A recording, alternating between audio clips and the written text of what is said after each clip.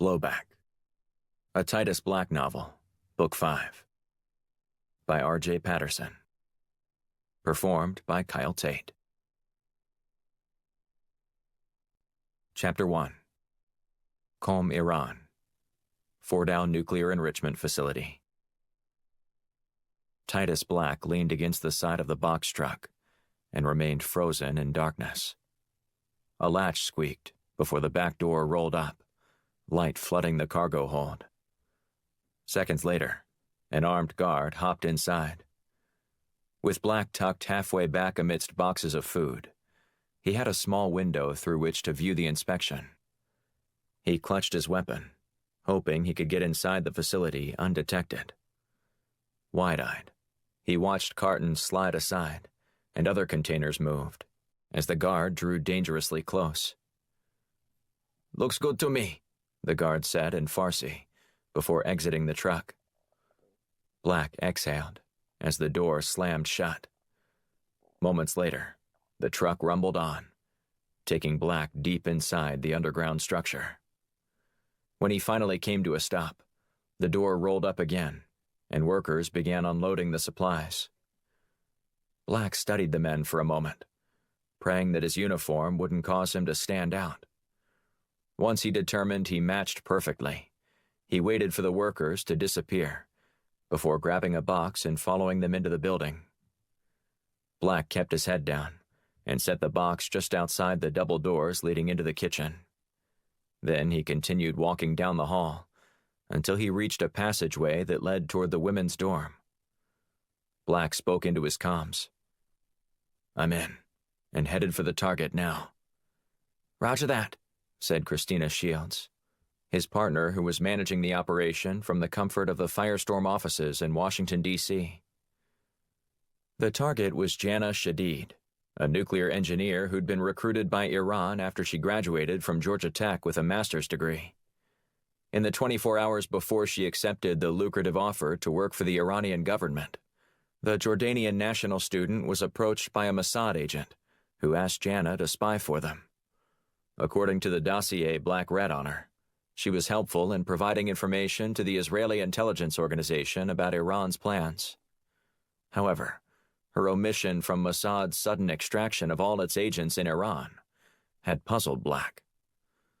When CIA Deputy Director Robert Besserman heard about Mossad asking for help, he inquired about Black's availability. His obsession with staring death in the face had made him the type of agent suited for such assignments. Black wasn't afraid of dying, and the thrill of confronting his mortality was a high he couldn't find elsewhere. When Firestorm Director J.D. Blunt presented the opportunity, Black didn't hesitate to accept. Extracting a Mossad agent from Iran on a solo mission? That was an assignment tailor-made for his adrenaline appetite. However, as Black moved down the corridor of the secret nuclear site, he understood why an intelligence agency might leave someone like Jana behind, though he vehemently would disagree with such a decision. A few weeks earlier, a Mossad agent had defected to Iran and revealed the identities of more than 24 spies on the Israelis' payroll, including Jana. However, most of them were in lower-level positions, ones easily abandoned. The intel gained from those agents was minimal, considered a luxury by the agency. But Jana was different. Her insight was incredibly valuable, while at the same time nearly impossible to reach. Mossad wanted her out, but didn't want to chance an international incident by sending in another agent on an incredibly dangerous rescue mission. Fortunately, the CIA owed Mossad a favor, one Black was happy to give on behalf of Americans. "This place is more insular than the underground bunker facility in Cheyenne Mountain," Black said in a hushed tone into his comms. "Only a lunatic would think he could get out of here alive, much less with an asset." "They found the right man for the job, then," Shields said. "Just say a prayer for me," Black said. He rounded the corner and then eased into the laundry room outside the women's dorm. "At least the Mossad schematics of this place are dead on," Black said. "What else would you expect from an engineer? And a hell of an engineer at that, she asked, breaking into a sing-song voice. Is that some kind of a joke? He asked as he donned a keffiyeh. I grew up in Georgia, remember? It's a line from the Georgia Tech fight song. I didn't know they had a football team. They don't, according to my dad. Black chuckled as he finished squeezing into the traditional women's garb. According to intel from Mossad, the majority of the women on staff at the facility didn't wear full head coverings. However, the custodial staff did, and Black took full advantage of the opportunity to walk around in complete disguise, without even raising an eyebrow. Here we go, Black said, before taking a deep breath and returning to the hallway with a cleaning cart. He fiddled with his supplies while waiting for someone to open the door. After a couple of minutes, a woman strolled past and waved her security card in front of the access pad. Black hustled after her, pushing his cart into the main floor of the women's dorm. Once he got his bearings, he navigated toward Jana's room. Upon reaching it, Black knocked and waited. He leaned in to listen, but didn't hear anything. Everything all right? Shields asked. She's not answering, Black whispered. Be patient. Nearly a half-minute passed before Black heard the shuffling of feet across the floor. Then the door swung open, where a squinting Jana greeted him. I'm here for your cleaning, Black said in Farsi with a high-pitched voice, before pushing his way inside. Jana protested briefly, before sighing and moving over. I thought my room was already cleaned this morning. After the door latched shut, Black put his back against it and asked in his normal voice, Jana Shadid? Her eyes widened as she drew back. She strode over to her desk and reached beneath it before flipping a switch. Yes? You may speak freely. I'm with the U.S. government, and I've been tasked with extracting you from this facility. She scowled. I don't work for the U.S. government. I know, he said. You work for Mossad, but they couldn't pull you out of here on such short notice. Pull me out of here? What for? What happened? Someone defected and had access to all the names of Mossad agents, which were turned over to the Iranians. It's only a matter of hours before they make a sweep for all of you and turn you into political puppets or bury you in a shallow grave. The Israelis weren't keen on either option. Neither am I, she said. But why would they leave me behind? Everything happened so suddenly, Black said, and they couldn't risk having more of their agents caught and igniting a new conflict between the two countries. So, we must not have good odds of escaping? Black shrugged. Your odds of survival are about 1,000,000 to 1, if you don't want to come with me. And if I go with you? I put it at about 3 in 10, maybe 4. That's not instilling a lot of confidence in me right now. You're an engineer, Black said. You're good with numbers. Which of the two is more promising? She sighed. Okay, let me get my things. No, Black said. We're traveling as light as possible. Take what you can fit in your pockets, and then we're leaving. Do you have a plan? Black grunted. Jana, this is what I do. My life is on the line, too. I wouldn't dream of trying to get you out of this place without a plan. And a good one at that. Fine. Give me a second. She scurried around the room, quickly deciding what few items she wanted to take. But her dithering was cut short by Black. We need to leave right now, he said. She hustled over to the door, where he stood waiting. Just follow my instructions, and don't hesitate when I tell you to do something. Understand? Jana pursed her lips and nodded. Black smiled wryly. I might even upgrade our chances to 5 in 10 with your full compliance. Now let's go. He navigated them out of the women's dorm and back to the janitorial offices. Then Black checked his watch. They had 5 minutes to reach the docks and find the transport truck exiting the facility without getting caught. How's your upper arm strength? Black asked. If I'm going to be hanging on for my life, it'll be well above average. That's what I like to hear. So what's the plan? She asked. Black put his finger to his lips before leading her down another corridor. He stopped outside a pair of double doors that opened up to a loading area. Peering through a small opening, he assessed the situation. There's a truck out there that's leaving in a few minutes, Black said. Some workers are going to load it with nuclear waste, and we're going to hide underneath it. Wait, what? You heard me, Black said. When I open this door, we're going to sprint toward that truck, slide beneath it, and then grab onto the axle. Get comfortable however you can. And then what? We're not going too far down the road before I put a stop to the truck. But you've got to hold on like your life depends on it. Because it does, doesn't it? Black nodded. Sorry about this, but I promise you it's better than the alternative. I can handle it. Good. Let's go for it.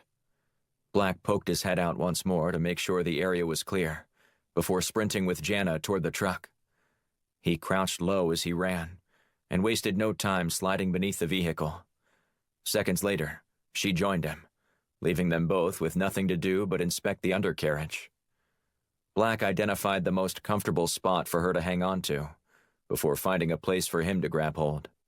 They both rested on the ground until they heard voices and footsteps approaching the truck from around the corner.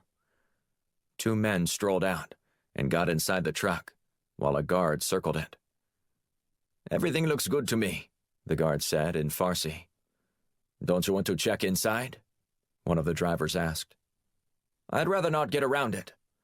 He pounded on the side before the engine roared to life.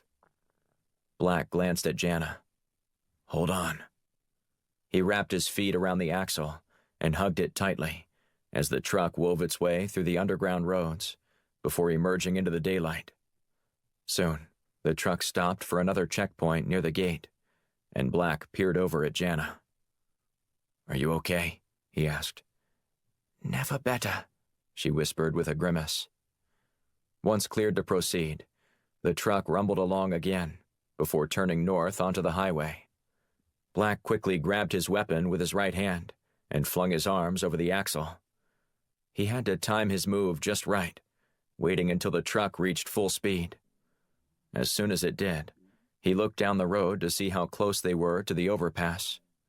Satisfied that they were at a safe distance to reach it, he looked over at Jana one final time. Get ready, he shouted. He took aim at the back left tire and pulled the trigger. The truck wobbled for a second before the driver started to slow down and edge toward the shoulder. Before we come to a full stop, we have to make a run for it. Follow my lead, okay?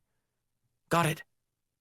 With the truck coasting beneath the overpass, Black gave Jana a knowing nod, and then let go. Once the truck rolled past them, they both leaped to their feet. Black raced up the embankment, with Jana nipping at his heels.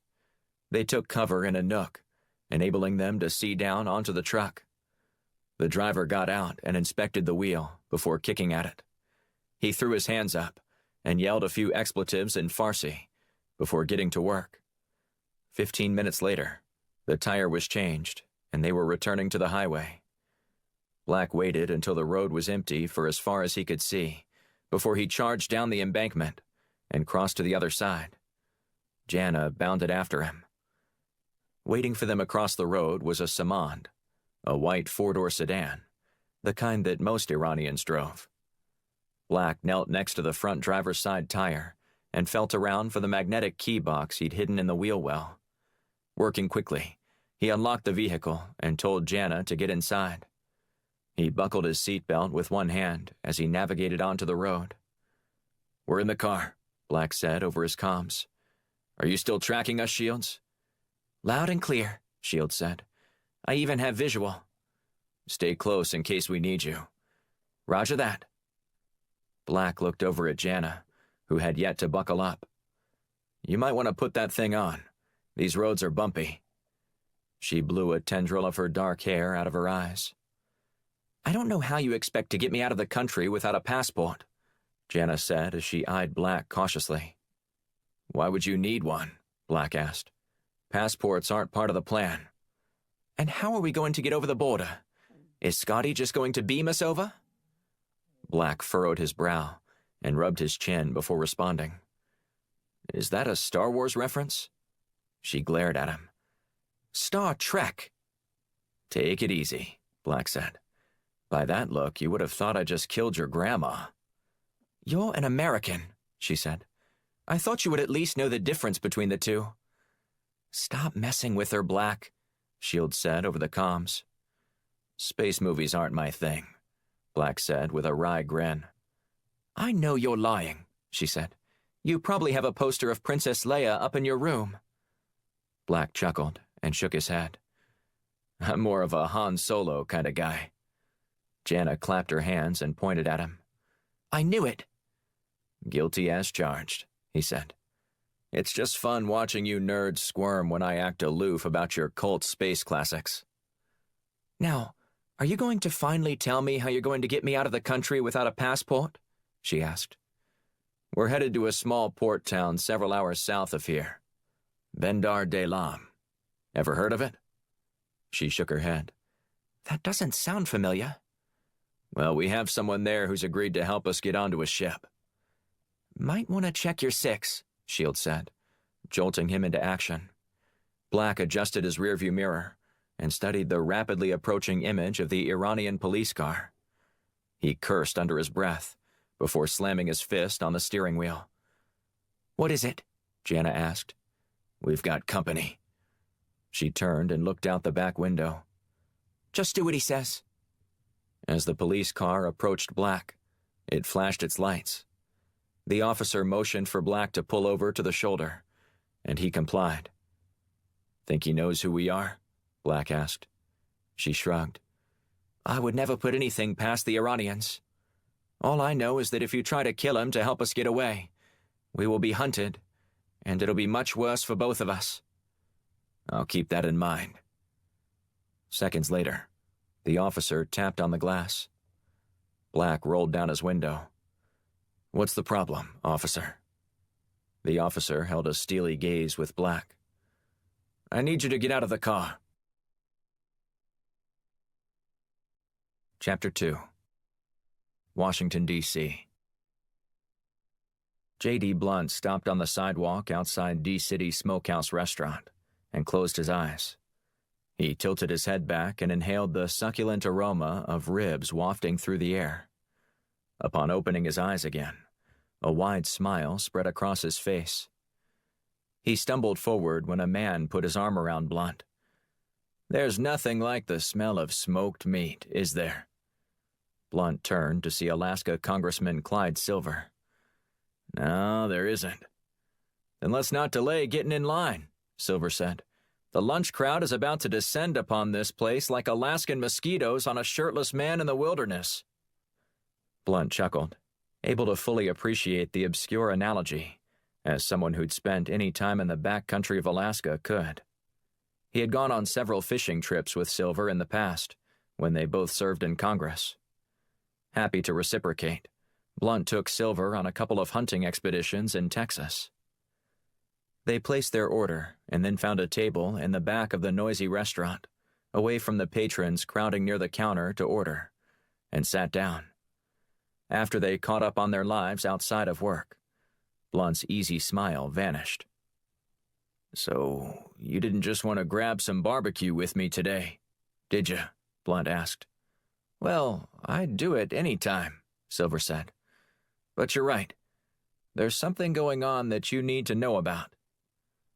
Their number was called out, and Blunt volunteered to retrieve their plates. Neither man spoke as they got settled. Then Blunt picked up his first rib and eyed it closely. What exactly do I need to know? He asked, before taking his first bite. Someone is coming for you, Silver said. Blunt laughed as he chewed his food. When he was finished, he sought out a napkin to clean up the sauce dripping from his fingertips. I'm not trying to be funny, Silver said. This is very serious. I know. But it's not a day that ends in Y if someone isn't coming after me. Listen, J.D., this isn't a joke. Vernon Roberts has placed you directly in his crosshairs and has nefarious plans for you. Well, that might be something new. I've been told that people have plans to destroy me, but nefarious plans? That's even a new one for me. If you don't pay close attention, it's not only going to be nefarious, but also fatal. Do you really think I'm afraid of him? Blunt asked. That guy's an attention hound, just trying to stay in the public's collective consciousness so he doesn't get bounced after the next election. Some people just aren't cut out for the grind of serving in the House of Representatives. Running for office every 2 years is just exhausting. I know Roberts has yet to make his mark on Capitol Hill, but that doesn't mean he isn't dangerous. Dangerous how? Do you remember the Tilley bill that you helped author? Blunt nodded. That was my crowning achievement. How could I possibly forget it? We eliminated more than $500 million of government waste. You also eliminated his father's job. Blunt shook his head. So, his father was working for one of those corporations bilking the government? It's a pity when it hurts the hard-working American, but that kind of corruption has no place in this country. What became of his father? He fell into alcoholism and committed suicide a few years ago. That's when he said he realized just how broken this country was. And I guess he's zeroing in on me as part of the problem? Silver nodded as he sucked clean one of the ribs. Behind closed doors, he's let it be known in no uncertain terms that he's going to make sure you are eliminated from any connection to government funding. Firestorm is an advisory group to help secure our troops abroad and our country at home, Blunt said, parroting the organization's mission. I know what Firestorm claims to be, and we all know what you stand for, but that's not going to stop Roberts. We just aid and assist the government when it comes to thinking through good policies. Not everyone sees it that way, the congressman said, and he's weaseled his way onto the House Intelligence Committee. Blunt put down his rib, his eyes widening as he looked up at Silver. How in the hell did a freshman representative get onto that committee? That's a question plenty of us around the Hill are asking. A freshman in that position is rarer than a two-headed peacock. Now that's one Texas saying I haven't heard before, Silver said with a faint grin. That's because I just made it up, Blunt said. I'm so mad I could spit nails right now. I just thought I'd warn you to watch yourself, because somebody is watching you, Silver said. Roberts made his entire platform about coming to Washington to end corruption and eliminate the kind of politicians whose aim is to pad the pockets of the rich. You mean he's just like 80% of the newly elected representatives when they first arrive in Washington? Yeah, well, I wouldn't mistake his campaign rhetoric for hot air. Roberts is out for blood, namely yours. You're the only one on the committee who knows what we do, right? Silver nodded. It's a well-kept secret, and I intend to keep it that way, Blunt said. You do important work, and I won't let some rogue congressman derail that, no matter how hard he might try. But I wouldn't get adversarial with him just yet. Let him show his hand before you try to take him down. It might be easier than you think. Blunt grunted and shook his head. Nothing ever seems to come easy for me. Except scarfing down these ribs, Silver said with a grin. I'd come here every day if I could. Agreed. I'd make it a stand-in lunch date if I didn't have this business of stopping terrorism everywhere all the time. Silver stood and untucked his tie from his shirt before he put his blazer back on. Just keep your guard up, J.D., and don't do anything rash. Chapter 3. Qom, Iran. Black looked down at the document in his hand, casting him as Dr. Benjamin Tyler, a visiting archaeology professor from the University of British Columbia. He took a deep breath and then stepped out of the vehicle. Jana joined him, getting out on the other side. The officer took the paper and studied it for a moment. Dr. Tyler, the officer said, would you prefer that I speak English? Black shrugged and responded in French. I was born in Quebec. If it's all the same to you, I'd rather speak in French. He wanted to ward off any suspicion that he was actually an American. The officer muttered something in Farsi. He turned toward Jana and spoke in Farsi. Can you translate for him? I don't know what language he just spoke in, and I obviously don't speak it. He can understand you just fine, she said, but it might be easier for him to explain in French. The officer huffed and continued in Farsi. Where were you going? We're driving to a dig site, Jana said. I'm escorting him there. Well, you were speeding, the officer said as he looked at Black. And I'm going to give you a ticket. Black shrugged. Maybe the speedometer is broken. Get in the car, the officer said. I will be right back. He took Black's papers and retreated back to the police cruiser. Once Black and Jana got back inside, he drew a deep breath and then exhaled slowly. I don't like this one bit. Just stay calm, she said. I don't think he suspects a thing. I'm calm. I just don't like this. He's likely just trying to get you to pay a bribe. Just watch. A couple of minutes later, the officer returned with all of Black's papers. Here is your ticket, which is to be paid at customs upon exiting our great country. Visiting here is a privilege. As he went to hand over the documents, he drew them back suddenly. Black, waiting to take them, kept his hand out. Is there another problem? I need my papers, please. And I'm going to need some money. Black shook his head. I'm sorry, but I was warned by my consulate not to pay any bribes to police officers. Did they tell you that I could arrest you and keep you in prison for up to 2 weeks for any reason? The policeman asked. I'm not a man of great means, so if you're attempting to get more money from me, I'm afraid you've pulled over the wrong driver. The officer put his hands on his belt. I think we need to talk again outside the car. Black lingered for a moment, considering all his options before joining the man. I don't have any money for you. Then you don't get these back, Professor, the officer said, waving the papers in front of Black. Before Black could respond, a man's voice squawked on the officer's radio. Black listened intently, making out bits and pieces. Scientist escaped from Fordau. She left the facility with another woman, last seen heading north of Combe. The officer spun on his heels and raced back to his cruiser. What about my papers? Black asked. The officer hurled them off to the side of the road before driving away. Black retrieved the documents and then hustled back to their car. What was that all about? Jana asked. If I wasn't speeding before, I'm about to be now, Black said. She eyed him closely. What just happened? The officer received an update on his radio, Black said. They know you broke out. Then why didn't he arrest me? The alert said that you were traveling north of Combe, and with another woman. Jana huffed a soft laugh through her nose. I guess they'll never find me then. Not a chance, Black said before switching to his comms. Shields, are you still there? Ready and waiting, Shields replied. Keep an eye out for any more law enforcement vehicles, he said. I feel like we need to get out of here as quickly as we can, before they figure out what happened.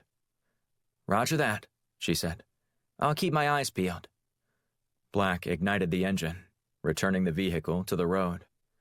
They roared south, keeping a watchful eye for any lurking police officers. As dusk fell, Black pulled into Bendar de Lam, and then parked in a small lot near the water. He surveyed the area one time before leaning back in his seat. So, we're just going to spend the night here? Jana asked. Black took off his jacket and balled it up to use as a pillow.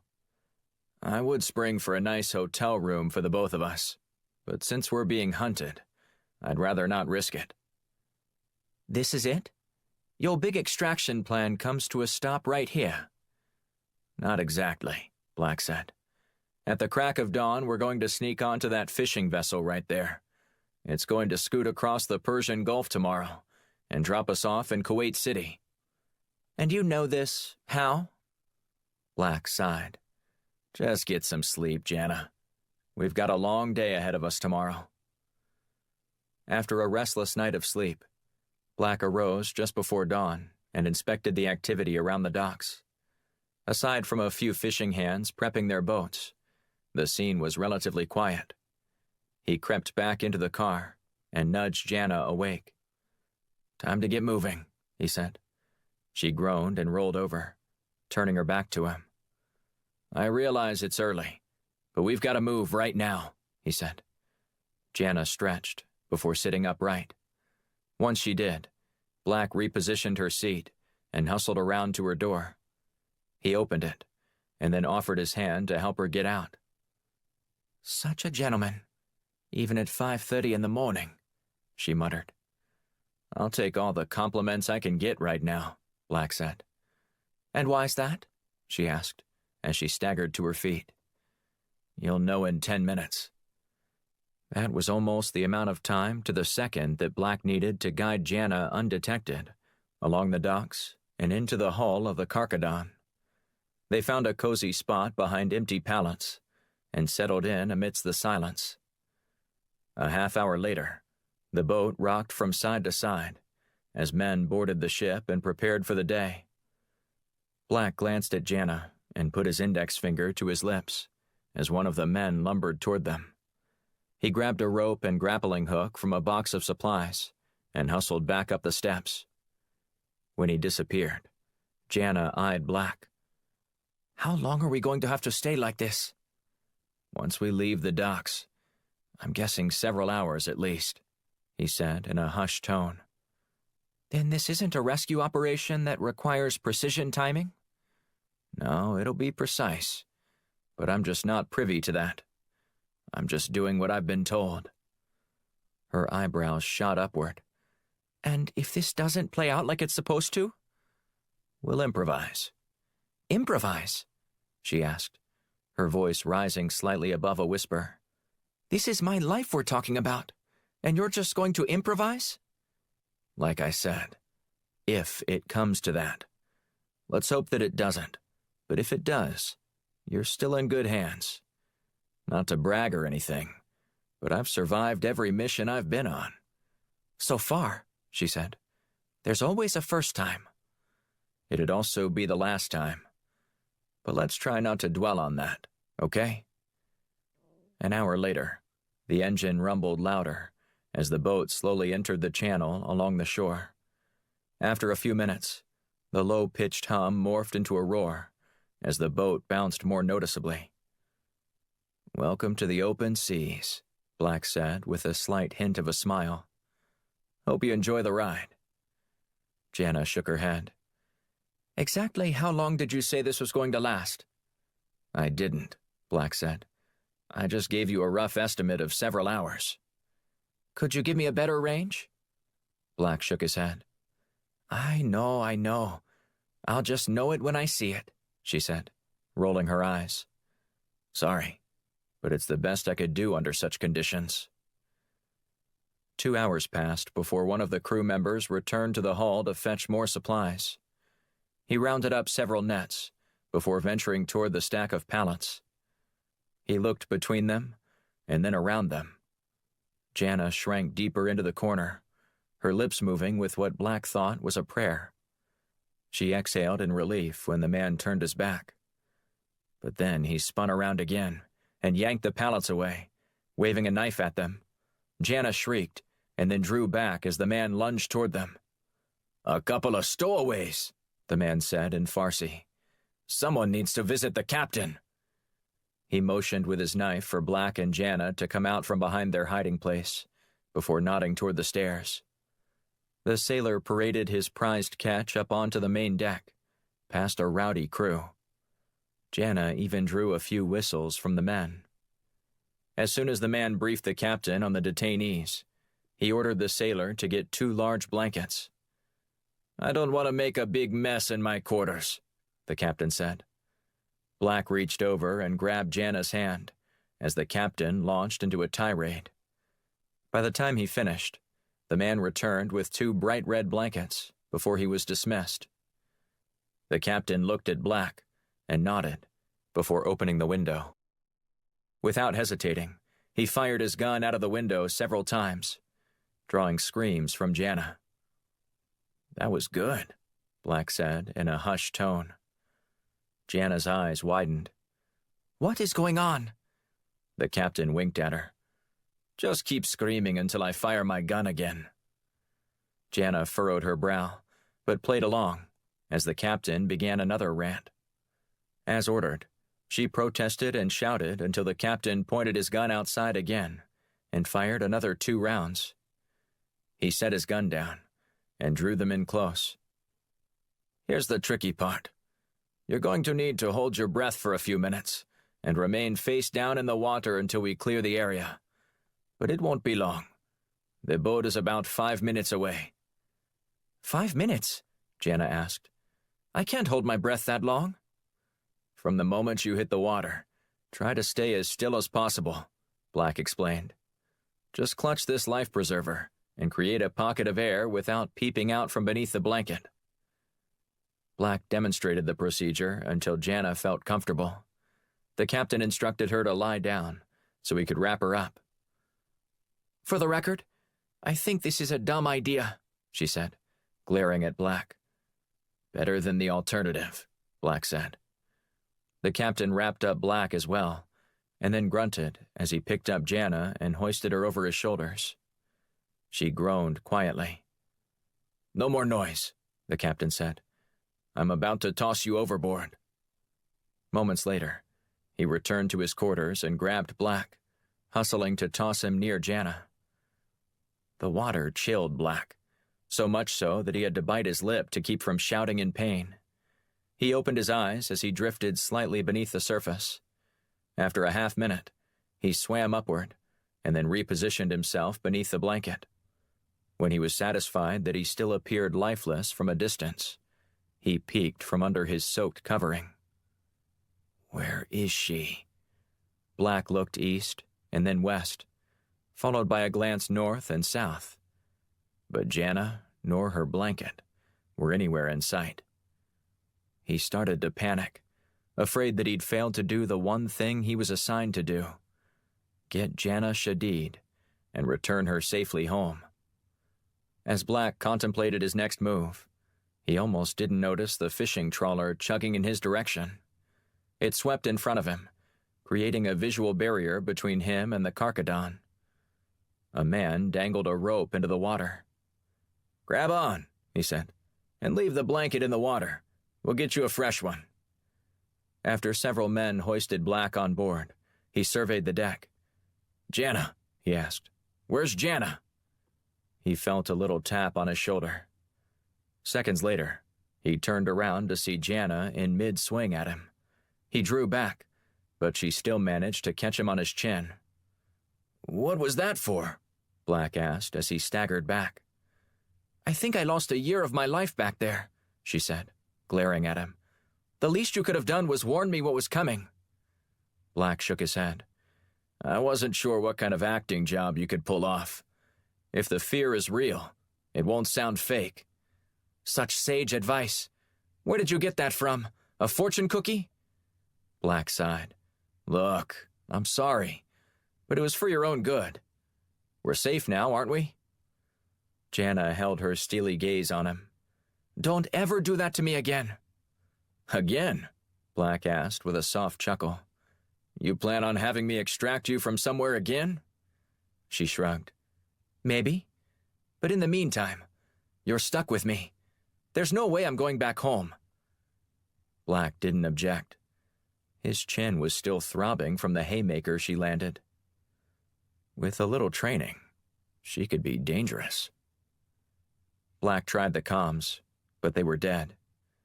Over time, he figured they would dry out and be usable again. But that'd take a while, the kind of time he didn't have. The captain of the new ship approached Black. "Welcome aboard, Agent. Make yourself at home. We've got a long day ahead of us before we reach safer waters." "Aye, aye, Captain," Black said with a salute, before he settled into the seat next to Jana. A long trip indeed. Chapter 4. Washington, D.C. J.D. Blunt lumbered up the steps to the Capitol building and stopped when he reached the top. He turned around and took a deep breath, surveying the traffic inching past on the nearby streets. Every time he returned to the Hill, he always wondered if he'd ever get the itch to return to politics. Nope. I still love my new life. The constant bickering with senators from the opposing party, or the infighting within his own side, flooded his mind with every old face he saw. There wasn't a single person he didn't clash with at least once over some issue, big or small. But Blunt's ability to work through conflict was what made him so effective when he served as a Texas senator. Yet it was also the aspect of his position that he hated more than anything. Statesmanship, the element he needed to survive in Washington, was exhausting. And despite the occasional itch to go back, he only needed a few minutes walking through the congressional halls to quell such notions. He took in one more deep breath before entering the front doors, where he only needed 30 seconds to become the target of an insult.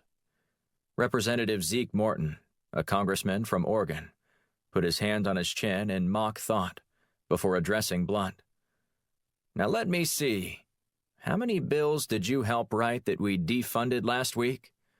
Was it 2? 3? 12? Good morning to you too, Zeke, Blunt said, shrugging off the insult. Like everything else out of Zeke's mouth, Blunt knew it was a lie. In less than a week from now, we're going to pass the Morton-Arnold Act, which is going to undo the last little fingerprint you made on this country, Morton said. Our country will be literally and symbolically washing its hands of all the terrible things you did. Zeke, do you realize that you can't be a jerk to everyone around here? Blunt asked. Representatives are supposed to be working together to help the American people, not scoring points with your political base. I'm doing both, Morton said with a sneer. Something you could never do. Not according to your latest poll numbers. I took a peek at them yesterday. If I were you, I'd be very concerned that the people aren't too keen on your caustic style.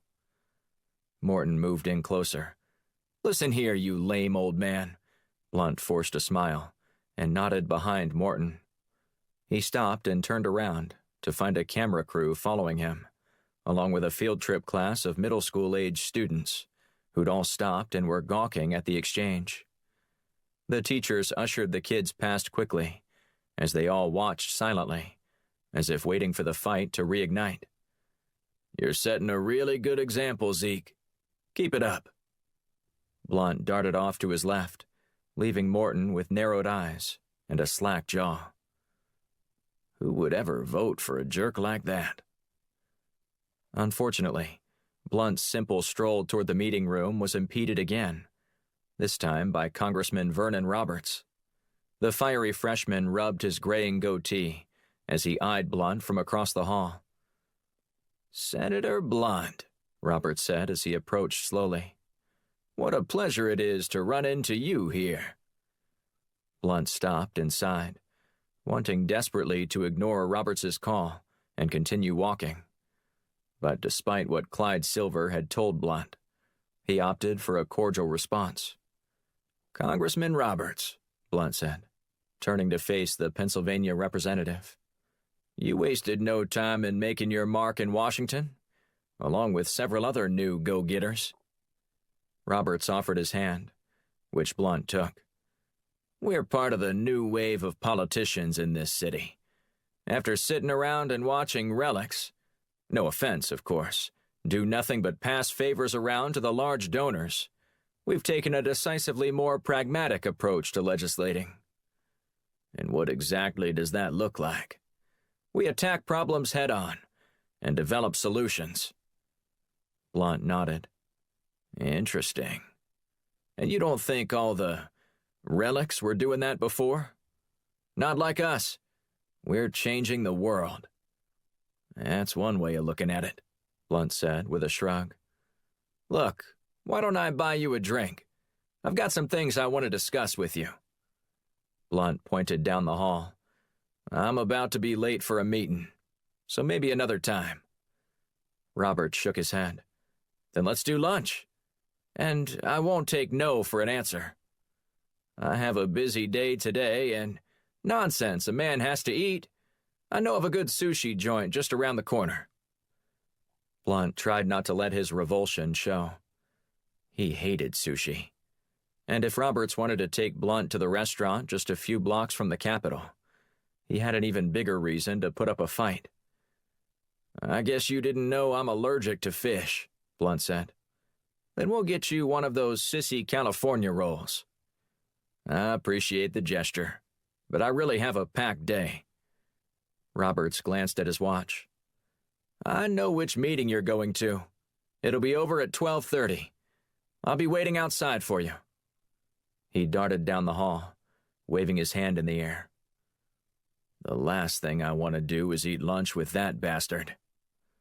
Despite Clyde Silver's warning, Blunt couldn't deny that he was genuinely intrigued about what Roberts wanted to talk about.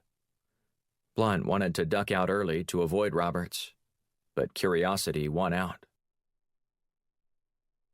At 12:30 sharp, Blunt's meeting convened, and he exited the room. Across the hall, Roberts leaned against the wall, inspecting his fingernails. He looked up and caught Blunt's eye before he could look elsewhere. Roberts smiled as he eased into an upright position. If there's one thing you can count on about morning meetings on the Hill, it's that they always end right on time. Nobody's going to miss a meal around here. Blunt forced a smile, walking right past Roberts without saying a word. So, are you ready for lunch now? Roberts asked, hustling to catch up with Blunt. Not with you. Fine. We'll just go with a drink. I won't even make you do it at the sushi joint either. Deal? Only if you promise to stop stalking me. Roberts shrugged. If that's all it takes, I'm sure I can comply with that. 15 minutes later, Blunt was settling into a chair across from Roberts at a small tavern, 3 blocks away from the Capitol. All around them, lobbyists, congressional aides, and a few politicians sat hunched over pints of beer or shot glasses. And while Blunt couldn't hear every conversation, he knew the topics likely ranged from the latest bills placed in the legislative pipeline to the juiciest bits of gossip from the morning session. Roberts ordered 2 glasses of bourbon for them, further irking Blunt. He preferred to order for himself, even if he would have ordered the same drink anyway. Blunt's mood soured by the second, and he wondered if the meeting might end with him slugging that smug smile off Roberts's face. How does it feel to be back in the middle of all the action? Roberts asked. Blunt grunted and pulled out his cigar, which he started gnawing on again. It's like I never left. Maybe that's because you never did. Their waiter dropped off 2 tumblers and then darted away. Blunt took a long pull on his drink before setting it back down on the table emphatically. He pursed his lips as he leaned back in his chair. What's the purpose of all this, Congressman? Blunt asked. The purpose of what? This little song and dance you're doing right now with me. Stop beating around the bush and tell me what you want. Roberts took a deep breath and then clasped his hands together on the table in front of him. He leaned in close before he spoke. I want to make clear to you, J.D., in no uncertain terms, that I'm coming for you. And I don't just mean that I don't like you, and I want to ruin you. No, I want to bury you so deep in a hole somewhere that the darkness in your cell will match the darkness in your soul. Blunt raised his right eyebrow ever so slightly. Do you know what hate can do to a man? And I don't just mean metaphorically. I'm talking about what it does to you physically. Are you aware of that? Roberts remained silent, so Blunt soldiered on. Aside from changing the chemicals in your brain, hate also leads to anxiety, restlessness, obsessive behavior, and paranoia, just to name a few. Meanwhile, I'm going to be fine over here, sipping my bourbon, chewing my cigar, and watching you disintegrate right in front of my eyes, without ever having to lift a finger. It'll be glorious to watch all that hubris and bluster get swept away because you harbor such misplaced animosity in your heart." Roberts pounded his fist on the table and leaned forward. The noise interrupted most of the conversations in the bar for a moment, causing a few heads to whip in Blunt's direction. "I will destroy you," Roberts said. "You took away everything my father had worked for, plunging us into poverty, him into depression, and ultimately all of us into grief over his passing." Blunt raised his index finger and wagged it at Roberts. "I'm afraid you've got it all wrong. That bill was designed to help people like your father start over again and find a second wind. But that's not how it played out," Roberts said. "Blaming me for your father's failure to understand what we were doing, even after we sent people around to explain how they could all remain employed, is foolish. My job is all about creating a safer America for all people, not just some privileged few. All Americans." Roberts's eyes narrowed. "How dare you speak about my father in that way? You knew what you were doing. My father was viewed as collateral damage, and you forged ahead without any thought or concern about what would become of the working-class people like him. You would have done just about anything to create some fodder for your campaign. Some talking points, if you will, to show how much you care about the workers. And every bit of it was for show. Nothing in that bill you passed did anything meaningful for him. And ultimately me. I'll tell you something you've probably already figured out by now, but that's this. Politics are messy. You do the best you can with the information that you have, and then you pray to God that it all works out for the better." "Your words of comfort mean nothing to me now," Roberts said. "I wrote to you when I was younger, hoping to gain some clarity and insight into why you made that decision, and all your office did was send me a form letter. A form letter! I was a kid, and you screwed up my life." Blunt took another sip as he formulated his response. "Perhaps that's your view, but there are always unintended consequences when you root out corruption, which is what we were doing. And that literally was the purpose of the bill, ending a pattern of taxpayer abuse, while offering a lifeline to those who were entrapped by it. I give you my heartfelt condolences on the loss of your father. However, we created a lifeline that plenty of people he worked with took advantage of. It was there for your father, too." Roberts pursed his lips as he slowly shook his head. "You made that mess. But just know that I'm coming for you, and all that waste you're gorging yourself on. I'm going to shut down your little organization and make sure you don't even sniff an office in Washington for the rest of your pathetic life." Blunt had dealt with his share of irate constituents before, and he could tell when it was time to bail on the conversation. With Roberts, Blunt was way past time to leave. "Thank you for the drink," Blunt said, raising his glass and then finishing off the bourbon. "Best of luck during your short time in Washington." He stood and left the bar, without looking back. Once Blunt exited the tavern, Roberts fished his cell phone out of his pocket and dialed a number. "He's all yours now," Roberts said, before hanging up. He leaned back in his chair and allowed a smile to wash over his face. If he had to guess, 2 years had passed since he felt this at peace. Blunt was going to get what he deserved, and Roberts couldn't wait. Blunt returned to the Capitol building to complete the rest of his consulting duties that afternoon. However, the session ran late, and unlike morning meetings, the ones after lunch could drag on and on. By 6:45 p.m., Blunt was checking his watch every minute to see if he could give off not-so-subtle hints that the time had come to adjourn for the day. But no one seemed to be getting the clue. Finally, he stood up and said that he had to go to the restroom, and he was going to go home to find a private stall if they didn't end the meeting immediately.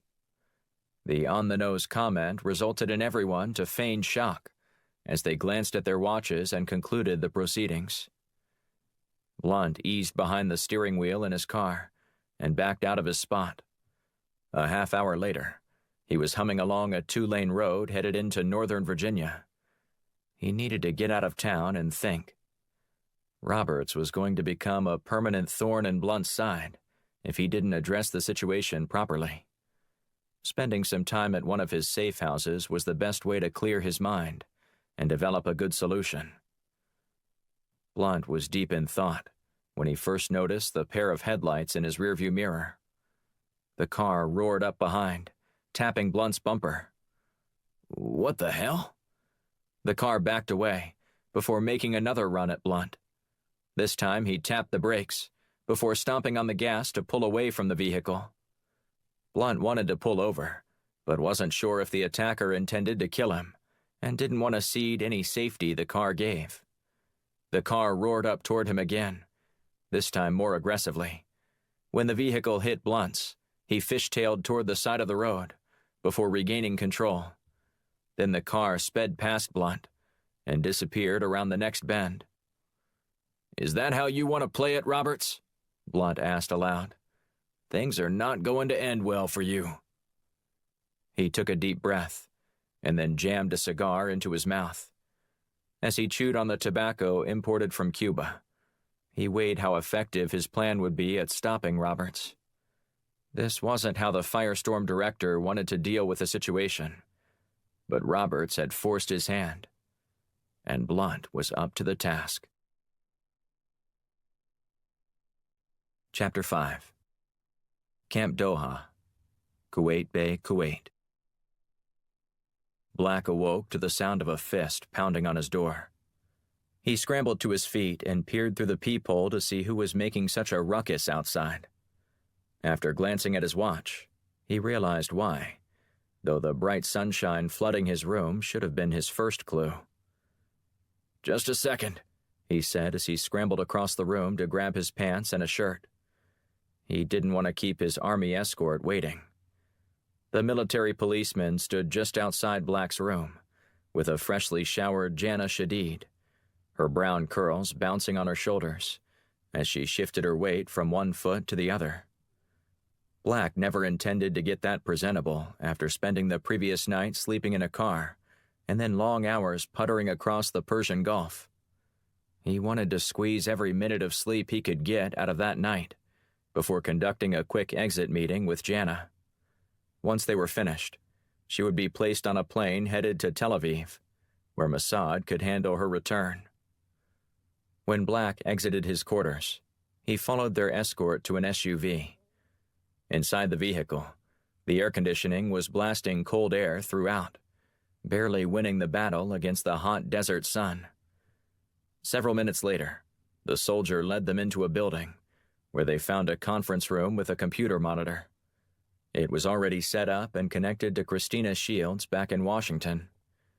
Her serious look melted away into a smile when Black took a seat in front of the camera. Jana sat down next to him, and they started their meeting. "I'm glad the two of you made it out of there in one piece," Shields said. "He tried to get killed," Jana said, pointing at Black, "but it wasn't our time." "What's she talking about?" Shields asked. "A crazy experience for her is just another day at the office for me," Black said as he waved dismissively. "It's no big deal." "I'll expect to hear more about it later," Shields said. "In the meantime, let's chat for a moment so I can create a debriefing report." Black and Jana nodded in unison. "Anything to get out of here," Jana said. "In that case, let's get started," Shields said as she glanced down at her notes. "I guess we'll get started with some of the more pressing information first, if that's all right. One of the major questions people here want to know is about Iran's uranium enrichment program at the Fordow facility." "Enrichment program?" Jana asked with a smile before breaking into a laugh. "What enrichment program? Has nobody passed that information along yet to Mossad?" Black scowled, as did Shields. "What information?" Black asked. "There's no enrichment going on at Fordow," Jana said, throwing her hands in the air. It's all outsourced." "Outsourced?" Shields asked. "To who?" Jana shrugged. "It's more like, to where?" "And that would be East Africa," Jana said. "In Malawi. There's a mine just outside the city of Karonga they're using as a cover." Black cocked his head to one side. "And you never told Mossad about this?" Jana shook her head. "I just found that out this week, and hadn't communicated with anyone about it. I would have informed Mossad that the Fordow facility wasn't enriching their own uranium, had I known earlier. I swear." Black and Shields spent the next hour asking Jana more questions about the facility and its role in Iran's nuclear program. When they finished, Black thanked her and told her they had made arrangements for her return to Israel. The news wasn't received as well as Black would have guessed. "Why would I want to go back there?" Jana asked. "They viewed me as expendable and left me to die. Had you not rescued me when you did?" She sighed, letting the rest of her thought go unsaid. Tears welled up in her eyes, and her lips quivered. Black took her hands. "You're going to be okay." After a long pause, Jana spoke. "I want to go back to the United States." "I'm sure we can arrange something," Black said. "A talented engineer like yourself shouldn't have trouble finding work." "That's not the kind of job I want," she said. Black's eyebrows shot upward. "Oh? Then what are you interested in?" "Espionage," she said. The tears in her eyes replaced with steely resolve. "I've tasted what it's like to help uncover secrets, and I can't get enough. I want to work for an organization like that." "Why don't you come back to Washington with Agent Black?" Shields suggested. "We just might be able to find a place for you." Black nodded in agreement, giving Jana's hands a final squeeze. "Wheels up in 12 hours. Go get ready." When she left the room, Black turned toward the screen to address Shields. "You think you can find something for her? I'd hate to give her false hope after all that she's been through." Shields grinned. "Just bring her here. I've got the perfect job for her." Chapter 6. Washington, D.C. Blunt ventured onto Bobby Besserman's dock and surveyed the calm water flowing along the Potomac River. The CIA's deputy director was lounging in a chair while clutching a nearly empty glass. He didn't even turn around as Blunt lumbered toward his host. "Fine evening, isn't it?" Besserman asked before tossing back the rest of his drink. "If you say so," Blunt said. "My day has been downhill since this morning, and there's no reason to think it's going to turn around just because the sun is setting." "It's all about perspective," Besserman said, slapping the seat of the chair next to him facing the water. "Take a load off, and let's talk about it." Blunt sat down and glanced at the tumbler resting on the small table to his right. "That's for you," Besserman said. "I had to go buy some bourbon especially for you, since I don't stock that weak stuff in my liquor cabinet. So I hope you like it." Blunt picked up the glass and inspected it for a moment, before taking a sip. Evan Williams Black Label. Not bad, but you certainly didn't splurge." "I've splurged on other drinks," Besserman said with a wry smile. "If you're willing to open up your horizons, I have other offerings." "Nah, I'm good with this." Besserman chuckled. "So what's stressing you out these days? You sounded disturbed on the phone." "It's Vernon Roberts. He seems pretty intent on making trouble for me." "And why's that?" Blunt took a long pull on his drink. "You remember that anti-corruption bill I sponsored?" "How could I forget? How could anyone forget? It sent the rats scurrying into the open. Apparently Roberts' father lost his job, a casualty in the war on those lion leeches draining the federal government of its money. And he blames you somehow. That's essentially what he told me, along with warning me that he's coming for me." Besserman shook his head. "He's a freshman congressman. I wouldn't be too worried about him." He's finagled his way onto the Intelligence Committee. Does that change your mind?" Besserman's eyebrows inched upward as he turned his gaze toward Blunt. "That's news to me. How did he manage that?" "It's still a mystery, though there are rumors that he has dirt on just about everyone in Washington.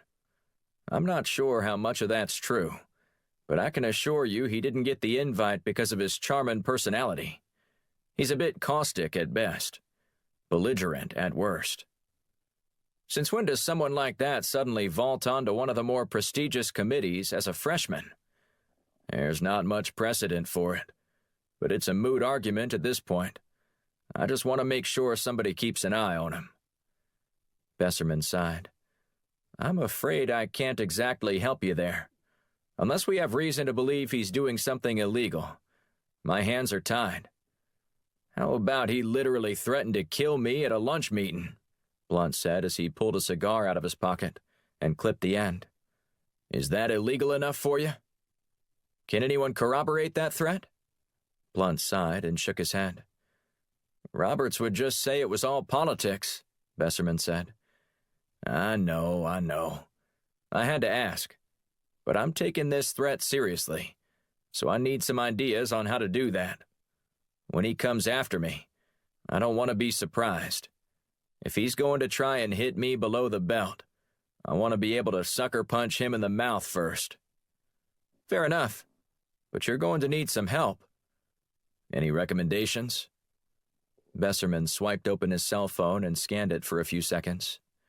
"Got just the guy. Do you remember Ned Edgerton?" "Edge? The former linebacker for Arkansas turned FBI agent? That Ned Edgerton?" "There's only one, and he's one of the best to ever come out of Quantico. He's private sector now, working for Washington's elite. Give him a call. He's not cheap, but I can promise that he won't disappoint you." "If he can't persuade Roberts to stand down, I'll be shocked." "And pissed," Blunt said as he bit down on the unlit stogie and started chewing on it. "Edge will find a way to fix a pressing issue like this, one way or another." Besserman's phone emitted a short burst of airy bells. "I just sent you his contact information." "I've already got it," Blunt said. "He's worked for me on more than one occasion. I'd just forgotten about him since I typically only utilized his special skills when I needed a show of force." "He's expanded his repertoire," Besserman said. "I think you'll be pleasantly surprised. The Bureau dismissed him because he was so bullheaded and one-dimensional when it came to being an agent. However, that all changed when he decided to go into business for himself. He took the criticism to heart and is one of the most skilled agents available for hire. The FBI wishes they had him back, I'll tell you that much." Okay, Blunt said. "Don't oversell him. I'll give him a call. If that doesn't work, I'll give you other suggestions, but I'm fairly confident you'll be able to handle your problem without incident." After Blunt finished his drink, he stood. "Thanks for the advice. I've found that just like in wildlife, the wounded are always the most dangerous." "Never a truer statement has been spoken," Besserman said. "Good luck, J.D." Blunt returned to his car and wasted no time in calling Edge. The Firestorm director piped the conversation through his car's speakers as he drove home. "Mr. Blunt," Edge said with his deep baritone voice, "I was beginning to wonder if I'd done something to make you upset. It's been quite a while since you contacted me. Fortunately for me, I haven't required your services. And there's been a recent change in your fortune." Blunt chuckled. "I guess that's one way of looking at it. Which also means your fortunes have changed for the better." Edge dispensed with the notion that any more small talk would occur. "What can I do for you, Mr. Blunt?" "I need you to watch someone for me." "Just watch them?" Blunt grunted. "Unless I heard wrong, someone told me that you've expanded your skill set to include a more discreet surveillance package. Whatever you need me to do." "Excellent. I'll forward you all the details. Looking forward to working with you again." Blunt hung up and took a deep breath, before exhaling. He knew things with Vernon Roberts were far from over, but Blunt felt confident again that he'd be able to withstand anything the freshman congressman threw at him. Vernon Roberts smiled as he listened in on Blunt's call. He could recognize that voice anywhere. The man who'd helped Roberts acquire all the valuable dirt on much of Washington's elite over the past few years was in his pocket. All he needed to do was make one phone call. Roberts was proud of himself for successfully planting the bug on Blunt, who would have never suspected such a move from the freshman congressman. Time to lay a trap. Chapter 7. Black and Shields returned to the Firestorm offices with Jana Shadid in tow. Her presence in their offices surprised Blunt, even though he knew she was unhappy with the state of affairs. After Black extracted her from Iran, she said being left behind by the organization she'd risked her life for was not something she'd easily forgive them for. But there was one final act that she said tilted the scales in favor of leaving Mossad for good. While Shadid was still considering what to do in the aftermath of her public outing as a spy, she was sitting with Black and Shields in the lobby of a building on base in Kuwait when the evening news program began airing.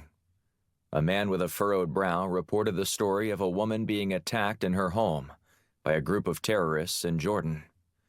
When the woman's name was read, Shadid shuddered. "What's the matter?" Shields had asked. "You look like you've seen a ghost." "That's what I feel like," Jana said. "What do you mean?" "I know that woman. She was a Mossad agent stationed in Iran. She was the first handler I had when I agreed to work with the agency." Minutes later, Jana called her current handler to inform him that she wouldn't be returning to Tel Aviv. Not for her family, not for her government, and most of all, definitely not for Mossad. Shields tried to explain to Jana how Mossad actually cared enough about her to call in a favor to get her extracted by a U.S. agent, and how operations like that can be tricky, both logistically and politically. However, Jana wasn't hearing any of it. Yet the incident didn't seem to dissuade her from spying. Rather, her interest in espionage seemed to escalate, while Black and Shields considered what to do with her. The decision to bring her back to Washington was one that Black and Shields made together, choosing to do so without Blunt's permission. Black insisted that Blunt would handle the situation like a statesman, if asked. But ever the opportunist, Blunt would choose to bring the disgruntled Mossad asset if he thought she could help the team. And only after 5 minutes of making her intentions known about wanting to help cripple the Iranians' nuclear capabilities, Blunt signaled he was open to the idea by asking her to stick around for the rest of the afternoon following their meeting. Blunt paced around the room as he inspected his unlit cigar. "What you're bringing us is a very critical piece of intel, something that I have a hard time imagining stayed a secret for so long." Jana shifted in her seat. "I learned more specifics about the operation the day before Agent Black stole me out of my dorm room. The fact that Iran was enriching their uranium elsewhere hasn't been a big secret. It's where that was." "And you've told no one?" Blunt asked. Jana nodded. "Not a soul. Besides, my handle is dead now anyway. I wouldn't know who to talk to, or who to trust with Mossad. I'm just a recruited asset, remember?" "I have some trustworthy contacts with that agency, including the one who called in a favor for us to get you," Blunt said. "But I don't see any harm in checking out this claim first, before we share it with him." Black stroked his chin and eyed Blunt. "You would send me to Malawi just to check out a claim?" "Of course not," Blunt said with a wink. "I prefer you sabotage the facility so it can't enrich any more uranium." Shields tapped her pen on the table as she studied her computer. "I think we can make that happen." "And I'm assuming by the wild look in your eyes that you already have a plan," Blunt said. "I've been busier than a one-legged woman in a butt-kicking contest," she said with a wry grin. Blunt crossed his arms over his chest and stared at her for a moment before responding. "Okay. If we're going to do this, we need to do it quickly. I can't sit on this kind of intel for very long. I prefer not to have half of Washington and all of Tel Aviv pissed at us if they find out we held back information of this magnitude." "Don't worry, sir. I've already secured the schematics for the plant. We'll have Agent Black in and out in no time." Blunt nodded at them. "Do it." Chapter 8. Percival, Virginia. Blunt rolled down his car door window and placed his hand outside, catching the cool air. The hour trip out of the city was slightly inconvenient, but he refused to complain, especially when a plate of freshly smoked barbecue awaited him at Monk's. While the rest of Washington moved at breakneck speed, Blunt longed for the days when the pace was slower and decisions were more measured. He found the culture of rapid reaction exhausting, despite being necessary at times. When Ned Edgerton proposed meeting at Blunt's favorite restaurant in Northern Virginia, Blunt understood why. While Edge could still run surveillance on a target, he was still well known in the nation's capital, and often recognized from both his playing days as a star running back at Arkansas and his FBI fame. The latter was more like infamy. Edge once served as the lead investigator on a case involving two prominent members of Congress. When he went to arrest one of the representatives, Edge punched the man in the face. The incident was caught on camera, framing Edge as an over-aggressive agent who used excessive force, as well as abused his authority. Edge swore the video didn't capture the full incident, which he claimed started when the man uttered several racial slurs before going for his gun. After a brief investigation, Edge was dismissed, and the politician parlayed the fiasco into a censure from his peers and a public reprimand. Blunt believed Edge because he found the agent's integrity to be impeccable. Then there was also the fact that the politician involved in the fracas was none other than the late Guy Hirschbeck. He'd been a bane in Blunt's side while the two were serving together in the Senate, and he didn't shed any tears when the ill-tempered senator died. Blunt found devouring barbecue in small-town Virginia to be therapeutic, and he jumped at the opportunity to meet at Edge's suggested location. After Blunt pulled into the parking lot, he got out and lumbered toward Monk's. The smoky aroma wafted in the air, riding the light breeze right up into his nose. His mouth watered after a second deep breath that inhaled the mixture of burning hickory and delicious spices. He stopped and closed his eyes for a moment. When he opened them, he caught Edge looking straight at him. "It's intoxicating, isn't it?" Edge asked as he approached Blunt. Blunt nodded and grinned before extending his hand. "It's great to see you again." "It's great to be seen," Edge said with a smile. "In our line of work, the fewer people see you, the more successful you are." "Amen to that," Blunt said, before lifting up his cane and pointing it toward the entrance. "I say we save the chit-chat until we've placed our order. I'm starving." Edge clapped his hands and rubbed them together. "Age before beauty, J.D." Blunt grunted. "I ought to whack you with this cane." "That's not advisable. Remember what happened to the last senator who came at me? From the looks of things, I'd say that whole situation had a fortuitous bounce in your favor." Edge nodded. "Ain't that the truth? I'd probably still be a G-man instead of running my own business." "You've quite a few of those in your life," Blunt said as he eyed the menu scrawled on a chalkboard behind the counter. "You reckon you'd still be able to walk at your age if you hadn't gotten injured your senior season?" Edge shrugged. "I still wouldn't be able to run like I do, that's for damn sure. But that money, though." He let out a low whistle, his words hanging as he slowly shook his head. "I bet you half the retired players in the league would trade what you have now for their money," Blunt said. "I'd bet it's more like 3/4. Both men placed their orders before finding a table in the back of the restaurant to sit down. "Now, we didn't come out here to discuss my shattered NFL dreams, did we?" Edge asked as he shifted in his seat. "That's right," Blunt said. "So, give me an update. First of all, I just wanted to say that I appreciate the opportunity to work with you.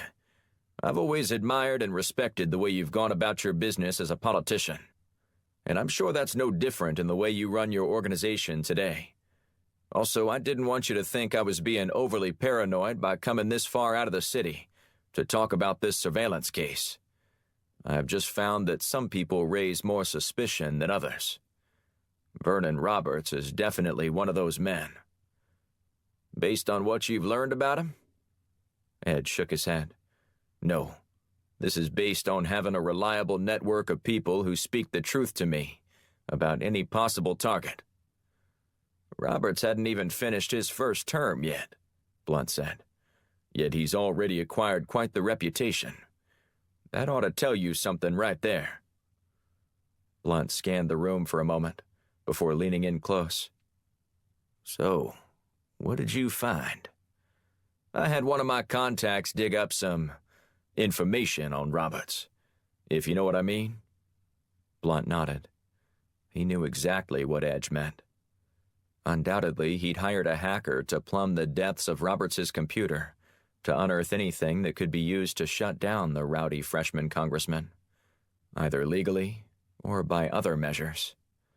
But nothing would happen without the right intel. "My contact found this," Edge said as he offered his cell phone. "Just tap the screen to play the video." Blunt followed Edge's instructions and began watching footage taken in a dimly lit room.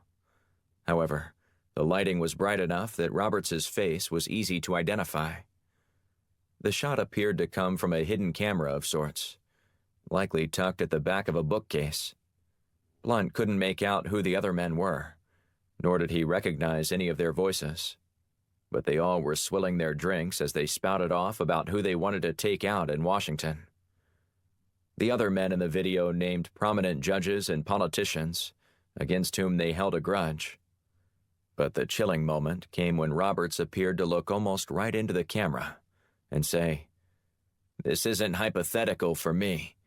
I'm literally going to eliminate someone by killing them." A few gasps came from the men seated near Roberts, before a couple of them broke into laughter. "You're really going to kill someone?" one man asked. Roberts nodded. "And I'm going to do it in the most painful way possible." "And who are you going to kill?" another man asked. "I'm going to kill J.D. Blunt," Roberts said with a hint of pride in his voice. "Well, that's a name I haven't heard in a while," one of the men said. With a cold stare, Roberts looked at the man. "I hope nobody ever speaks his name again after I murder that bastard." Blunt paused the video and slid it back to Edge. "You won't have to worry about that, because I'm going to beat Roberts to the punch." Edge laughed nervously. "You're kidding, right?" Blunt ignored the question. "Is there anything else out there I need to see?" Edge shook his head. "I figured that'd be enough. At least enough to get him shut down, maybe censured by his peers. Anything to help create more safety for you. Once this hits all the major news outlets, Roberts will never be able to do anything to you." "He'll say he was joking, or that it was a game," Blunt said. "Yeah, but if he was serious, he wouldn't be able to be serious anymore." Blunt nodded as a smile spread over his face. A waiter delivered Blunt's and Edge's food platters, setting them down in front of the two men. Blunt bowed his head and said a quick prayer of thanks before attacking the ribs. Edge tucked his cloth napkin into his shirt before picking up his utensils. "Is there anything else you want me to do with this case?" Blunt nodded. "Yeah, you're on retainer because we're just getting started here. I'm convinced there's much more to find out with Roberts. From what I've learned about him, he's a very calculated man and will play the long game in lieu of the short one, just to get a rise out of people and form a small mob on social media. He's going for the win, not the tie on this one. It's take me down and get vengeance for his father's death, which he blames me for, or bust. So what's next? Edge said between bites of his pulled pork. Continue your surveillance of him. I understand he's hired another former agent himself. Just be careful, whatever you do. And then we can discuss what you find at another fine barbecue restaurant establishment well outside the city limits. Sound good? Sounds perfect, Edge said. The small talk ceased as the duo concentrated on their food. Roberts drummed his fingers on the table in front of him as he listened to Blunt's conversation with Ned Edgerton over the bug planted in Blunt's jacket just a few days earlier. The deft move by Roberts proved to be an important one. The Pennsylvania representative had the inside scoop on what J.D. Blunt was planning and how he was attempting to collect any data about him.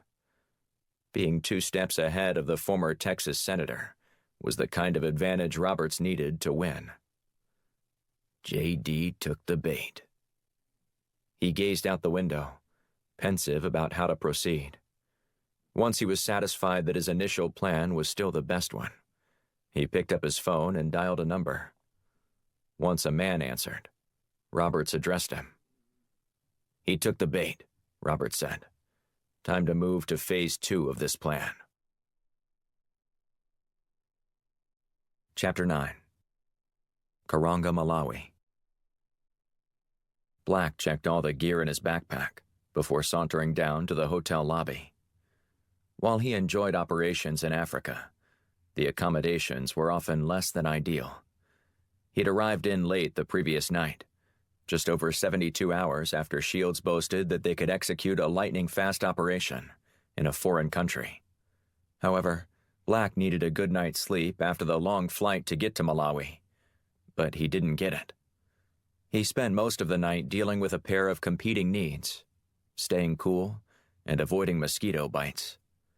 With no screen on the window, Black oscillated between cracking it open for a few minutes before jumping up and closing it once the bugs poured into his room.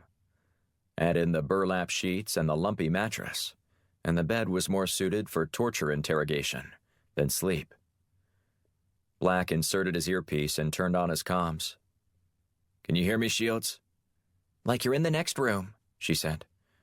"I wish, because that would mean that I just awoke from a good night of sleep." "That bad, huh?" "Just picture all 10 Egyptian plagues from the Bible striking at once, all while you're trying to sleep." "Sounds dreadful." Black continued his rant. Flies, locusts, undrinkable water, frogs, and to top it all off, there was no coffee this morning in the lobby. "That's a Tuesday in Syria," Jana chimed in on the comms. "Oh, great," Black said. "You're on here too, Jana? The last thing Shields needs is a partner to team up against me." "You're going soft on us," Shields said. "All you former spooks don't know what a hardened life we lead in the military, especially when we're at war in the desert." "I'm still going to shoot circles around you at the range when I get back," Black said. "In your dreams," Shields said. Black checked the room one final time. Confident he had conducted a thorough search, he walked outside to meet his guide. "I'll check back in when I'm approaching the facility," Black said. "Roger that," Shields said.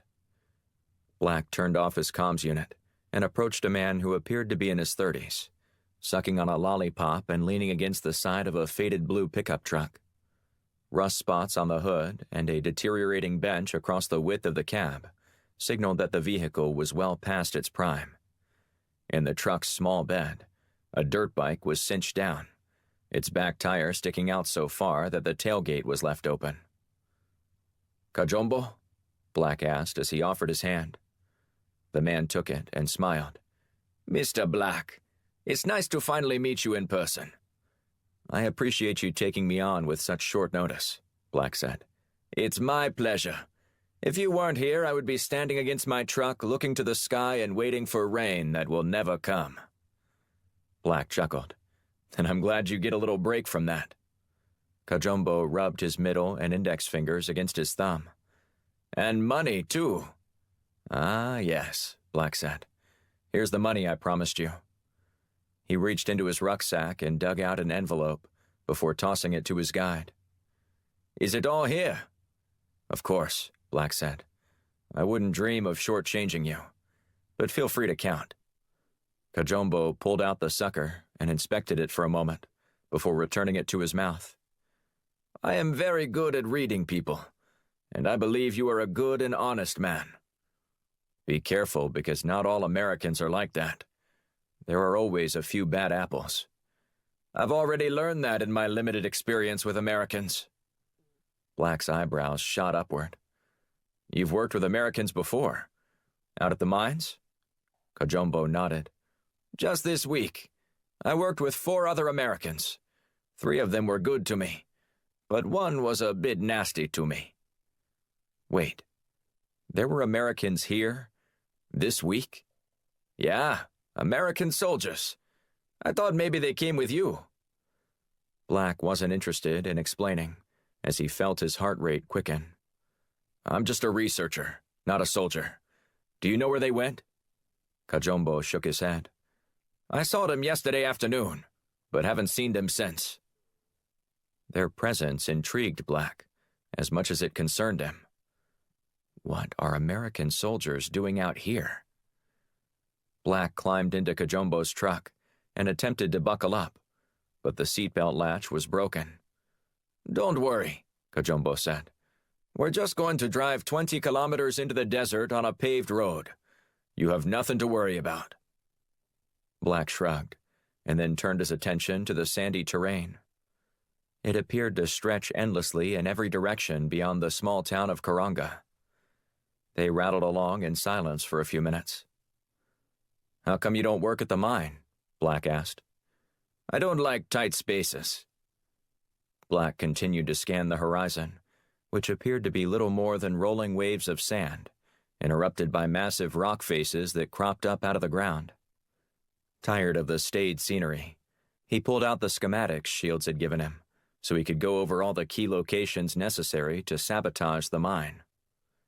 While detonating charges would have been a more effective method, rendering the enrichment facility inoperable was the best route to take, given the toxic contents. Kajumbo glanced over at Black. Do you mind if I play some music? Not at all. Kajumbo inserted a cassette tape into the truck's stereo system, and Black did a double take. You have a cassette player in this truck? Black asked, his mouth falling open. Kajumbo nodded as he swayed to the rhythm of Bob Marley and broke into song. After a few lines into the tune, Black found the famous lyrics irresistible and joined.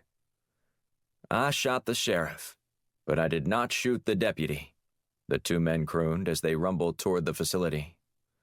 However, Black stopped cold when he glanced out his window and noticed a truck parked across the roadway, about 100 meters ahead of them. What's that? He asked, pointing at the blockade. Kajumbo scrambled to turn the music down before leaning forward to inspect the scene. Is that normal? Black asked again. Kajumbo shook his head.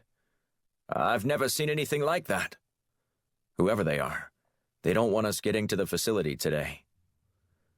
The tan Humvee prevented traffic from flowing in either direction, but since they'd only passed 1 car since leaving Karanga, Black doubted it would cause much of a problem. However, his intense curiosity morphed into concern when he noticed 2 of the men positioned behind the vehicle were carrying automatic weapons. This doesn't look good, Black said. Don't worry, Kajumbo said, waving dismissively at Black. This kind of thing happens in Malawi all the time. I'll handle it. As Kajumbo slowed to a stop in front of the roadblock, one of the men sauntered up to Kajumbo's truck. Black's eyes remained locked on the man, who stooped down and looked inside. You need to turn around, the man said, his accent containing a slight southern drawl. Black noticed a bone frog tattoo on the man's bicep, a popular design among Navy SEALs. What are you guys doing out here? Black asked.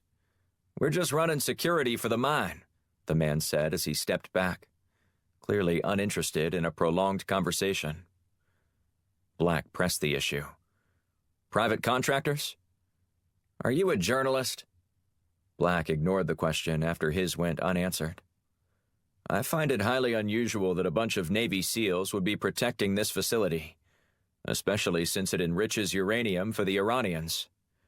Former Navy SEAL, the man said with a growl. I don't need to show you my credentials. This weapon here ought to be the only thing you understand. Black brandished his gun. Mine too. Finger off the trigger, right now. The man nodded. We can both lower our weapons. Both men put their guns down. What's this about being a former Navy SEAL? Black asked. Once a Navy SEAL, always a Navy SEAL. Kajombo leaned back, his hands remaining in the air, before glancing at Black. You said you were a scientist. A scientist who knows his way around a gun, Black said. These men have some explaining to do. The soldier huffed, and then shrugged. I'll let you go first. He nodded toward the other men, who all had their weapons trained on Black. What the hell are you doing in Malawi? Black asked, uninterested in addressing the threat. The man ignored Black's question. If you know that I'm a Navy SEAL, then you know there's a good chance my buddies over there are too. They won't miss if you try anything. I'm on a mission, and I don't intend to be stopped by some hired muscle who think they can intimidate us. We're on a mission too, the soldier said, and it involves stopping anyone from getting to that facility today who doesn't belong. You're one of those people. By whose orders? The Pentagon's. Satisfied? Black cocked his head to one side, his jaw falling open. Yeah, bet you didn't see that coming. Black hadn't.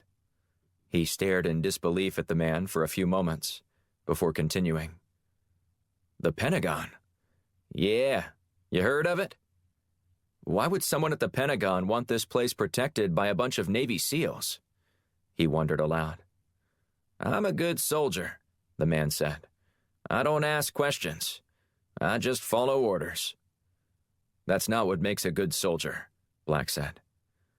He glanced over his shoulder at the other guards, who were now surrounding the front of Kajombo's truck, all their weapons trained on Black.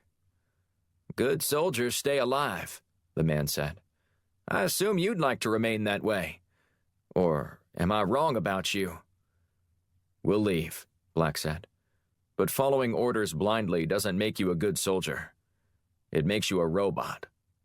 I didn't ask for commentary, the soldier said as he stepped away from the vehicle. Kajombo wheeled the truck around and pointed it in the opposite direction, before peeling rubber. He said nothing for a few minutes, nervously drumming his fingers on the dashboard to the rhythm of a song Black recognized as belonging to Bob Marley. Finally, the man broke his silence. What was that all about back there? Kajombo asked. What are they doing here in Malawi? Beats me, Black said. Your guess is as good as mine. Black turned his comms on again to raise shields. Thank goodness, she said, seconds later. I've been tracking your progress. What's going on? Why did you turn around? We ran into some Navy SEALs blocking the road, Black said. Are you serious? As a heart attack, Black said. Not sure why they were there, but I intend to find out. Chapter 10. Marriottsville, Maryland. 2 days later, upon returning back to Washington, Black coerced Shields into visiting an outdoor shooting range with him. The wooded landscape of Maryland stood in stark contrast to the desolate terrain of Malawi. He rolled down his window and drew in a deep breath. There's nothing like the fresh smell of the woods on a warm summer day, Black said.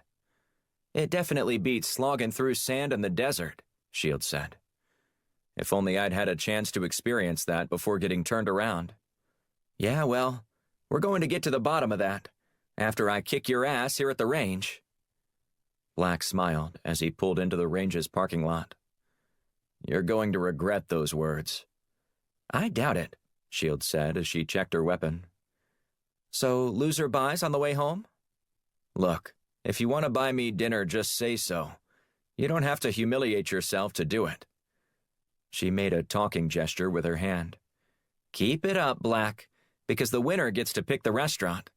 And I love that expensive Thai place downtown. Now you're sabotaging yourself, because there's no way I'm setting foot inside that restaurant again, he said. You remember what happened last time we were there? How could I forget? You nearly lost your mind that night, and all because you didn't read the menu properly. I hate undercooked meat, especially fish. Shields got out of the car. You and Blunt are two peas in a pod. I'm genuinely shocked you're not related to him. They strode toward the entrance. Inside, a thin, bespectacled man greeted them with a friendly wave. Good afternoon, he said. First time here? Shields shook her head. No, but it's been a while. And for the gentleman? The man asked. I've been here several times before, just not in quite some time. The man flipped 2 screens around and pointed toward the stylus. In that case, you'll need to sign our new waiver. And as you're doing that, I'll fill you in on all the upgrades to our facilities since you likely last visited. Black mindlessly checked off the boxes as the man droned on about all the new features. Nothing really interested Black, until the man started talking about the addition of a sniper range, which could accommodate shots of up to 1,000 meters long. That's what we want, Black said. What, access to the long-distance range? Oh, yeah, Black said. We're not messing around. Shields shook her head. No, not today. I didn't bring my rifle, and I'm not about to use your piece of junk. We'll be shooting inside. That's a relief because the long-distance range is occupied until this evening, the man replied as he started tapping the screen in front of him. After collecting their money, he ushered Black and Shields to their assigned stations at the indoor range. Once the attendant left, they began preparing their weapons. Shields paused before she put on her ear protection. That Thai food is going to be so good tonight. You're out of your mind if you think you're going to beat me this afternoon, Black said. If I didn't have ample motivation before, I've got it now. Shields stuck her head around the corner and pointed to her earmuffs. I can't hear you, she mouthed. They both warmed up by firing a few rounds. When they were finished, Black looked around and realized they were the only people left in the building. They sat on a bench against the wall for a few minutes to talk. So, who do you think was behind stopping our op in Malawi? Black asked. Surely by now you have some theories. She shook her head. I've got some hunches, but that's about all it amounts to. I'm just spitballing like you are at this point. But I couldn't think of anyone who seemed likelier than all the others on my list of suspects. We need to pay a visit to General Higgins, Black said. My dad always spoke highly of him, so if there's something going on in the shadows, he should be able to shed some light on it for us. Shields looked at Black, holding his gaze for a moment. How are you doing with everything you found out about your father's death? Black shook his head. I still miss him so much it hurts. Like when I just call him to talk about anything. Politics, football, the latest weather patterns. I didn't really care what the topics were. I just wanted to hear his voice, especially when I'd had a bad day. After we'd hang up, I felt like everything would be all right. You understand, right? That's exactly how I feel when I talk to the sheriff, she said, referencing her father. I know it won't last forever, but I sure wish it could. Black nodded knowingly. So to answer your question, I'm doing okay, in light of all that I learned about why my dad's really dead. None of it will bring him back, but it does make me appreciate what an honorable man he was.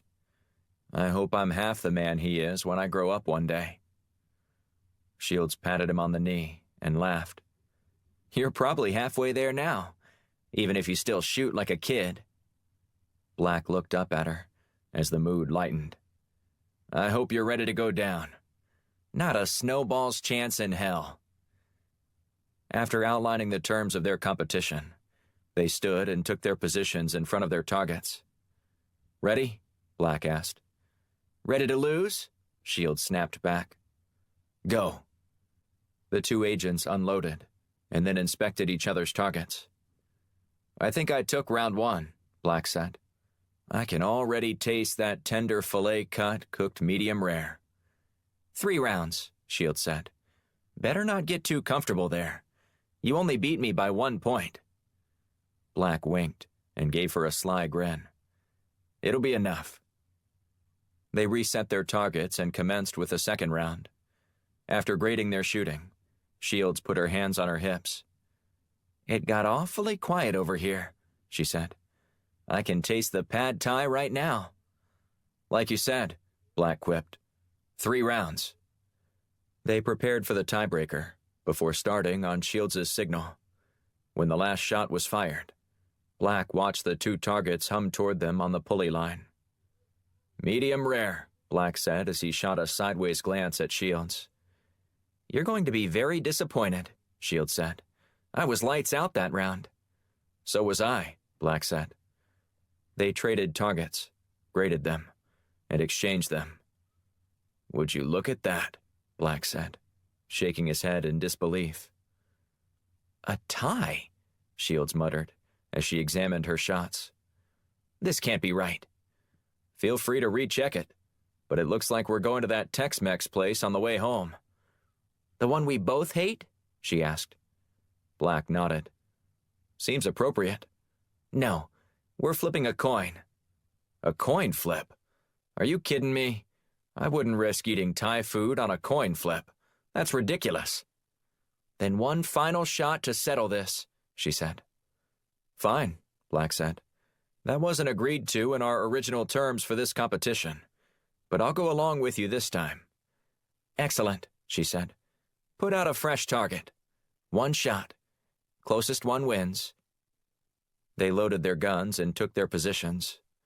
Black adjusted his protective glasses and then looked at Shields. "Are you ready?" she asked. "Just say the word." "Go," Shields said.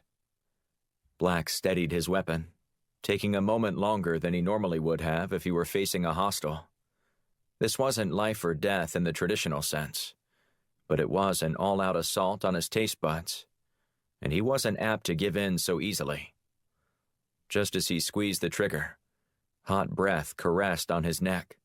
He pulled his shot ever so slightly, resulting in a string of expletives. When he peeked around the corner, he saw Shields firing her shot, hitting it dead center. "That was over the line," Black said. Shields winked at him as she removed her earmuffs. "Relax. You're going to love this Thai place." After they exited the facility and headed back to the city, Black replayed his final errant shot in silence. He knew Shields would give him a hard time for losing, but the competition was all in good fun. Eventually, he'd return the favor and win back bragging rights. However, there were more pressing matters to discuss. "You mentioned that you wanted to talk about something else that was troubling you," Black said as he turned onto the main highway. "Now's as good a time as any." Shields nodded. "While you were in Malawi, I found out that Blunt hired a contractor to help with an issue he's having, with Vernon Roberts." "The freshman congressman from Pennsylvania?" "That's the one," she said. "Apparently he said he's after Blunt and wants to expose Firestorm. Some kind of retribution for a bill Blunt passed years ago while he was serving in the Senate." "Good luck with that." "Yeah, well, I doubt he'll be able to make much headway there. But it's who Blunt hired that has me concerned." "Who did he hire?" Shields took a deep breath and exhaled slowly before responding. "Ned Edgerton." "Ned Edgerton? Are you kidding me?" "I wouldn't joke about something like this." Black squeezed the steering wheel and pursed his lips. "Edge tried to kill me once." "And he apparently failed, so at least we can strike assassin off the assignments Blunt gave him." "Why would he hire Edge? With all the baggage that guy has, he's just toxic. Not to mention easily recognizable, since his face has been plastered all over television in the past. Shields eased onto the headrest as she stared straight ahead at the winding highway. I'm going to spy on him and see if he's on the up and up. The last thing we need right now is to get blindsided by some rogue operative. Edge was kicked out of the FBI. This just doesn't sound like Blunt. I'm going to tail him tonight. You can tag along if you want to. Black chewed on his bottom lip and shook his head. Since it sounds like you have plans already, and I suddenly don't feel like eating, why don't I take a rain check on that Thai food? I promise I'll go there the next time you want to go out to eat. Fine, she said. If you don't hear from me in the morning, at least you'll know what happened. Be careful, Black said. Edge is dangerous. I know, Shields said. He almost killed me once, too. Chapter 11. Washington, D.C. The next morning, Black handed over his credentials to the guard at the visitor's entrance to the Pentagon. He inspected them for a moment before directing Black through the metal detector. Once he was cleared, he proceeded to the E-ring on the 3rd floor to meet with General Higgins. A young woman nursing a cup of tea sat behind a desk in the lobby of Higgins's office. She buzzed the general to let him know that his 10:30 a.m. appointment had arrived. 2 minutes later, the general exited his office to usher in Black. General Theodore J. Higgins flashed his winning smile as he walked straight toward Black. Titus Black, Higgins said as the two men shook hands. What's it been? 5 years? 6? It's been a minute, Black said. Well, I appreciate that you still think of me as a family friend. Please, after you. Black entered Higgins's office, which looked like a museum of sorts. Higgins displayed an assortment of trophies and awards from his days playing collegiate football at Notre Dame, wartime commendations, and pictures of him with famous heads of state. With one quick glance, Black wished he had time to get the full tour of the room, complete with a general's narration. Higgins was nearly bald, save the thin strip of gray hair that formed a ring around his head. He fiddled with the ring on his right hand, a nervous tic Black had noticed the first time they met. Black's father and Higgins had served together before the war in the Middle East started, while stationed at Hill Air Force Base near Salt Lake City. During their time there, Higgins's and Black's father coached Black's youth baseball team, which had won the league championship 2 years in a row. All these pictures, and nothing about the Bankers Trust Tigers' back-to-back titles? Black asked. Surely this has to rank up there with all your greatest achievements, especially when Willie Turner couldn't throw hard enough to break an egg. As I recall, you bailed that team out of many jams with your bat. The best defense is a great offense, right? Higgins chuckled. That was all we had with that team. Thanks for taking the time to meet with me on such short notice, Black said, as he eased into the chair across from Higgins's desk. Of course, Higgins said with a dismissive wave. So, how have you been getting along? I miss my dad, but at least I have some answers now about what really happened. That gave me some much-needed closure. But I still have some questions about why Wellington was allowed to get away with so much. Where are the checks and balances? It's unfortunate, but there are a lot of politics in the military, and Wellington knew how to play the game. I wish I could answer those questions for you, but they're just as much of a mystery to me, too. If you do learn anything else, I'd love to know about it. Absolutely, Higgins said, as he leaned forward in his chair. Now, what else is on your mind? On your call yesterday, I believe you said there was an operation you wanted to know about. Black nodded. That's right. I was in Malawi a few days ago to run an operation on a facility enriching uranium for the Iranians. Higgins's eyebrows shot upward. That's interesting. First you've heard of that, right? If I'd heard that the Iranians were getting their enriched uranium from there, you would have never heard of that facility. As I'd expect, Black said. We got the intel from a Mossad agent that I extracted out of Iran when some of their agents and a few assets got exposed. I heard about that debacle. What a mess. Turned out to be a gold mine for us, Black said. The asset was working at the Fordow nuclear facility and had just learned exactly where they were getting their uranium enriched, since they don't have the capability of doing it on their own yet. Interesting. So why the visit? Black took a deep breath before continuing. When I went to Malawi, I was all set up to sabotage the facility. We were going to take down operations for a few days, draw attention to the relationship, and put pressure on the Malawi government to end their relationship with Iran. All straightforward stuff. But something happened, right? Black nodded. I was stopped by a team of Navy SEALs. Or former Navy SEALs. I can't be sure which. They prevented me from going to the facility. Now that's a twist I didn't see coming. The biggest surprise of all was that they said their orders came from the Pentagon. So what I want to know is who here is ordering soldiers around the world, stopping Black Ops initiatives. Higgins leaned back in his chair and stroked his chin before answering. That's not exactly what we do here, but I think you know that. Of course, but I expect to get the truth out of you, if anything because of the relationship you've had with our family. The truth isn't always as cut and dry as you might think. You don't think I realize that?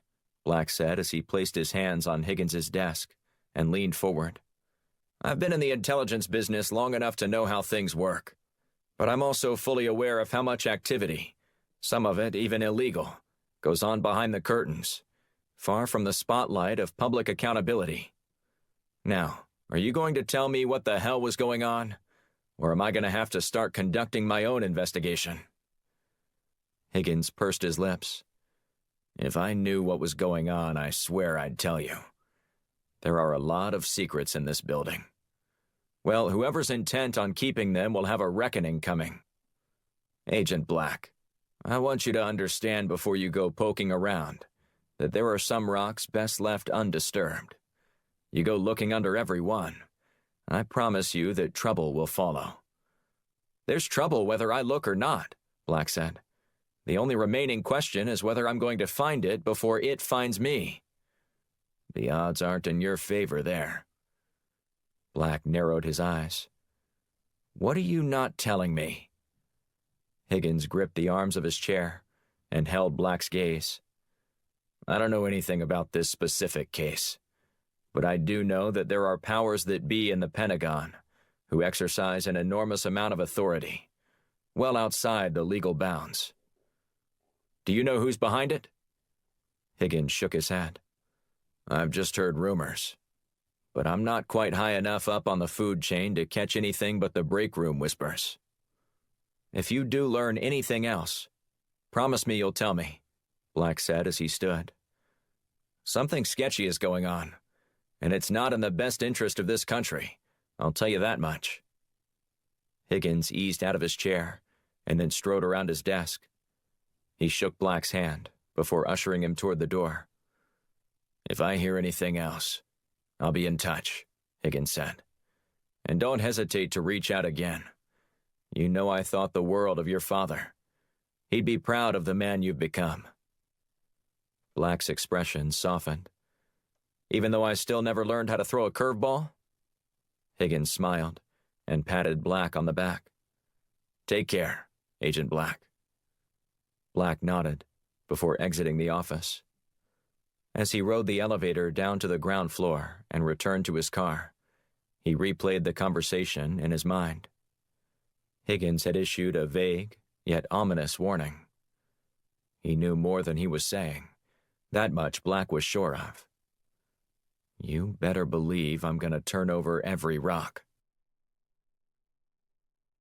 The Bontai restaurant wasn't even among the top 500 restaurants in Washington that Black wanted to patronize. While he would eat just about anything, he couldn't get past the texture of the Thai food. Despite not being happy about losing his bet to Shields on a last-minute rule change, he felt the need to be a good sport. Shields volunteered to drive, and picked him up a half hour before their early dinner reservation. She wore a big grin during the short trip to Bantai. "Just because I'm doing this doesn't mean I'm happy about it," he said as they were getting out of her car. "You may not be now, but your mouth is going to thank me for it later," she said. "In fact, I'm going to order for you tonight." "Whatever it is, it better be cooked," Black said. "Don't worry," she said with a wink. "I won't torture you. If you order me raw fish, I'm getting up and walking out." "Relax. It's just one meal. Besides, I drove. How will you get home?" Black cast a sideways glance at her before they entered the restaurant. They followed a hostess to their table and then ordered drinks. After some brief small talk, he updated her on his meeting with General Higgins. When he finished, she shook her head. "That was a cryptic message he was sending you." He nodded. "There's something about this situation that he knows that he's not telling me." Their waiter returned to take their orders. Shields ordered a dish of chicken and bamboo shoots for herself and a plate of pork curry for him. Black's mouth fell agape. "Wait, they have pork shoulder here?" The waiter chuckled. "It's quite good, actually." Shields leaned back in her chair and eyed Black. "You need to live a little and try new things more often. Just wait until you taste it." Black scanned the room before scooting closer to the table. "So, what did you find out on your little expedition today? Anything on Blunt's latest hire?" "I did more than just hack a few files to see what he's been up to," Shields said. "I found him." "What was he doing?" "At first, it looked like he was running a simple surveillance op on Vernon Roberts. But that was before I saw them talking with each other." "That's not standard protocol. You never engage the target." "Edge is his own man, apparently." Black sighed. "Are you going to speak with Blunt about this?" "I'm planning on it first thing tomorrow morning. This kind of recklessness is putting us all in danger." "Agreed. You can't let this go on much longer. Blunt needs to know what's happening, even if he's not bothered by it. Edge plays by his own rules." When the check arrived after the meal, Black insisted on paying. Shields put up a mild fight before relenting, using her victory at the range as her reason why he should pay. On the way home, they discussed what duties each one of them would tackle in the morning at the office. However, Shields grew agitated throughout the trip back to Black's townhome, so apparent that Black brought it up. "What's wrong with you tonight?" Black asked. "What do you mean?" "Ever since we got in the car, you've been short and snippy, like you're paying attention to something else." Shields glanced in the rearview mirror. "I think we're being followed." "You know how to lose a tail." Her eyes narrowed. "Hold on." She jerked the steering wheel hard. Black braced himself as the sudden turn forced him to the right. He resisted just long enough to keep from banging his head against the window. Black turned around to see the car had also made the quick turn and roared up behind them. "That didn't work," she said. "Got any other bright ideas?" "You gotta make that light," he said, pointing ahead. Shields pressed the accelerator even harder as her car sped toward the intersection. The light turned yellow as she approached it, but she didn't waver. With her foot on the gas, she plowed ahead. One of the cars that started to go in the other lane honked at her. Then Black heard it honk again. He glanced back to see the car still closing in on them. "What the hell?" Black said. "I've got him," Shields said. "There's an alleyway up ahead on the right that I know I can make it down." Moments later, Shields whipped the wheel to the right. Her car careened down the narrow passageway and hit several trash cans along the way. Black looked behind them to notice that the trailing vehicle had managed to keep pace and was closing fast. Shields swore as she clenched her fist. "Nobody is this good." "They won't be able to keep pace forever," Black said. "Lead them to a very public place where they can't touch us." "I don't think these people are going to care very much about getting identified by someone," she said. "He's bearing down on us and shows no signs of concern about his own well-being." Then use that to your advantage, Black said. Let's take them someplace where the odds of navigating through a stretch of road will be more difficult for them than you. It's not going to make much difference. They're going to hit us and... Before Shields could finish her sentence, a car nosed out in front of her at an intersection. She tried to swerve to avoid it, but she didn't react quickly enough. In a matter of seconds, she went from humming down the road to clinging on to her life. Black gripped the side of the door tightly and let out a few choice words as the car hit a stack of pallets, resulting in the vehicle entering a barrel roll. He closed his eyes and said a quick prayer as he heard a cacophony of sounds that included tires skidding and pieces of glass tinkling onto the pavement. That was the last thing he remembered before everything went dark. Chapter 12. Washington, D.C. Blunt eyed the vast selection of bourbons scattered behind the bar at the Dignitary. While it wasn't his usual haunt, he wasn't about to turn down an invitation from Madeline McMurtry, a rising political star who'd already managed to attain the position of Secretary of State. McMurtry's fiery red hair matched her personality, which made her a fierce ambassador for President Michaels. And while she was easy on the eyes, Blunt knew her loyalty was the real reason Michaels selected her for the job. Over the last half hour, Blunt engaged in a few minutes of small talk with several representatives who recognized him, but spent most of his time pondering why McMurtry asked to meet with him. He glanced at his watch and knew she was more than 15 minutes late, before he wondered if maybe he'd heard her wrong when she invited him out for drinks. Blunt finally placed his drink order, and then turned around to see a smiling McMurtry sliding onto the seat next to him. "I'm so sorry for being late," Madeline said. "I was in the middle of dealing with the Russians and the Ukrainians, who were already up this morning and fighting." "You mean they actually stop sometimes?" Blunt asked. She smiled and waved dismissively.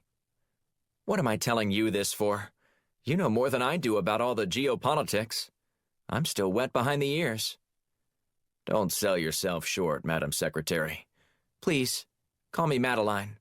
No need for all those stuffy titles now." "Okay, Madeline. Don't sell yourself short. I've been following you since you assumed the office. You're doing a great job. And I'm not just saying that because of my relationship with the president." "Well, that's what I wanted to talk with you about," she said, lines creasing her forehead. She ordered a drink and then turned her gaze toward Blunt.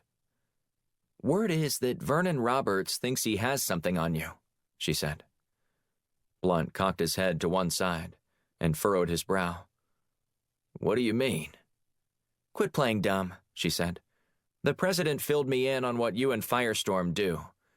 It's quite impressive, I might add, and it makes my job much easier. But none of that will matter if Roberts gets your organization shut down." "That's never going to happen since we don't officially exist." "Don't be so sure," she said. "Roberts is dangerous because he came to Washington with a vendetta against you and many others, from what I understand." "Roberts has made that much expressly clear to me, but I'm not afraid of him." "Well, be afraid of the president, because he'd just as soon shut you down as he would endure a scandal if the truth about Firestorm became public. And know that I'll take a number and get in line to whip your ass if you don't figure out a way to handle Roberts.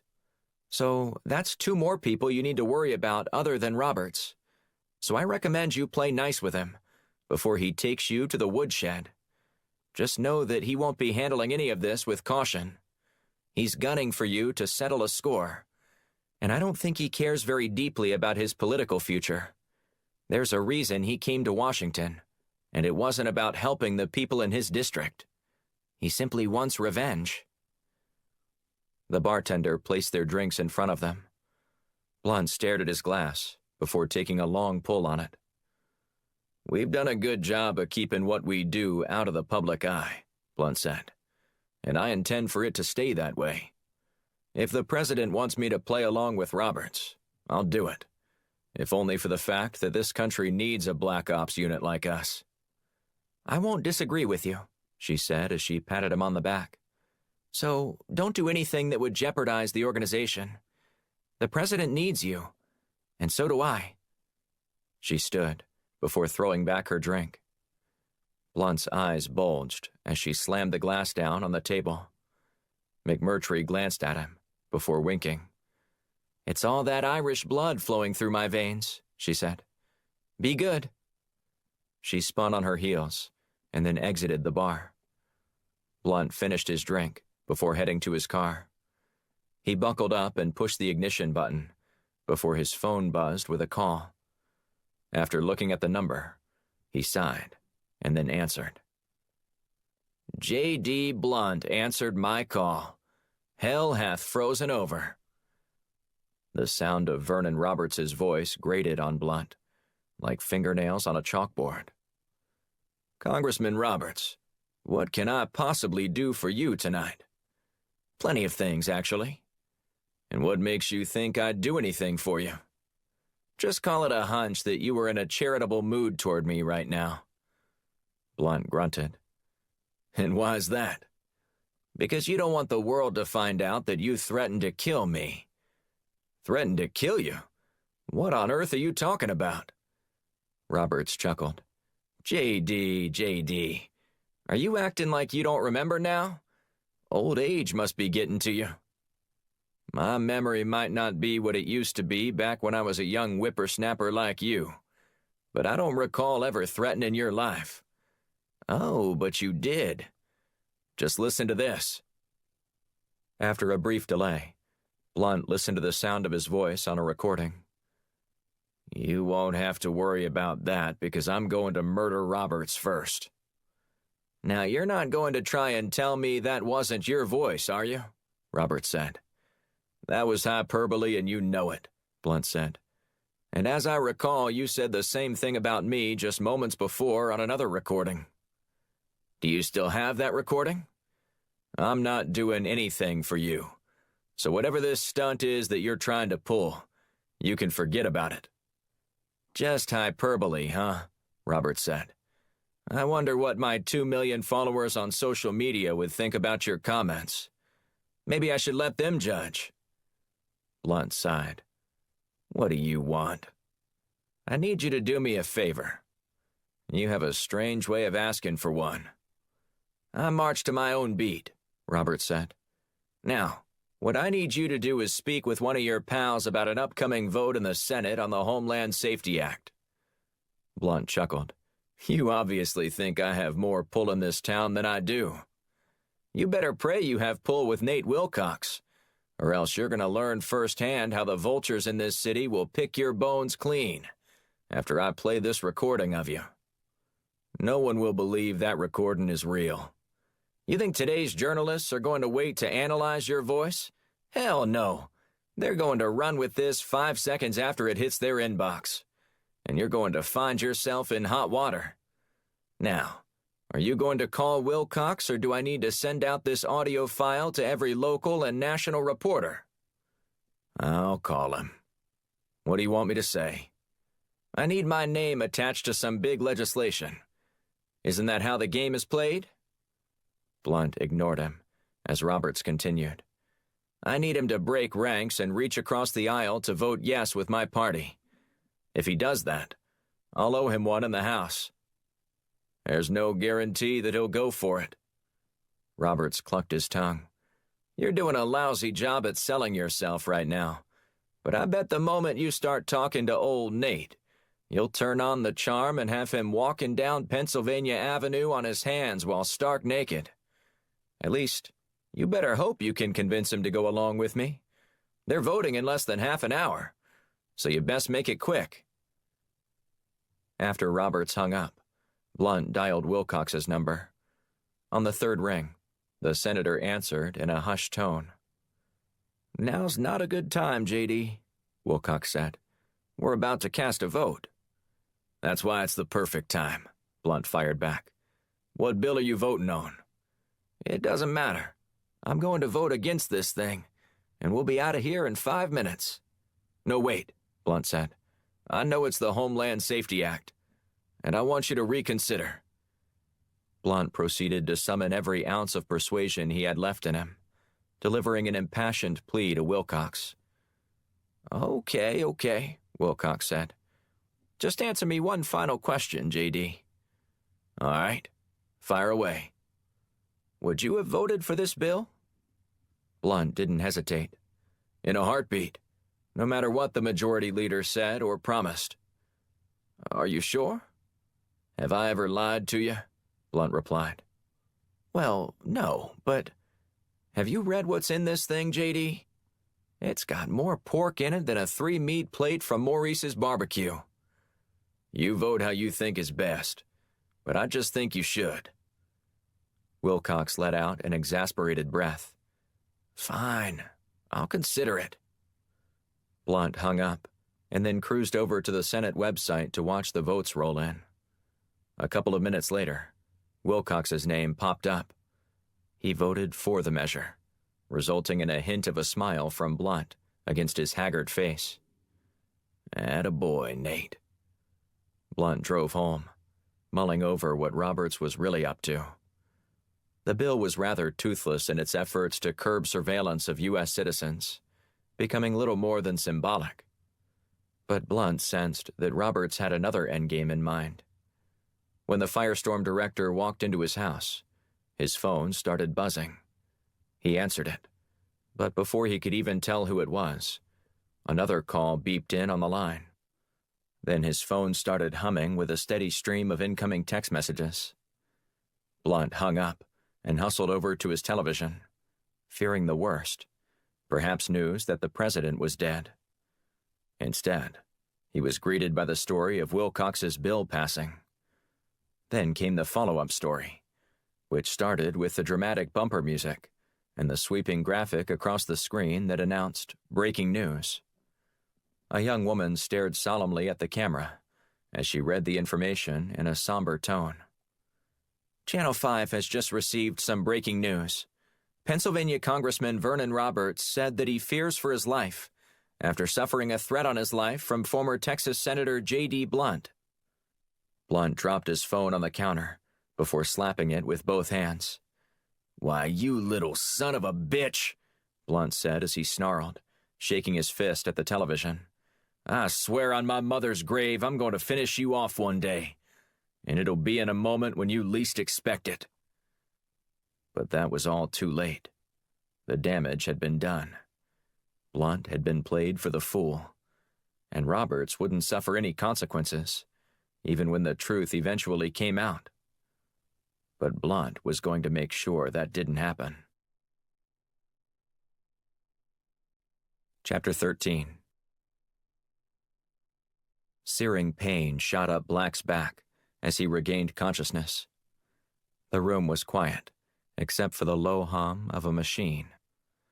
The relative silence stood in stark contrast to the last thing he remembered when Shields' car was hit from behind, resulting in a cacophony of glass flying, tires screeching, metal crunching. However, the peaceful moment felt contrived. Black's arms felt as though they had been stuck with pins. He looked up to see his hands tethered to a metal pipe protruding from the wall and running the length of the room. The musty, dank smell, coupled with the small windows near the top of the ceiling, convinced him that he was in a basement somewhere. Shields groaned, her hands also hoisted above her head. She had a scratch oozing blood down the right side of her face and a bruise on her chin. Other than some torn clothing, she looked in reasonably good shape. This is why I should have never let you pick the restaurant, Black said. You know this had nothing to do with Bontai, she said. Don't make me come over there. I wish you would, Black said. These bindings are killing my wrists. Who says I'd cut you down after slamming Bontai? Black smiled. I just thought maybe you could use my help getting out of here. He closed his eyes again and threw his head back. Sucking in a breath through his teeth, he tried to wriggle his wrists in an attempt to escape the bindings. When he heard the clinking of metal, he thought he was successful for a fleeting second. Instead, it was just Shields' cuffs clanging against the pipe as she broke free. I might be persuaded to help you, she said. Black looked straight ahead, to find Shields standing directly in front of him. She fiddled with his lock for a few seconds. "You okay?" he asked. "That cut on your face looks nasty." "As long as it makes a cool scar, I'm sure I'll be fine with it," she said. He huffed a laugh through his nose. Always witty to the end. Before she finished freeing him, the door across the room flung open. Black couldn't see anything, since Shields blocked his view. All he heard were deliberate footsteps, and then a slow clap. She turned around and slid aside, revealing a man dressed in a dark suit. He loosened his tie with his left hand, while training his gun on them with his right. "Don't let me stop you," he said as he cocked his head. "I mean, I will stop you, but there's no fun if you don't at least make me." "Who are you?" Black asked. "Where are you is probably a better question to ask first, though I'm not about to answer either one of them. However, if you answer my questions, I might be persuaded to answer a few of yours. Ready to play?" Black narrowed his eyes. "Running us off the road and nearly killing us doesn't exactly endear us to you. I doubt you're going to find us very cooperative. Trust me, Mr. Black, this isn't my first rodeo. I'm prepared for any number of responses you might attempt, but I don't think you'll like my mitigation techniques. They're usually swift and sudden." Shields glared at the man. "We're not answering anything, but I can promise you that we're walking out of this room, and you aren't." The man smiled and tapped his index finger to his lips. "You've got a lot of spunk, Miss Shields. Your extensive file didn't mention just how aggressive you are." "Spunk is the word men use to describe women when they don't know how to handle us," she said. "Put the gun down and come over here for a hand-to-hand fight. It'll be an ass-whipping you'll never forget." He clucked his tongue and shook his head. "Such arrogance will be the death of you one day." "But it won't be today," she said as she clenched her fists and raised them near her face. "And here I thought Mr. Black wore the pants in this partnership." Black eyed their captor. "She's my partner, but she's her own woman. She can handle herself. She certainly doesn't need me to hold her hand. But don't take my word for it. Come over here and find out for yourself." He shook his head and dug into his pocket. After retrieving a pair of handcuffs, he threw them at her and told her to attach herself to the bar. Once she finished, he paced around the room, eyeing them closely. "Now, this doesn't have to be a long and drawn-out interrogation," he said. "You answer me straight away, and I'll get you out of here and on your way. If you stonewall me, this might take a while." Black shrugged. "Fair enough. However, I must warn you that unless I can see your security clearance, you're likely not going to get much out of us. Then you're likely to hate the next hour. If you survive. It's your choice." "Good luck making us talk," Shields said. "Maybe I'll start with you first, beautiful," the man said as he winked at her. "Removing your leg might be a fun way to start." "Who are you working for?" Black demanded. The man wagged his finger. "I'm the one who asks the questions around here. Remember? So my first one is this. What were you doing in Malawi?" "What the hell?" Black asked. "Who are you?" "Just answer the question," the man said before speaking in a measured tone. "What were you doing in Malawi?" "Who said I went to Malawi?" Black fired back. "Maybe you should start there first." The man jammed his weapon beneath Black's chin. "What were you doing in Malawi?" "You're not listening," Black said. The man pursed his lips before drawing back and smacking Black on the side of the head, knocking him out.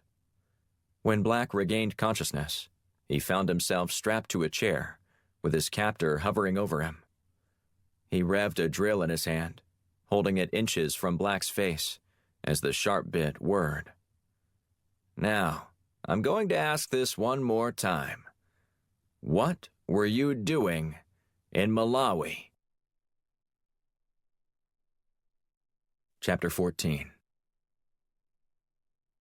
Blunt was getting into his car when his phone rang with a call from Amanda Russell, the host of the highest-rated primetime news program on cable television.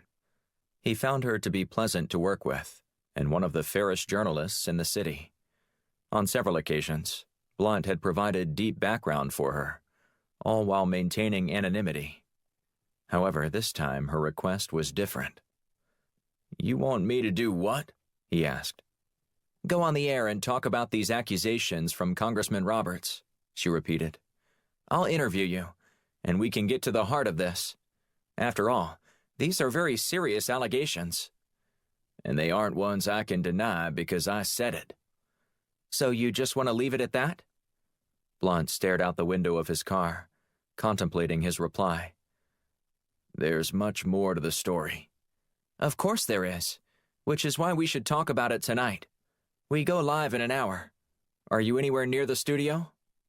"What makes you think I want to go on air and talk about this? I'm a policy wonk now. Nobody cares about me." "That's where you're wrong. You're still one of the most beloved legislators to grace Capitol Hill during my lifetime. People will want to know the whole story, straight from the source's mouth. Don't let him get the last word and sully your reputation." Blunt clenched his fist as he stared at the steering wheel. He wanted to pummel Roberts for creating this situation. And while Blunt preferred to stay out of the limelight since leaving public office, he needed to confront Roberts's claim before it created bigger problems. "I'll do it," he said. "I can be at the studio in 20 minutes. "Excellent," she said. "See you soon." Blunt hung up and drew in a deep breath before exhaling slowly. "Be cool. Don't lose your temper." He needed to tell himself that, even if he knew there was no chance in hell of it happening. Blunt lumbered into the dressing room area for the Russell report, escorted by a 20-something woman with a headset. He gnawed on his cigar while inspecting the chair she asked him to sit in. "Please, Senator Blunt." "JD is fine. I'm not a senator anymore." "Okay, JD. Someone will be with you shortly." A few minutes later, a woman entered the room and introduced herself as Rita. Blunt estimated she was in her mid-60s. She wore a white shawl over her black blouse and pants. After looking Blunt up and down, Rita peered over the top of her glasses resting on the end of her nose. "Ditch the stogie, honey," she said with a wave of her hand.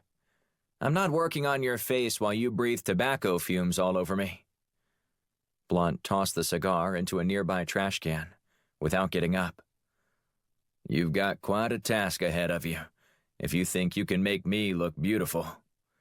"I'm a makeup artist, not a miracle worker." Blunt glanced at her left hand, searching for a ring, as he wondered if she was married. This is my kind of lady. He couldn't help but miss the giant diamond glistening on her hand. "Smile, Toots," she said as she applied some foundation on his face. "That's half your problem right there." "Not much to smile about these days." "Sure there is," she said. "You're about to go on the top-rated cable news program in the nation. Your star will shine a little brighter after tonight." "I prefer the shadows." "To each his own," she said as she continued applying makeup. When she was finished, Blunt met with Amanda Russell and one of the show's producers in a green room backstage. "Thanks for coming on tonight," Amanda said as she shook Blunt's hand. "I can't imagine how these kinds of allegations might make you feel." "I'd like to ram my cane up his," Blunt said before stopping himself. She winked at him. "That's what got you in trouble in the first place. But let's make it all better tonight." "Well, that shouldn't be a problem, especially with this recording," he said as he held out a flash drive. "What's this?" the producer asked. "It's the video footage of Vernon Roberts that I was responding to when I was secretly recorded. It'll show that either it was hyperbole or that Roberts is a complete hypocrite. I'm good with either one." "Have you verified it for authenticity?" the producer asked. Black pointed to his eyes. "I've got all the verification I need. Listen to it yourself or run it through one of your analyzers." These things can be faked today, you know, the producer said. Either way, it proves that I was set up. But see it for yourself.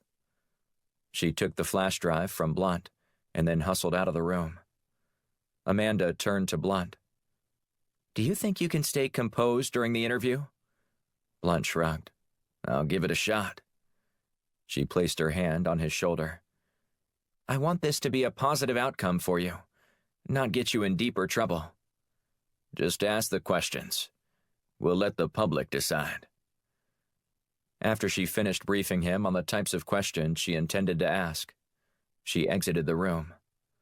Blunt was left alone with his thoughts, pondering how to frame the narrative in order to expose Roberts' agenda.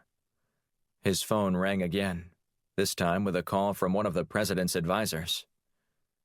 JD, this is Mike Lohman. The president asked me to give you a call. Can this wait, Mike? I'm a little busy right now. With what? The Russell report? That's exactly what I need to speak with you about. Blunt sighed. What is it? The president would prefer you not go on that program.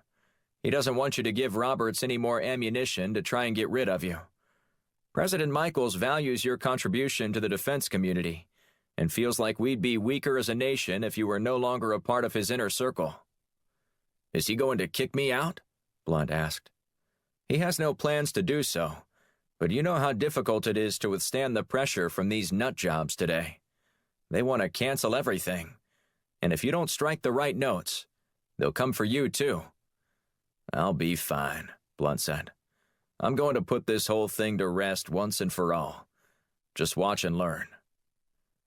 A half hour later, Blunt was escorted to his seat during a commercial break. When the director pointed at Amanda, she sat upright in her chair and looked directly at the camera. In a major developing story today, Pennsylvania Congressman Vernon Roberts released a recording of former Texas Senator J.D. Blunt, apparently capturing audio of him saying that he wanted to kill Roberts. However, in tonight's The Other Side segment, we've brought Senator Blunt into the studio to talk about these explosive allegations. She maintained her somber expression as she turned toward Blunt. Thank you for joining us tonight, Senator, she said. I appreciate you having me, Blunt said. Earlier today, Congressman Roberts took to social media to accuse you of threatening him, releasing a snippet of audio where you said this.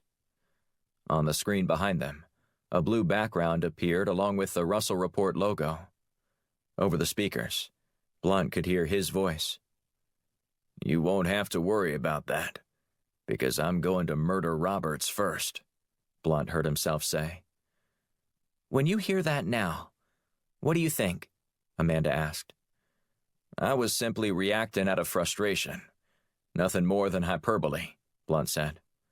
If you're a parent, you'd be nominated for sainthood if you could swear that you never said, I'm going to kill little Bobby or Jane. Amanda chuckled. Well, I know I can't say that. But isn't that a little different than a political rival? Look, in private our unfiltered thoughts pour out, especially when we're emotional about something. It's not like we're going to follow through on something like that. Besides, I'm an old man. I'm not up for fighting with a whippersnapper like Roberts. She nodded subtly and cocked her head to one side. So, what was it that you were so emotional about? Someone showed me video footage of Roberts saying something very similar, though much stronger, about me. And we happen to have that video, she said. Let's let the viewers decide for themselves. The image Blunt had watched with Edge appeared on the screen behind Amanda's desk. Roberts stroked his chin. I'm going to kill J.D. Blunt. Well, that's a name I haven't heard in a while, one of the men with Roberts said. Roberts's gaze was cold. I hope nobody ever speaks his name again after I murder that bastard. Once the video stopped, Amanda turned back toward Blunt. That definitely changes the story, doesn't it? Blunt shrugged. I hope so. I don't intend to kill the congressman, and I hope he doesn't want to murder me either. What would you say to him if he were here right now? She asked. I'd tell him that we need to bury the hatchet, and not in each other. I'm willing to let bygones be bygones. Seems like you're intent on taking the high road, Senator. It's the only road to take, Blunt said. Well, thank you for your time, she said, before turning toward the camera. After the break, we'll return with a story about a mother who was confronted by an angry flock of Karens for letting her child do this on a public playground. When the lights dimmed, Blunt stood up, and one of the grips removed the lapel mic from his jacket. Excellent job, Senator, Amanda said. The producer rushed over to them. Yes, Senator, thank you for coming on the show tonight. And based on what I'm seeing on social media, the people there agree with you. It'd be hard not to, Blunt said as he jammed his cigar back into his mouth. It's funny how that happens when you hear both sides of a one-sided story. Again, I appreciate it, Amanda said. My pleasure, Blunt said, before he exited the set. He nodded and smiled as he passed Rita in the hallway. Don't forget to wash that off with soap and water, she said as she scurried past him. And quit chewing on cigars. That's bad for your teeth. Blunt grunted and continued on to the parking deck, pleased that he'd been able to squash Roberts's pathetic attempt to turn the public against him. He dug into his pocket to pay the parking garage fee when he felt another small object.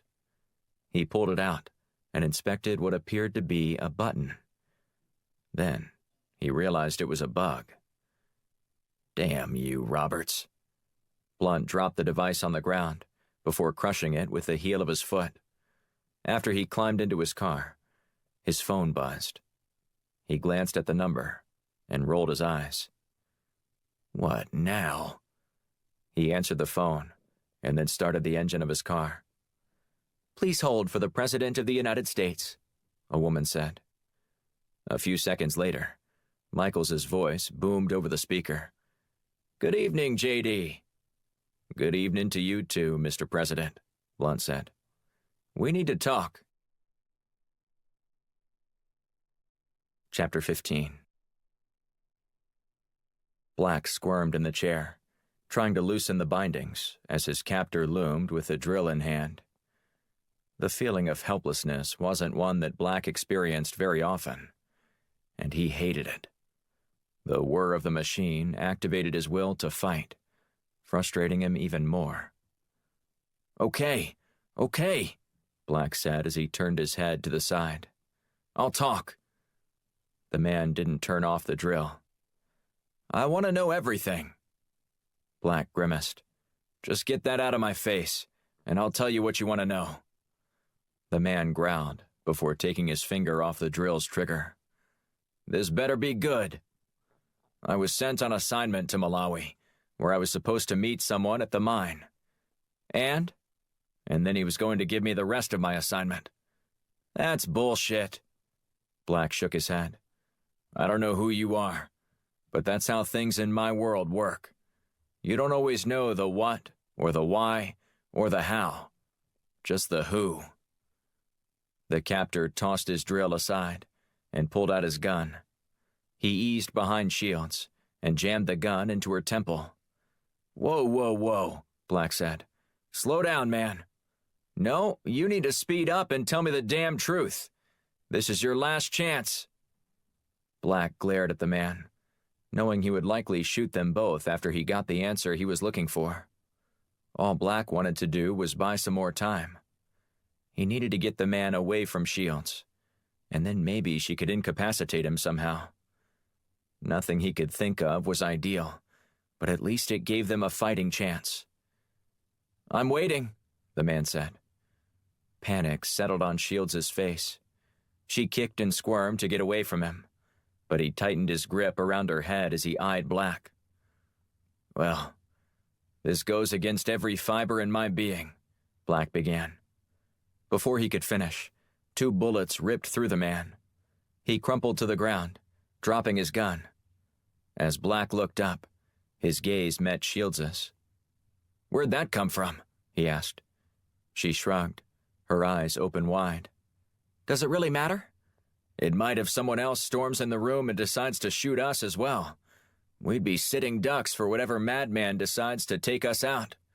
In that case, it's a good thing I'm not a madman, said a man as he entered the room. You? Shields asked, her brow furrowed. What are you? What's the matter? He asked. You've never had your life saved by someone you were surveilling? It's an odd experience, I admit. Ned Edgerton, at your service. Edgerton knelt next to the body and felt for the man's pulse. Nice shot, Black said. Edgerton smiled as he fished the handcuff keys out of the dead man's pocket. Like shooting fish in a barrel. Thanks, Shields said. Of course, Edgerton said as he unlocked her restraints. Now, you want to tell me why you were tailing me earlier today? Shields rubbed her wrists. I've heard a lot about you, and I wanted to make sure you weren't playing blunt. I'm fiercely loyal to him. That makes 2 of us, Edgerton said as he released Black. 3 of us, Black said. But I guess this begs the question. What the hell are you doing here? I was counter-surveilling your partner there, Edgerton said. When I noticed she had a tail, I decided to follow you and see what was going on. So you saw the wreck? Shields asked. Edgerton nodded. Every second of it. Her eyes widened. And you just let them drag us out like that? There was a whole team of people involved, several of them armed. So I hung back and waited. Once they removed you from their van and dropped you off here, everyone left except for this unlucky bastard. And you just waited for just the right moment to strike? Shields asked as she crossed her arms. I had to find out what was going on first. She glared at him. Next time, don't cut it so close. Edgerton shrugged. A thank you would be nice. Where exactly are we? Black asked.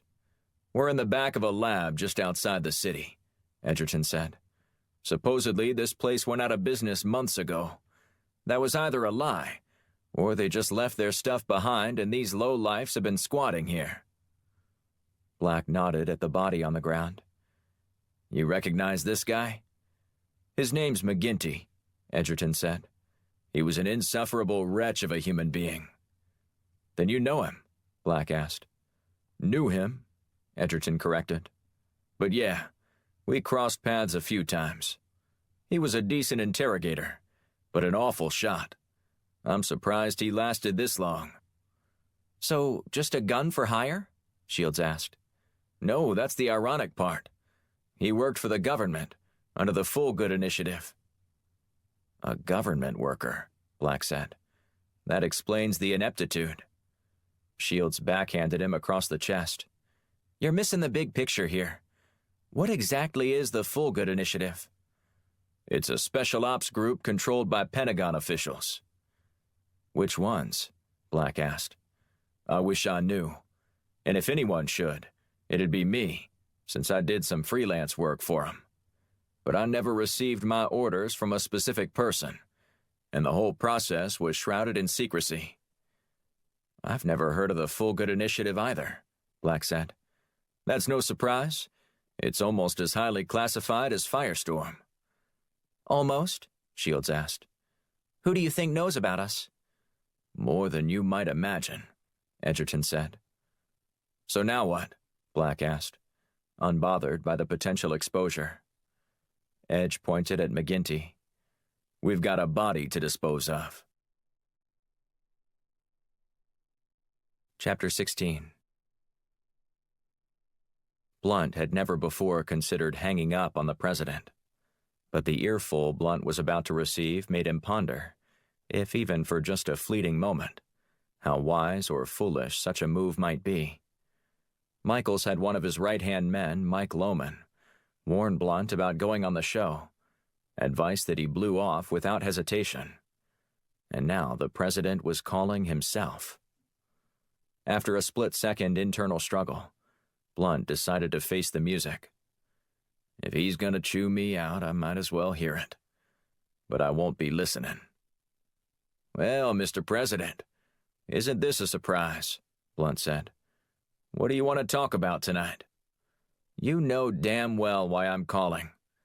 Then you know I wasn't about to let someone go after my reputation like that." Michael sighed. "Geez, Blunt, you were a senator for several terms. I didn't know you had any reputation left to speak of." "I heard your message loud and clear, but I refuse to allow Roberts' claims against me to go unchecked. I don't want the press digging into me any more than you do, okay? We're on the same team here, and are trying to achieve the same goal, no matter what Roberts might say, sir." Blunt realized the emphasis he put on his last word might be perceived as somewhat antagonistic. He took a deep breath before proceeding. "What I mean, Mr. President, is that I can't let Roberts frame the narrative against me. If I didn't respond quickly and vehemently, I would have lost any chance of stating my case later on. At that point, the horse would have been out of the barn, and we both know how difficult it is to put the horse back. I understand your concern, but I've already seen what a master manipulator he is. Nobody waltzes into Washington like that and starts rocketing up the ladder of power without some deft political skills." "Political skills?" Blunt scoffed. "He's controlling people by getting dirt on them, just like he tried with me. The bastard threatened to release that audio recording of me unless I spoke with Wilcox and urged him to pass Roberts' authored Homeland Safety Act. Well, I'll just veto the damn thing then." "Have you read it?" Blunt asked. "It doesn't do anything, really. You'd gain more political clout by showing your ability to bridge the partisan divide by signing it into law than vetoing it." "Are you sure about that?" "Yeah, it's just window dressing, like 90% of the crap we passed when I was in the Senate."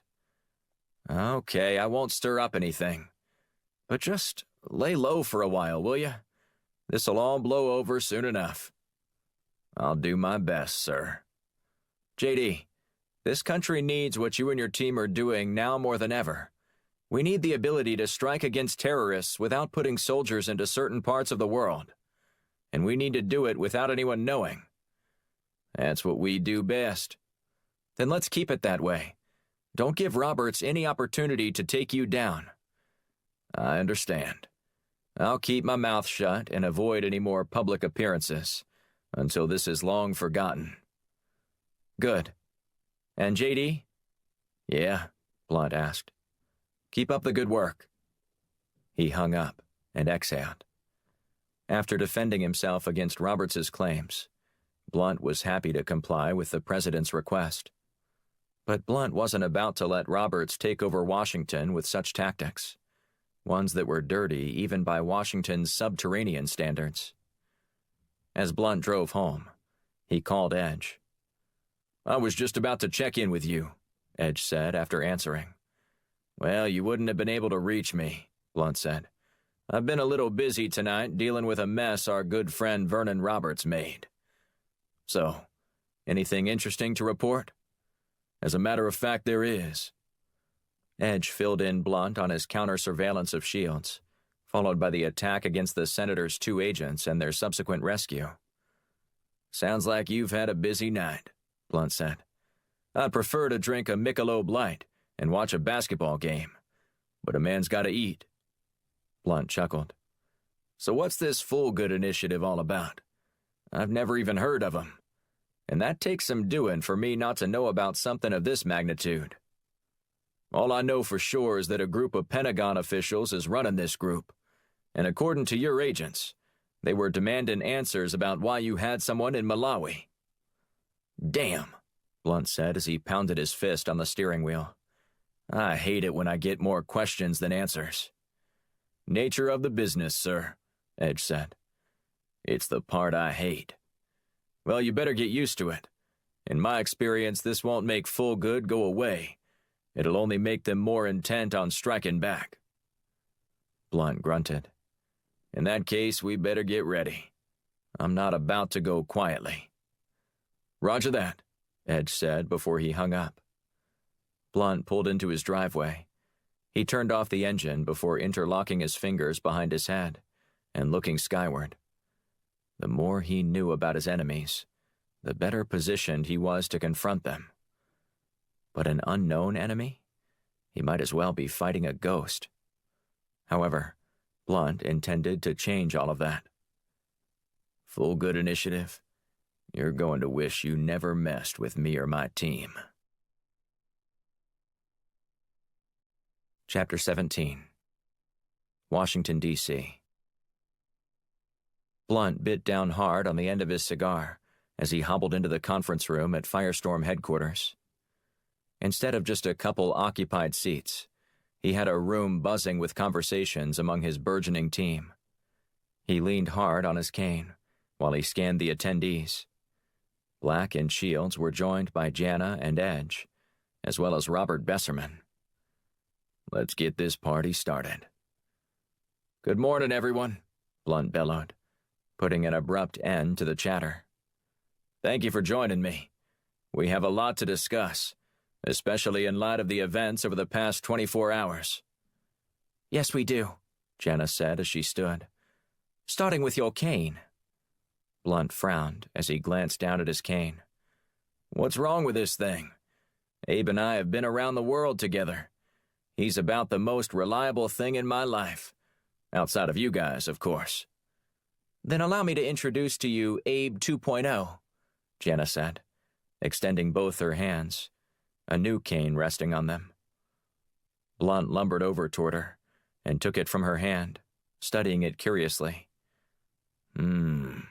This is interesting. What makes Abe 2.0 so special?